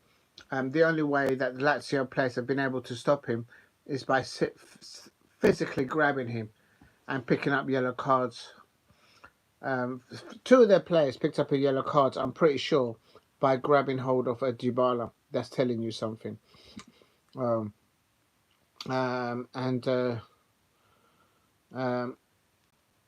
Salamanca, the provider and then goal scorer for Roma, he's picked up a yellow, but he just got frustration there. He pulled back. Who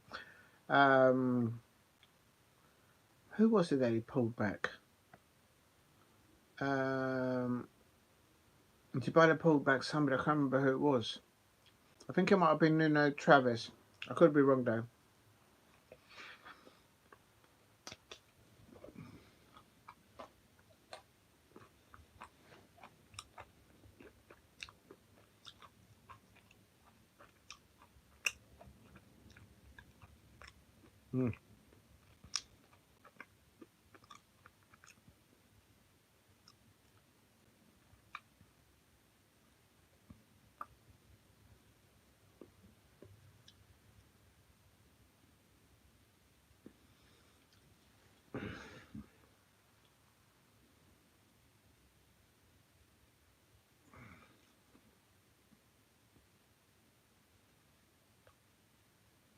Right, there we go. And just updating this. Well, I hope I don't lose the live stream. Oh, I just got a message. Just a second, people. Oh.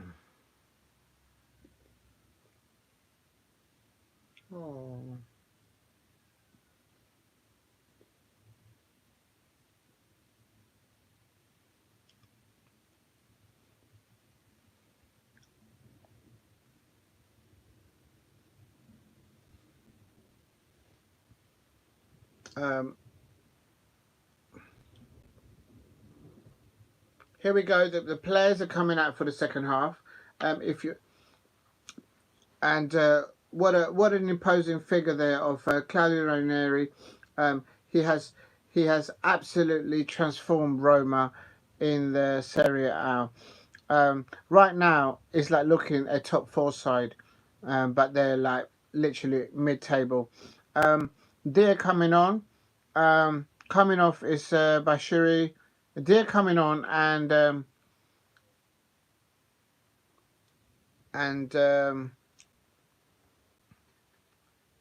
Chowder, and Chowder's coming on for Lazio. Um, and Guendouzi still on the pitch there for Lazio. So double substitution there taking place at half time for Lazio. No substitutions that I can see from Roma. And why would they? If it's not broken, don't fix it. Claudio Ranieri is no longer a Tinkerbell man. He is the unlocking man. He's unlocking players like Dybala, like Pellegrini, like Salamakers. They're a different animal now under Claudio Ranieri. Lazio need an early goal in the second half. It's kicked off here. Please hit a like and subscribe at Diego C. Palace. It is Roma 2, Lazio 0. Castellanos on the left-hand side. Ball kept in the penalty area. Goalkeeper punched away. Ball. Salamakers up to Doppic, and he's lost the ball. Well, he didn't get it actually. And good defending there.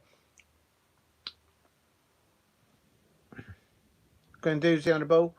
Guendouzi on the ball on the right-hand side for Lazio. Guendouzi.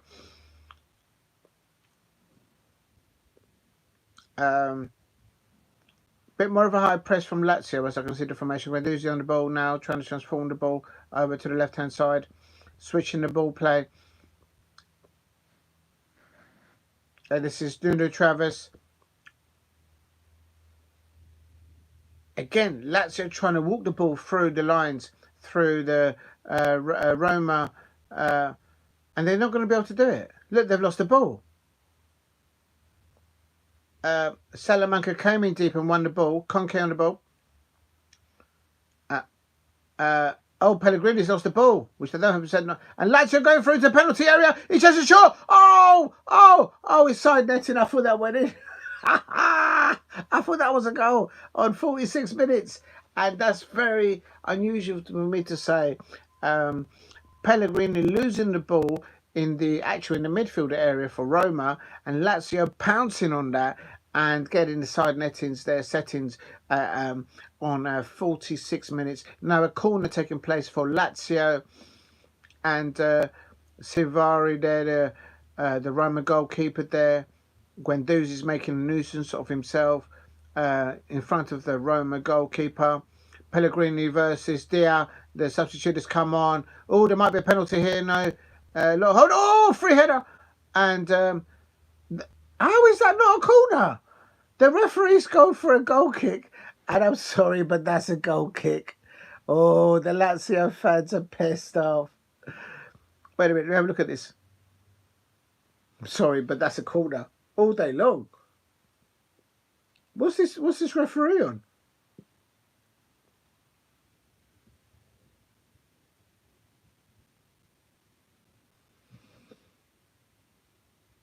For me, that should have been a Lazio corner.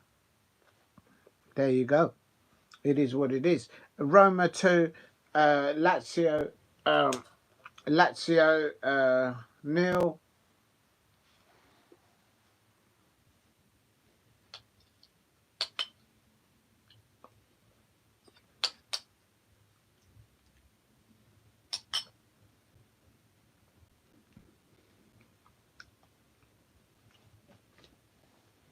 Please help me get the likes to 10 likes if you can. And this is Guendouzi intercepting the ball there, and Lazio now on the ball on the left-hand side. A good interception there by Guendouzi. Guendouzi back on the ball, and he's passing the ball out to the switching the play. Please hit a like and subscribe at Diego C Palace. It's Roma 2, Lazio 0. Rovella.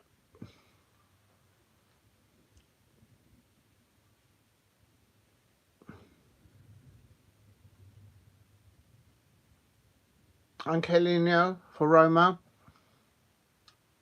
And that's a throw-in now for Lazio. Alright, please hit a like and subscribe at Diego C Palace. Guendouzi on the ball.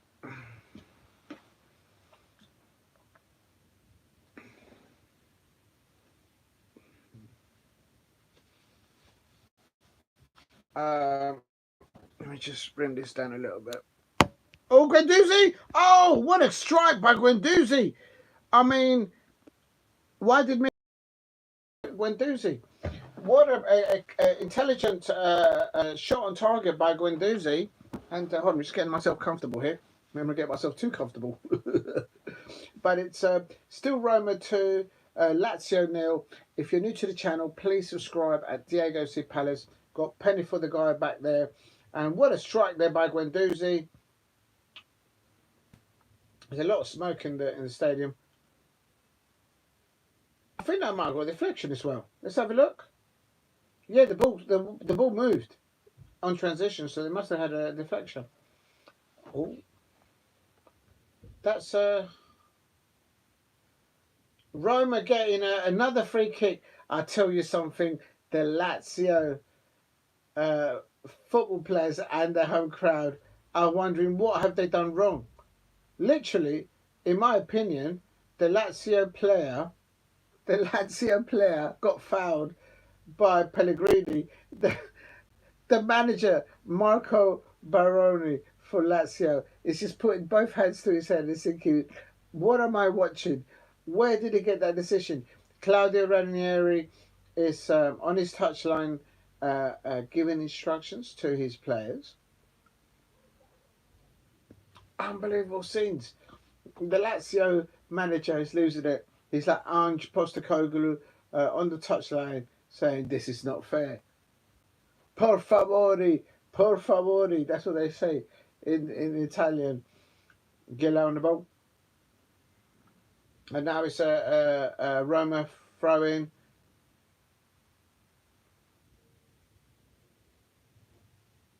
Please subscribe at Diego C Palace if you are new. This has been a watch-along for Liverpool versus Manchester United. It ended Liverpool 2, Manchester United 2. And now it's Roma 2 versus Lazio. It's Roma 2, Lazio 0. Much better performance, in my opinion, in the second half from Lazio. But Roma just a different animal.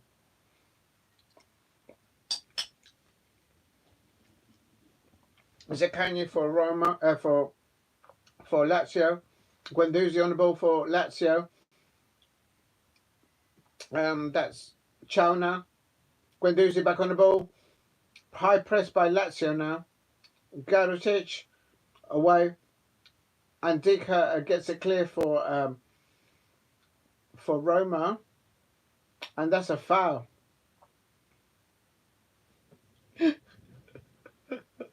The Lazio fans are absolutely fuming. The Lazio manager, Marco Baroni, he's losing the will. He's like Ange Postecoglou on that touchline. Zaccagni.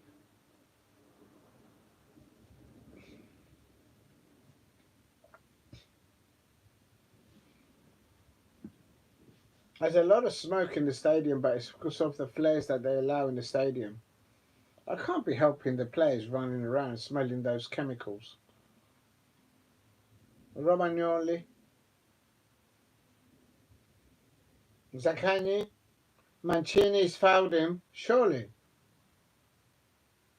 And Zaccagni is asking, when are you going to book these players? And the referee has told Zaccagni of Lazio, it's because I am a Roma fan.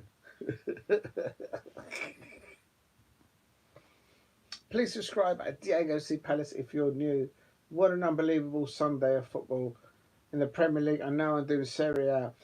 It's Guendouzi on the ball, Chamales on the ball. Oh, they've lost the ball. And now and Dybala. Nice little pass back. Oh, what a turn by Conte. What a turn there by Conte. And he's fouled again. That's going to be another yellow card for another Lazio player.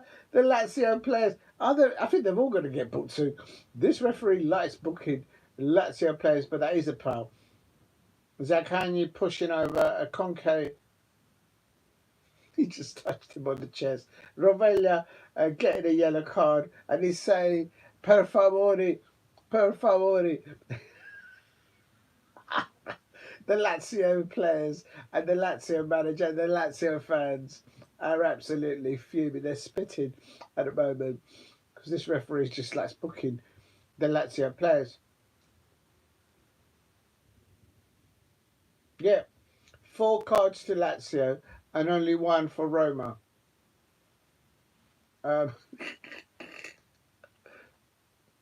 Salamanca's the only player been booked for, but that was a foul. He had to take a number. He lost the ball and he just pulled the player in the first half and he got himself a yellow card.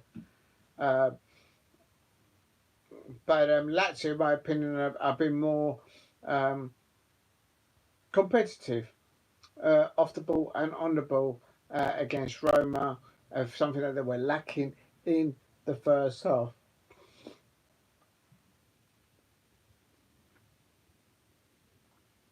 Please subscribe and hit a like if you can at Diego C. Palace if you're watching on playback.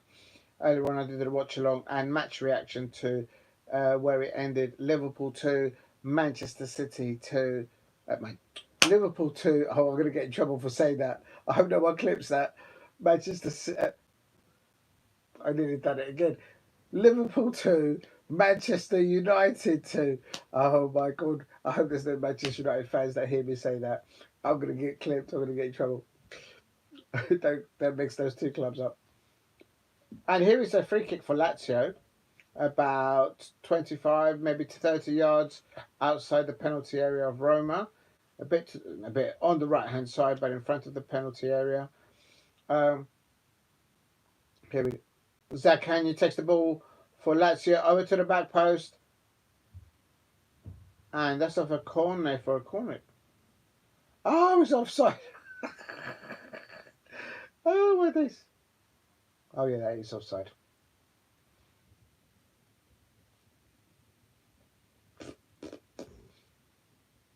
Yeah, that attempt by Guendouzi, brilliant attempt on Guendouzi.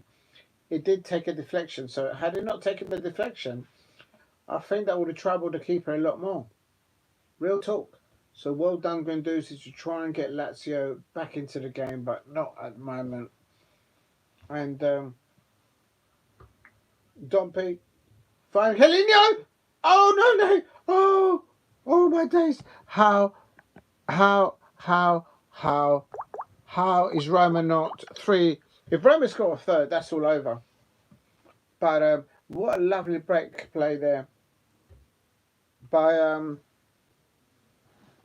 Kone losing the ball, and I don't say that very often. And Hamels got there.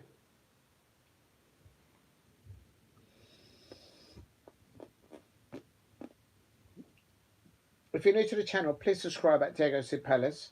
I'm trying to get to 2,000 subscribers, and I'm also trying to get to 10 likes on this live stream. Oh, nicely done by Lazio! Oh, how did he not feed the ball through? Lazio. What lovely footwork there by Zaccagni and Mancini there. And what lovely footwork there. Speed of footwork there. This is got to be a positive for Lazio. They are beginning to become awake in this match in respect to the offensive priors, and it's switching the ball now. Lazio to the right hand side. Malicic, Mancini heads away from Roma. Ball whipped in again. Oh, header back. That has to be a goal. Oh, come on. I'm sorry, but Lazio, how did you not pull one back there? Let me have a look at this. Chowner, how did you miss? Oh, he slipped. Did he slip? Oh, no. I mean, that's terrible. That's just basic football. No, it's not meant to be for Lazio today. For me, Lazio should have pulled at least a goal back. Please help me get to 10 likes if you can. If you're new to the channel, please subscribe at Diego C. Palace if you're new. I just don't know how to change the it won't let me do it on Studio. It doesn't show up the live feed that I'm on the other iPhone. I don't know why.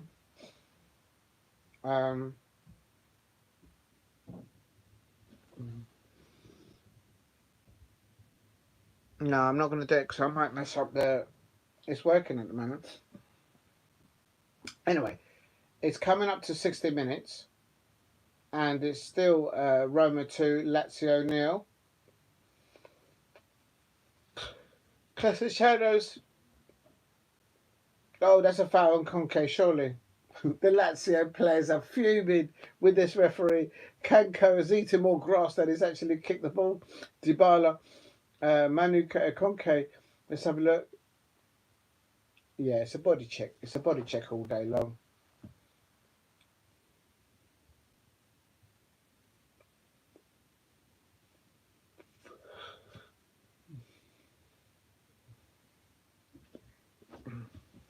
Right, let's have a look.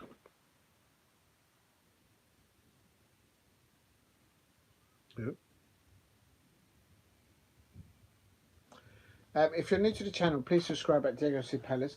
Trying to get to 2,000 subscribers and also trying to get 10 likes on this live stream. So if you can get that, that would be amazing.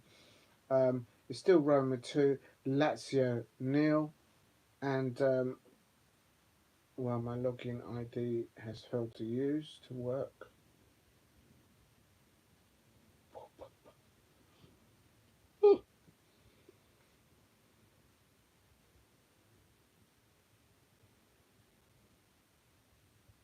Here we go. If you're new to the channel, please subscribe at Diego C. Palace. It is still Roma 2, 61 minutes. Roma Conke down and the ball forward 2 now, but Dybala can't get to that. I think it might have been offside actually, but I think wrong choice of option there forward for Roma, and I haven't said that very much in this fixture between Roma versus Lazio, but Roma very dominant in the first half. Roma have come out, Lazio have come out more determined with the holding of the ball and the press of the ball, attacking wise.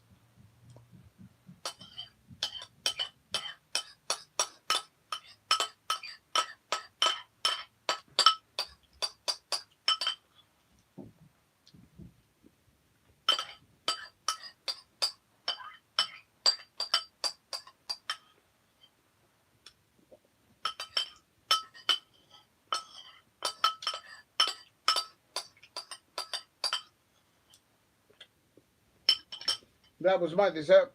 Remember, you can eat and you can drink while you watch your football. It's not just a drink along. It's not just an eat along. It's a watch along of football as well. Real talk. Cheers to everyone out there. Where's I left my drink downstairs. No, there am I.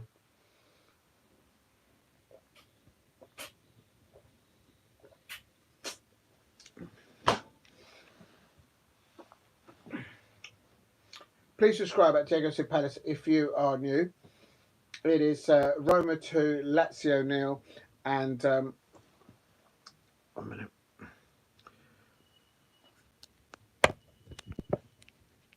quite frankly, Roma have kept a clean sheet in the recent um,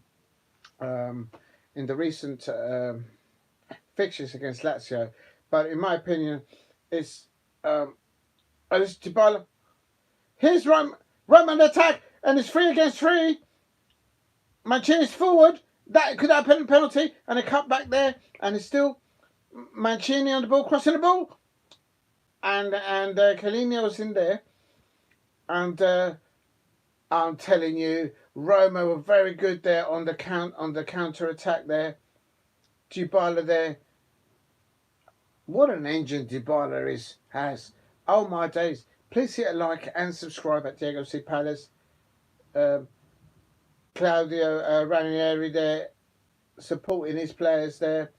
And if you're new to the channel, please subscribe at Diego C. Palace if you're new. It's a corner for Roma here on 64 minutes. 10 seconds. Guendouzi there. It's against Mancini there.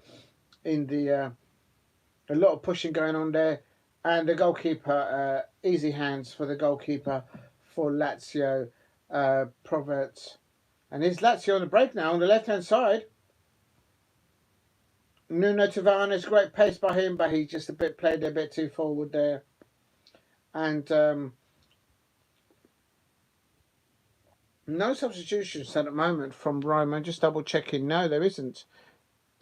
Fresh legs for Roma players, but this is what I mean. Tinkerbell is no longer Tinkerbell Claudio Ranieri, aka Claudio Ranieri. The Tinkerbell now is Maresca, the new Chelsea manager. Real talk. Ask the Chelsea fans. And here is Lazio on the left hand side. Zaccagni, Guendouzi, and Chowdy back heel. And somebody asked why he didn't take a charge shot. Why didn't he hit himself? He tried to do a clever heel back. What a lovely little ball by Guendouzi. He tried to do a cutback, but there was no Lazio players there at all. Unbelievable scenes. And there is a player down with cramp there, Pellegrini there.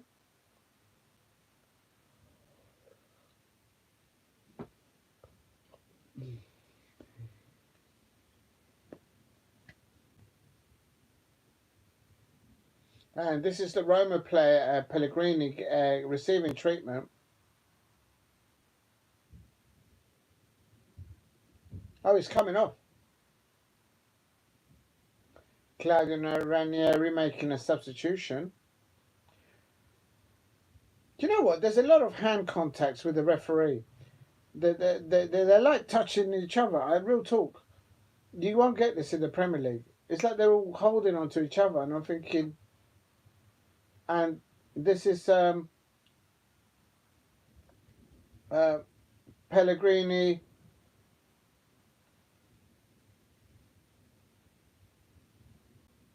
Double substitution by Roma, by Claudio Ranieri, Pellegrini, and Salamanca's coming off. And going on is Pisilli and Shawari. Oh, another. Yeah, what a shift Salamanca's put in. That's another player there. If you're a Chelsea fan or a Manchester United fan, check out Dybala and Salamanca. If you're needing players. Real talk. Please hit a like and subscribe at Diego C. Palace. It is Roma 2, Lazio 0. And a corner in for Lazio. And the keeper gets it. And that's on 67 minutes. Horrible way the players landed there. One of them landed literally nearly on the goalie. Heading. Yeah, the goalkeeper's got to grab that. But the Lazio player actually landing with his leg up in the air, literally, and he landed on his back.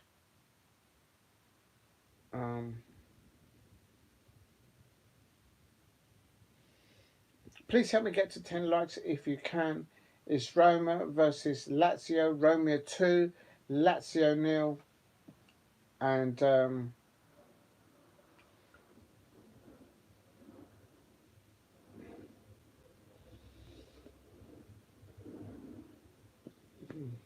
Salamanca there, I believe, linked to um, Manchester City. I'm not surprised. Real talk. I'm getting a bit too comfortable here. Please hit like and subscribe at Diego C Palace if you are new. Coming up to the 70-minute mark. I'm on 68 minutes and a half. Double substitution just taken place by Roma. Salamanca came off and he was a goal provider and a goal scorer in the first half for Claudio Ranieri's Roma. Dia Guendouzi on his left it. Castellanos. Still, he's left it. The goalkeeper pushed it on, but no one there in the 6-yard area. Guendouzi gathering the ball for Lazio. Tamares whipping the ball in, but not enough height on the ball.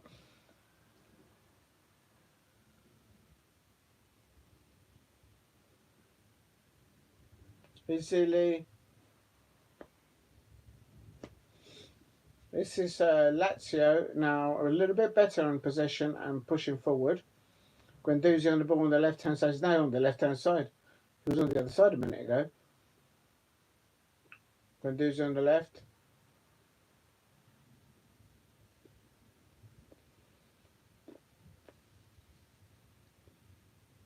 A win here would easily take Roma to creep into the top 10, just in the top 10, whilst Lazio are a top 4 side. But right now, certainly in the first half, it would have been Roma that would have been. And Guendouzi on the ball, and they're not there here. They're trying to walk the ball through the lines in too centrally through Roma and Lazio. You're not going to be able to do that.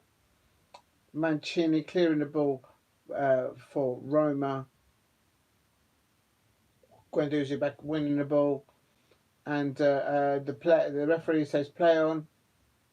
Lilo Tavares, Guendouzi are still arguing with the and he got the ball. Oh, how was that not a goal? And Guendouzi's losing it. Guendouzi's lost it. And Guendouzi's booked. Now a Roma player has been booked, and that's all done by Guendouzi. And now it's kicking off. Now it's all kicking off everywhere. Dybala's got a yellow card for Roma, and it's getting. They're still at it each other. And that all started with Guendouzi, and they're still at it. Guendouzi's gone back for seconds. They're pushing each other in the chest. Unbelievable scenes. Let me go back to it. It was this is where it starts. Guendouzi lands on Manu Conke, and Guendouzi's holding on to Manu Conke, and there's fingers pointed in the faces, and it's all from Guendouzi. Guendouzi was holding on to Manu Conke, and it's all kicking off, absolute kicking off. 2 people got yellow cards there, and this is Lazio here.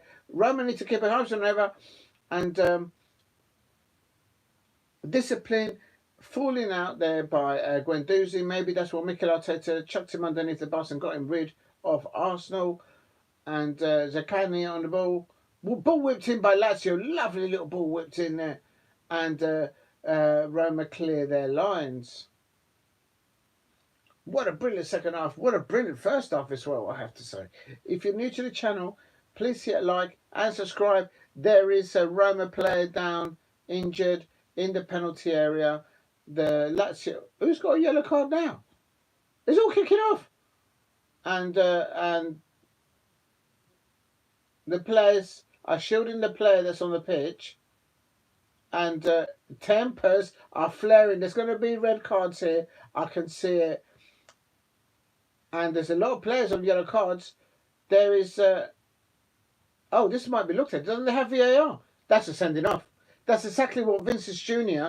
did. That's exactly what Vinicius Jr. Oh, he got a yellow card. He got a yellow card. But that's what Vinicius Jr. did to the goalkeeper in yesterday's watch-along. And Lazio, yellow card there for Dia, who came on as a substitution.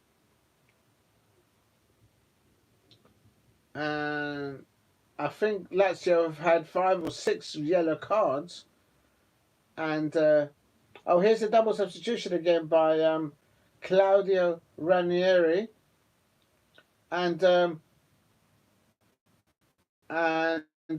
Shibanos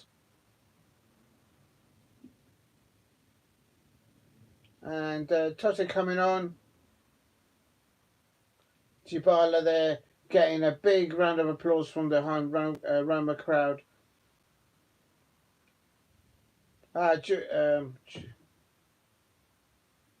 Please hit like and subscribe at Diego C. Palace. Help me get to 10 likes if you can. 73 minutes.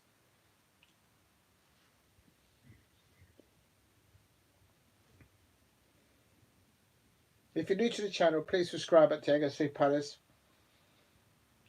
And oh, that's a foul there, surely. How is that not a foul? Oh my God. Now the referee's not giving any fouls to Roma. It's all changed about. And Roma in the ascendancy. Guendouzi on the ball, Guendouzi on the ball. Good tempo for the attacking play from Lazio. But the last third, in the last third, they just can't get anything done here. If they can get a goal in the next few minutes, it's all game on. Even though it'll be it's still 2-1, it will be 2-1. But right now it's a Roma 2, Lazio 0. Please subscribe at Diego C. Palace. This is the second watch along today. The first one was, of course, Liverpool 2, Manchester United 2. Head down. That's a goal. Surely. Oh, no, it's not. Oh, it's not meant to be. I'm sorry. I could have scored that. What is going on there? Lazio fans out there. Guendouzi taking the corner.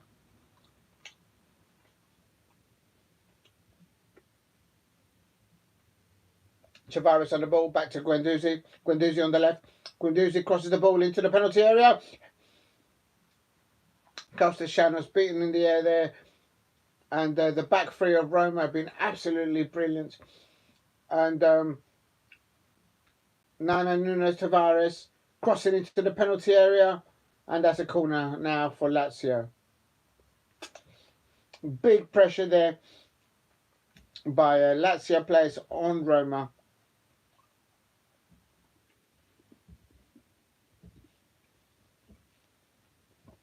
There's still a lot of football in this. 15 minutes of normal time still to go, and thereabouts. Corner coming in for Lazio. Valdansi for Roma clears these lines. And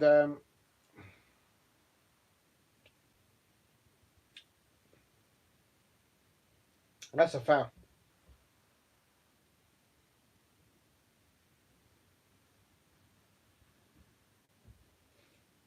Let's have a look at this. The ball comes in to the back post, headed down. Oh, you got to score, mate. You got to score. Then whip your ball. Why are you taking an extra step? The moment the ball's loose, just go with it. Terrible from Lazio there. It's still 0 to them. Roma 2, Lazio 0. And that's a foul, surely. Oh, the referee points forward. Oh, and the Roma player falls down, but he carries on playing. Paredes for Roma. Di Zilli for Roma. Brilliant switch play by Roma. Juwari on the left, on the right hand side, cross it in, but tidied up by Hila oh, that's a foul. That's a terrible tackle. Yellow card for Paredes. Tempers are flying here. Paredes just chopped his leg off. That's now, I think, 5 cards to Lazio and Roma. Quite frankly, he could have had one earlier on. That's a terrible tackle. It's basically the last standing leg there, but there's another foul there. And there's another foul before that with Angelino and somebody else there. Please hit a like and subscribe at Diego C. Palace.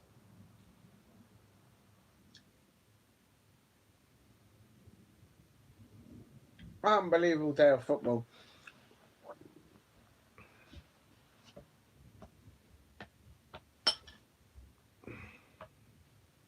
Oh no, I'm losing the live stream. It's getting the last of the.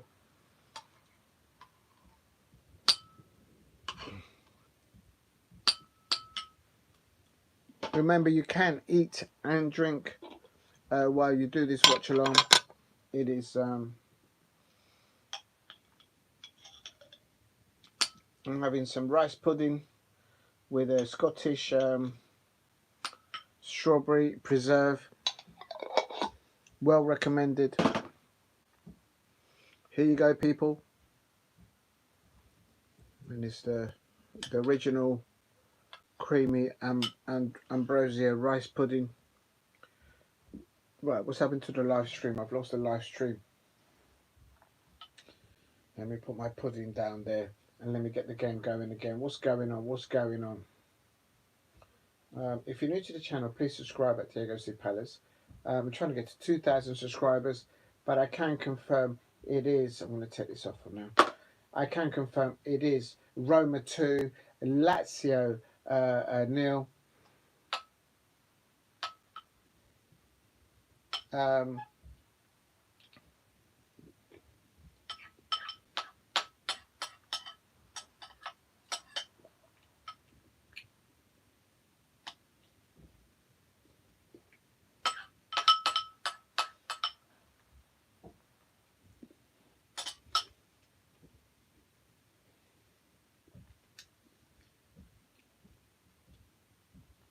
I mean, it's kind of a historical season for Lazio. They've won 11 games thus far in La Liga. Perhaps they've already got to their top levels this season, and now they're coming down the other side. With Guendouzi on the side, just to name a few, and but now against Roma, I mean Claudio and Ranieri has transformed his first starting 11 with Salamanca and also Dybala for Roma. Claudio Ranieri have made them unplayable, literally unplayable. I'm not surprised that some of them have been linked to Manchester City and other Premier League clubs.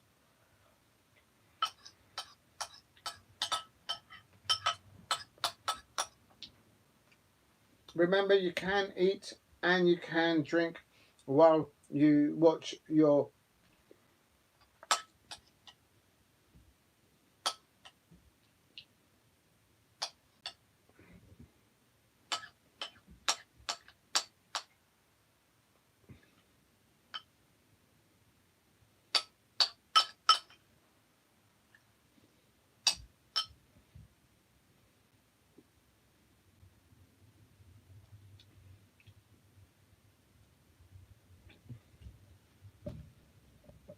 please subscribe at Diego C. Palace if you're new. This is a watch along of Roma versus Lazio's Roma 2, Lazio 0. Claudio Ranieri has unlocked Dybala, Salamanca, to name a few, Pellegrini as well. But Lazio, who have had a very good Serie A season, winning, I think, a record 11 games. They're trying to get a goal back, but to no avail. They've had opportunities, but on the last third, Lazio have been found wanted. They're trying to play the ball through the Claudio Ranieri's central two midfielders in the pivot and the defenders at the back. And for me, it's never worked, and it hasn't worked for Lazio. But there's a lot of it's a massive game between Roma and Lazio Roma as well. But Roma well deserved the 2-0 lead in the first half. In the second half, Lazio have come out with more intensity to their approach of attacking play. Their two midfielders in the pivot have not been playing too deeply. Ndika clearing the ball there. Now Lazio are trying to press the ball. Oh, there's a player down injured or something's happened. The goalkeeper. What's happened to the goalkeeper? Oh, no, it's kicking off. Castellanos. It was an off the ball incident between the goalkeeper and somebody else. It's off. So Let's have a look. Let's have a look. Yeah, the Lazio player just came and just pushed the Lazio player, the Lazio keeper. But the thing is, the Lazio player, he's already on a yellow card, so he needs to be careful. Please help me get to 10 likes if you are new. Um, also trying to get to 2,000 subscribers. It's Roma 2, Lazio 0. And make sure you eat and drink. I'm having my what's left of my rice pudding with Scottish strawberry um, jam. And player of the match, they're going out for Silva, Conke, Salamanca, Conke, Pellegrini. Nah, I'm going for Djibali. And he hasn't even scored. There's a lot of smoke on the pitch. It's got to come from the flares from Roma. But I can't believe that that's very healthy for the players. Because you try and run for 90 minutes and then someone lights a flare with all the chemicals that are exerted from that and you starting to take that into your lungs. That can't be a good thing. Guendouzi on the ball. I expected this to be a 1-1 and a lot of red cards and yellow cards. That was my prediction. But Lazio just have not. They've missed about three good opportunities, and they just haven't been at the races in the last third, quite frankly. If you're new to the channel, please subscribe at Diego C. Palace. It is Roma 2, Lazio 0. Earlier on, I did the watch along for Liverpool 2, Manchester United 2. What a transformation. What a brilliant, what a brave performance there by Ruben Amorim, being the first Premier League manager to go to Anfield and play three at the back. And look how they did well against Liverpool. This is a Manchester United side that is 1 point off my Crystal Palace at the bottom of the Premier League. And I have to say, real talk, Arne Slot was found out. Because when Liverpool equalised, he was about to take the Cody Gakpo off. And he has no shame. He was celebrating like what a masterstroke that he has done. And quite frankly, he lost control of that match. And as the Liverpool manager. But here, Claudio Ranieri is doing absolute bits. The goalkeeper punches the Lazio player in the back of the head. And the Lazio player then gives him a little nudge back. And you can tell that the players have left everything on the pitch because you can see them all trying to seize up now. Please help me get to 10 likes if you can. And it's I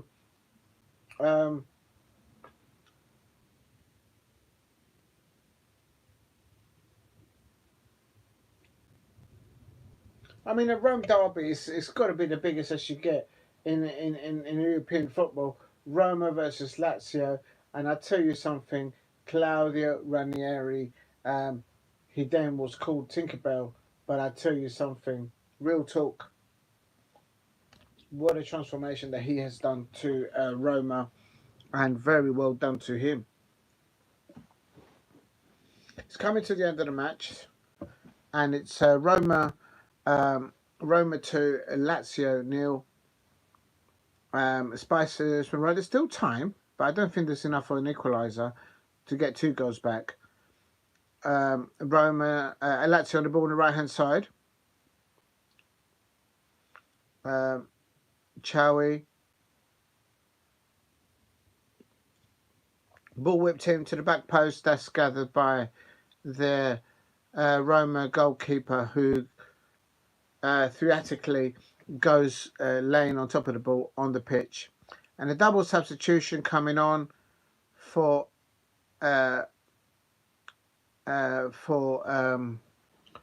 Lazio. There's a Pellegrini actually playing for Lazio. And the Lazio fans are not happy with this substitution. Noselli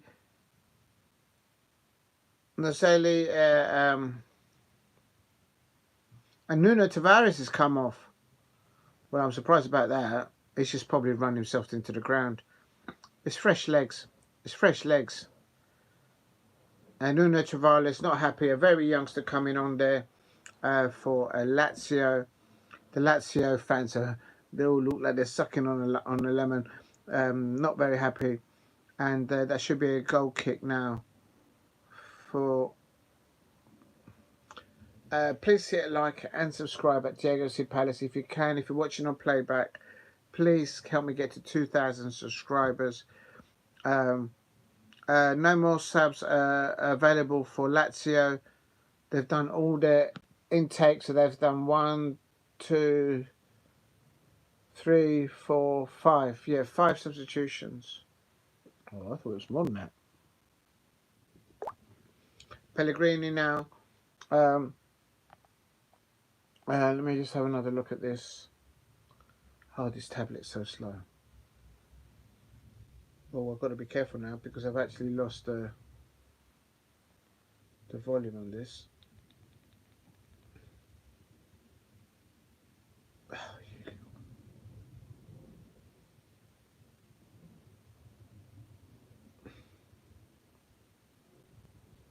Here we go. It's still.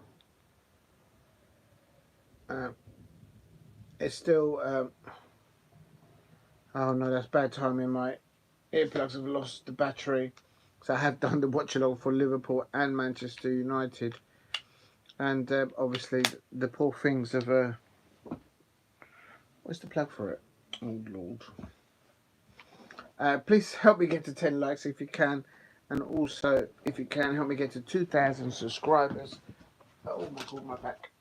Oh, I hope I haven't dropped the phone there. I'm going to try and plug this in down here. I've got another socket free here. Oh yes, I've got one left. Just going to charge the headphone pieces one more. Not going to panic because it's coming to the end of the match. I can't see Lazio. 5 minutes of additional extra time to play. It's Roma 2, Lazio 0. And I will hopefully later on put the lineups for Roma and Lazio. I did so for Manchester United versus. Oh, there's a foul there on the Roma player. Is he going to get sent off? And let's have another look. I don't think that was a foul. I think he just fell over himself. I tell you what, the Lazio play. You know what? These referee and these players, they like to go face to face with each other. And I know it's a derby between Roma and Lazio, but I tell you something. It's another. I don't know if anyone has got a yellow card. There's been so many yellow cards. I've actually lost count. I think it's. Let me have a look. Substitutions for Lazio's 1, 2, 3, 4, 5. Yeah, that's what they're allowed. And here's a free kick about I would say about 18 yards outside the penalty area of Lazio. Ball comes in, and the keeper for Lazio gathers in the ball. Very good. That's Providel. And there's they're chilling up. They're fighting. Someone's been pushed in the face, and it's all kicked off on touchline. Everyone's pushed in the dugout there. It's all kicking off. It's all absolute scenes. It's absolutely kicking off there on the touchline. There, everyone is grabbing everyone. I don't think this match will even ever finish. Oh, there's pushing. I think someone's pushed over some of the coaching staff. It's all kicking off. It is absolute scenes there. Unbelievable. What is going on here? It is absolute scenes. I'm doing screenshots of this because it's all going to be on the media tomorrow, and players are holding on to each other. They're pushing each other off. Guendouzi, no surprises in the middle of it all. The camera's bird's eye view of everything. There was a few eye blows, maybe a few low kicks there. what's going on there. Absolute scenes. Some of the Lazio players are absolutely enraged at the behaviour of the referee. I expect there'll be more yellow cards and possibly a red card here. And it just calls it. Look, the match is finished, mate. You're in additional extra working time. Just it's over. What's the point of getting sent off now? You're not going to make any difference to the scoreline. What you are going to do is make yourself not available for selection down the line, I expect. And it's absolute scenes. It's all kicking off. And um, I saw some people fall over there because of all the argy-bargy. The referee there is being spoken to. He's going to hand a red card. He's going to a different pocket now. He's getting a different card. He's going to give a red card to somebody. He's taking out the red card and he's going to give it to a Lazio player. He gives it to a Lazio player. I can't see who it is. It's too far away. Red card for Castaños. So I'm not surprised to see a red. That's a straight red, not a yellow plus added. And there's a yellow card gone to somebody. Oh, it's another red card. I think it's a yellow card to Indica. Yellow card for a Roma player, Indica. And there is a red card now about to be handed out by the referee to somebody else. He's pointed to somebody in the Roma, and it's one of the coaching staff of Claudio Ranieri. I don't know if that's the goalkeeper coach or the chef or the technical coach. It's all kicking off, and this referee is absolutely handing out cards like he's working on a casino black and jack table, and the assistant coach, I think, from Claudio Ranieri, has just been given a straight red card, and he's putting his hands in his pocket. He's not going to put your hands in the pocket now. The Lazio players, and here we go. We actually kick off again. We're in extra time. I got a feeling there's going to be more argy-bargy at the end of this, at the full-time whistle. It's 5 minutes of additional extra time minimal. We're actually gone beyond 5 minutes, but in that we have seen scenes on the touchline where the coaching staff, one of the members coaching staff of Claudio Ranieri, received a red card, and also a red card to one of the Lazio players, Castellanos. He got a red card, and there was a yellow card also for Indica there, the Roma defender. Lazio long ball over the top into the penalty area of Roma. That should be a goal kick. It is a goal kick. No surprise there. This referee's not giving anything to Lazio. I think the Lazio manager, what's his butcher's Baroni, Marco Baroni, he's going to be absolutely fuming with all this shenanigans. He's going to be like Ange Postecoglou at the end of this, saying this is not fair. Real talk. If you are new to the channel, please hit a like and subscribe at Diego C Palace. Help me get to 10 likes if you can. This is the end of the watch along for Roma. It's Roma 2, Lazio 0, and Guendouzi now talking to the referee. He's been in the middle of all the fights nearly, and he's just come away with one yellow card. He's one of those wind-up merchants, I think, and perhaps maybe that's why. But it has finished. It is full time. There is no more fights. The home fans of Roma are celebrating a win over their rivals Lazio, 2-0. Lazio are fourth still in the La Liga. You'd think that they're the ones bad form, but today deservedly Roma has won that. I'll tell you something. I said it to you before, and Guendouzi there, not happy that his side has lost, and Lazio, and Claudio Ranieri there, he didn't get sent off, but one of his coaching staff did, and it's just absolute scenes. If you're new to the channel, please hit like and subscribe at Diego C Palace. I'm surprised there's no further yellow cards because it's Guendouzi there for Lazio, and it's a shame though because Lazio they're on 35 points. Let me have a look at the tables here and quickly round this off because I need to go and have a little rest. And no, Lazio are not on 35 points. What are you talking about? Oh yes, they are. Yeah, they've lost today. Right, so then I can update that. Um, please hit a like and subscribe at Diego C Palace if you are new. Um, and help me get to 10 likes today if you can. If you're watching on playback, please hit a like. I can confirm it's ended Roma 2, Lazio 0, and Roma are up into 10th place, 1-1. They've just won this match over their arch rival, the derby against Lazio, and solid performance by Claudio Ranieri. He's completely unlocked Dybala.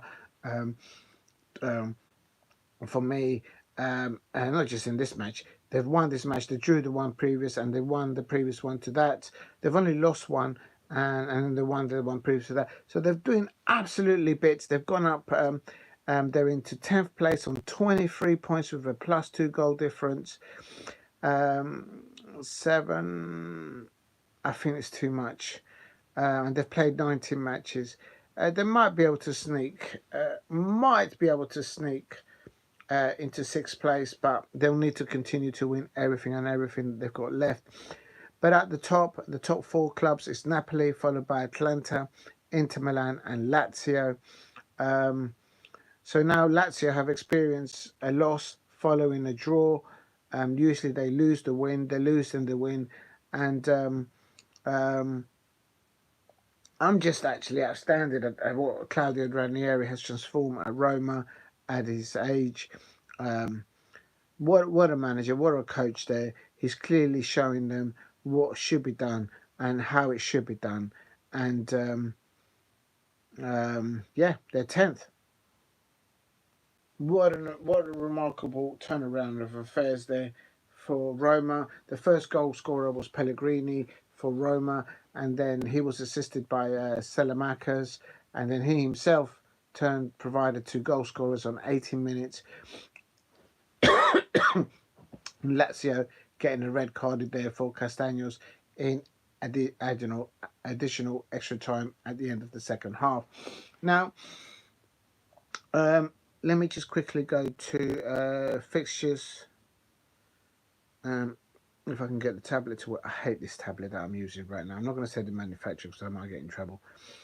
But it's in today, earlier on, it ended Monza 1, Calgary 2, Lecce 0, Genoa 0, Torino 0, Parma 0, Roma 2, Lazio 0. And in the Premier League earlier on, actually, before I go to the Premier League, I'm going to quickly do the results, work it backwards. In the Spanish Copa del Rey, Lecce 0, Las Palmas 0, Orense CF 3, Real Valladolid 2, FC Cartagena 1, Leganes 2,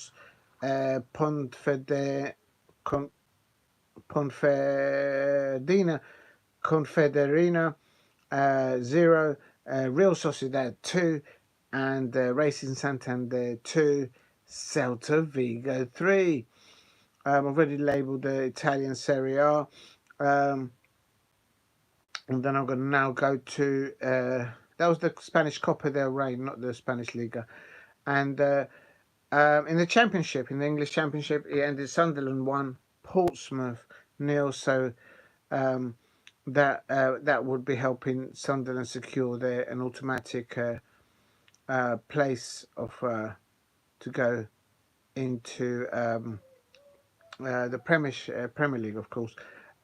Now in the Scottish Premiership, it ended Hibs 3, Rangers 3. Rangers following their cup win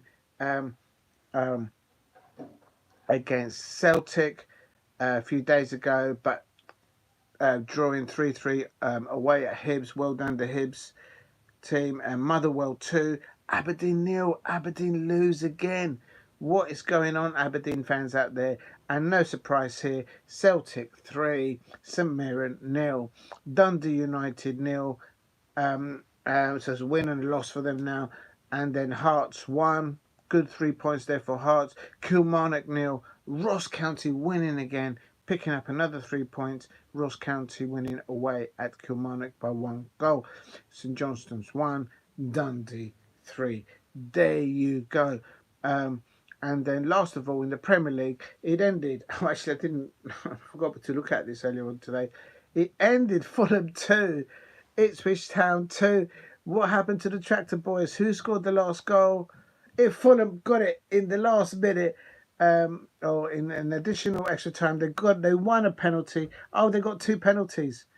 Oh, Ipswich Town. How can you score 2 goals away at a very good Fulham side and concede 2 penalties? Oh, the Tractor Boys. Raul Jimenez scoring both penalties there for Fulham. They're nicking points, but they should have lost it. How Ipswich. And actually, that helps my Palace because obviously, let me just quickly have a butcher at the table there where Fulham and Ipswich Town are on 16. Wolverhampton Wanderers on 16 points too. And my Palace are on 21 points. Manchester United, with their win today, with their draw today at Liverpool at Anfield, they go up to 13th place above West Ham, who are also on 23 points, but they're up into 13th place because of a goal difference. West Ham have a minus 15 goal difference, and Manchester United have a minus 5 goal difference. But Crystal Palace are on 21. So if we win the next match and Manchester United then drop points, we should go above them. And West Ham United, with Tottenham Hotspur only 1 point away from our reach. My target is for Crystal Palace to finish above Brighton, Hove and Albion. But then those Arsenal fans, complete bottle jobs, a lot of them. Arsenal fans, I never ask anything off you lot, and you go and bottle it. I mean, come on. What are you like? How can you not win away at Brighton? We did. It was a walk in the park for us. Liverpool having drawn today at home to Manchester United, Liverpool 2, Manchester United 2. They are now still in first position at the top of the Premier League, but only 6 points ahead of Arsenal, but with a game in hand. Nottingham Forest still to play. They're on 19 played, and they've got Everton to play. Oh, no, it's Wolves. Actually, I don't know, actually. Let me just look at the fixtures, because I think that might be, I presume, tomorrow. This tablet is so slow. I don't want to say the manufacturer, but just that's why I always buy Apple, because you don't have all these slow things. It just takes forever to, whatever you want to select, it's like, loading. Jesus. Yeah, tomorrow is Wolverhampton Wanderers versus Nottingham Forest at 8 p.m. Somebody asked if I was going to do the watch along for that. I might do. Tuesday, it is Chelsea versus FC Bournemouth, Brentford. We've got someone on. Yes, on Wednesday. I thought so. It's Leicester City away. I knew it. And then on Saturday we're away at West Ham as well again. If you're new to the channel, please subscribe. Oh no, Manchester United fans, you lot have got Brighton, Hove and Albion next Sunday. Please don't lose points against Brighton. We beat Brighton there easily. You guys got to do it. And like Arsenal fans, they can't do it. I know they're at home. I take it back. Manchester United are at home at Old Trafford versus Brighton next Sunday. So if there's any Manchester United fans out there, please don't bottle it against Brighton next weekend on a Sunday. And the Monday fixture week on Mondays, Chelsea versus Wolves. Why did they get an extra day's rest? Unbelievable. And then Oh, I see. Yeah. Right. I'm gonna call it a day. I have no idea how long I've been streaming. Um, it's been from the start of the Premier League fixture of Liverpool versus Manchester United, and that ended 2-2, and the Roma versus Lazio, that ended Roma 2, Lazio nil. Um, I just want to see anything else. Yeah, I might do the watch along for tomorrow. It depends if I'm not on the road. If I'm on the road, well, obviously I can't do it because you can't multitask with different things. And it's let me just double check everything else. Um, I've got let me just have a look at this. Turn this down. Um, big up to everyone in the chat. And oh, thank you very much. I think I've got to 9 likes or 8 likes. Thank you very much. That means a lot. If you're watching on playback, please subscribe at Diego C. Palace. Thank you very much. If you can hit a few likes, help me get to 10 likes for this live stream. And absolute scenes here. What a match today between Manchester United versus away at Liverpool at Anfield. And let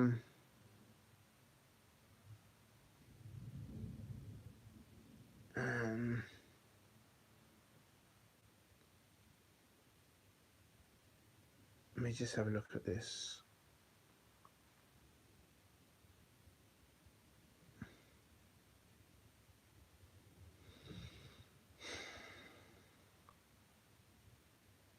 Yes, I can confirm on the Premier League. It's not finished yet because tomorrow there is a fixture. So overall, I'm just going to end it on this to round it off. Match week 20, Saturday the 4th of January to the Monday the 6th of January. Actually, I'm going to save this one. He ended Tottenham Hotspur 1, Newcastle United 2, Bournemouth 1, Everton 0, Aston Villa 2, Leicester City 1, Crystal Palace 1, Chelsea 1, up the Palace, my lucky scarf and my lucky hat. Thank you to Doogie Freeman for the selfie at Selhurst Park. What a gentleman, what a legend of Crystal Palace. Thank you very much, Mr. Doogie Freeman. It also ended Manchester City 4, West Ham United 1, Southampton 0, Brentford 5, Brighton 1, Arsenal fans and Arsenal players 1. Arsenal fans, come on. How did you not get an away 3 points there? Unbelievable. Against Brighton. That ended 1-1. Fulham 2, Ipswich 2. That was today, Sunday. And just before the Roma Lazio watch along, it ended Liverpool 2, Manchester United 2. Trent Alexander-Arnold, in my opinion, was terrible during the match. He wasn't the only one at Liverpool, but he was pound for pound the worst player there for Liverpool, in my opinion. I think this link to Real Madrid has completely unsettled him, and if anyone thinks there isn't, I think it has. And at the end of the match, he gave the handshake to Arnold Slot, a little sort of little tap, like a mini hug, but there was no eye contact between both player and manager, man to man. It was like, yeah, all right, let's just do it because the cameras are looking at us. I think his days are numbered. Liverpool fans will be very frustrated. Not the fact that he's moving on to new pastures, but it's the way he's trying to perhaps manufacture a move away from Liverpool to none other than Los Blancos, Los Galácticos, La Real Madrid. And Liverpool fans have still got open wounds about what has been inflicted to them by Real Madrid fans and Real Madrid players. Quite frankly, as an outsider looking in, I think Liverpool could have had at least 3 more Champions League Cups had it not been for Real Madrid and dodgy refereeing decisions in those finals, I have to say. Now, Manchester United, Ruben Amorim going there playing 3 at the back at Anfield. Is the first manager to go to Anfield this season against Arnold Slot and having the audacity, the bollocks, the cojones to play 3 at the back with wingers, although sometimes in transition on defensive mode, they did have literally 5 along the penalty line in the back. But very well, 2 point deserved by Manchester United. They nearly nicked it at the end. Maguire, I think there was a lot of man of the match performances. Maguire was one, I think, for Manchester United. Onana played very well. He didn't do any mistakes. Very good point blank saves as well to prevent Liverpool getting any more goals. Bruno Fernandes was absolutely. He had Trent Alexander-Arnold is still in his pocket, and he's probably still got him as he travels away from Anfield. And McAllister for Liverpool had Trent Alexander-Arnold in his pocket as well. They probably still have. And Kobe Mainoo, I think, also had a very good match. Yeah, so and the goal scorers for both teams deserves the goal scoring opportunities that they took. But I have to say, I think Ruben Amorim, with the formation that he took to Anfield today, has shown to everybody out there that Slot is a manager that has not built anything. He's had everything put on a silver platter for him. And unlike Oliver Glasner at Crystal Palace, he's had to do it the hard way. Let's just put it that way mildly. So Arne Slot, I think, has been found out. I think the man of the match between Liverpool and Manchester United is actually not a football player on the pitch or on the bench. It's Ruben Amorim and his tactics. Because, quite frankly, Manchester United dropped 2 points today. They could have got the 3 points, and the Liverpool players and the Liverpool fans know that that's the case. But he ended Liverpool 2, Manchester United 2, and because of that, and because the way they got that point, I'm giving man of the match performance to Manchester United manager Ruben Amorim. Never given a performance of the match to a manager, never. But on this instance, it goes down to him. Real talk. Arne Slot, he's been found out today. Real talk. Real talk. Right. Thank you very much for watching. I want to wish everyone a pleasant evening, and thank you very much everyone in the chat who has contributed, live chat, and big up to Semiloco, and also to Steve RFC, to Paul Brady. Thank you very much for dropping in earlier on. Lewis Gaming Channel, Clary Ranieri, the master, he says, big up to you. And also big up to Steve RFC. I've had to remove someone permanently from the chat because it was just ridiculous what he was trying to do. And, or she, I don't know what it was. And big up to Alex SR7. Thank you very much for dropping in. Absolute legend there. Also, a massive thank you to Gamo, or Lamo, I forgot his name. Let me see if I can. Oh, yeah, Ajita Majian, thank you very much for dropping in. United will get relegated this season. He's not a Manchester United fan. Oh, what are these football fans like? Right, I'll leave it on that. I don't think Manchester United will get relegated. They've got a very good manager, and mind you, if their football fan base keep throwing him underneath the bus, who knows what will happen. Right. Thank you very much, anyone else out there watching. Please stay safe, and thank you for getting me to 8 or 9 likes. And if you are new to the channel, please subscribe at Diego C. Palace. Trying to get to 2,000 subscribers. What a Sunday of match day football, where earlier on it ended Liverpool 2, Manchester United 2. I've done a post-match response to that after the match finishes, so if you want to play back for that and listen to what I said in respect to McAllister's, Virgil van Dijk's, Bruno Fernandes and Arnold Slot post-match comment, I've done that on this live stream live, and feel free to go and watch it back. And I've also done a watch along, and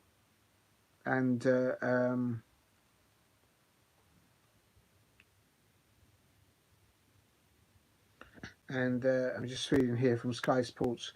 Gary Neville is saying, I know more than you. Karen Neville, Studridge, Keane debate on the Trent Alexander-Arnold debate. The Trent Alexander-Arnold debate, in my opinion, is this is where Arnold Slot has been found out today, because he threw Trent Alexander-Arnold underneath the bus after the post-match commentary. In my opinion, match. He also blamed Gravenberch for not being close enough to Trent Alexander-Arnold. And this is a time to protect your players, but they're not really his players, because he hasn't built anything at Liverpool.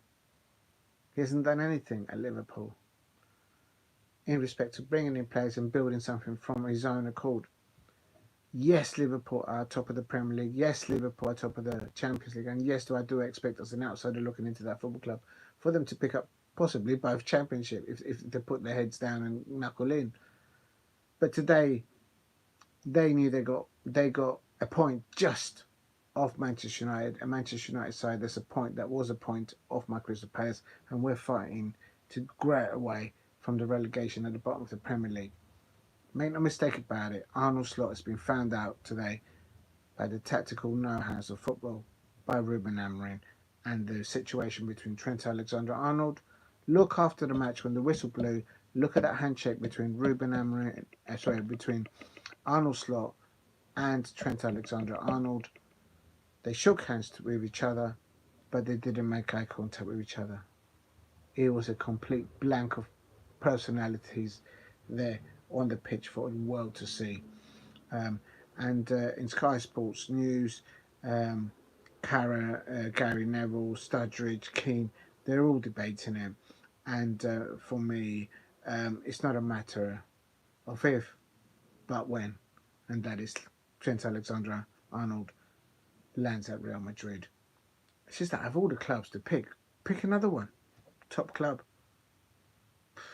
They've won next to everything recently, so it is what it is. Right. Thank you very much for watching. Please hit a like and subscribe at Diego C. Palace. Help me get to 10 likes if you can. And I'm going to call it quits. Thank you very much for everyone in the chat. And if there's anybody watching on playback, please subscribe at Diego C. Palace and drop a like. Thank you for watching. And now I know I had to end it. Yesterday I couldn't end the live chat. It's up here. It's just that the glass is broke on this phone. So it couldn't do it. Thank you for watching. Stay safe, everyone. Keep warm. Stay safe in this bad weather. And tomorrow there's another match, and I'll try and do the watch along for that. But thank you for watching, everyone. Stay safe and take care. Bye-bye.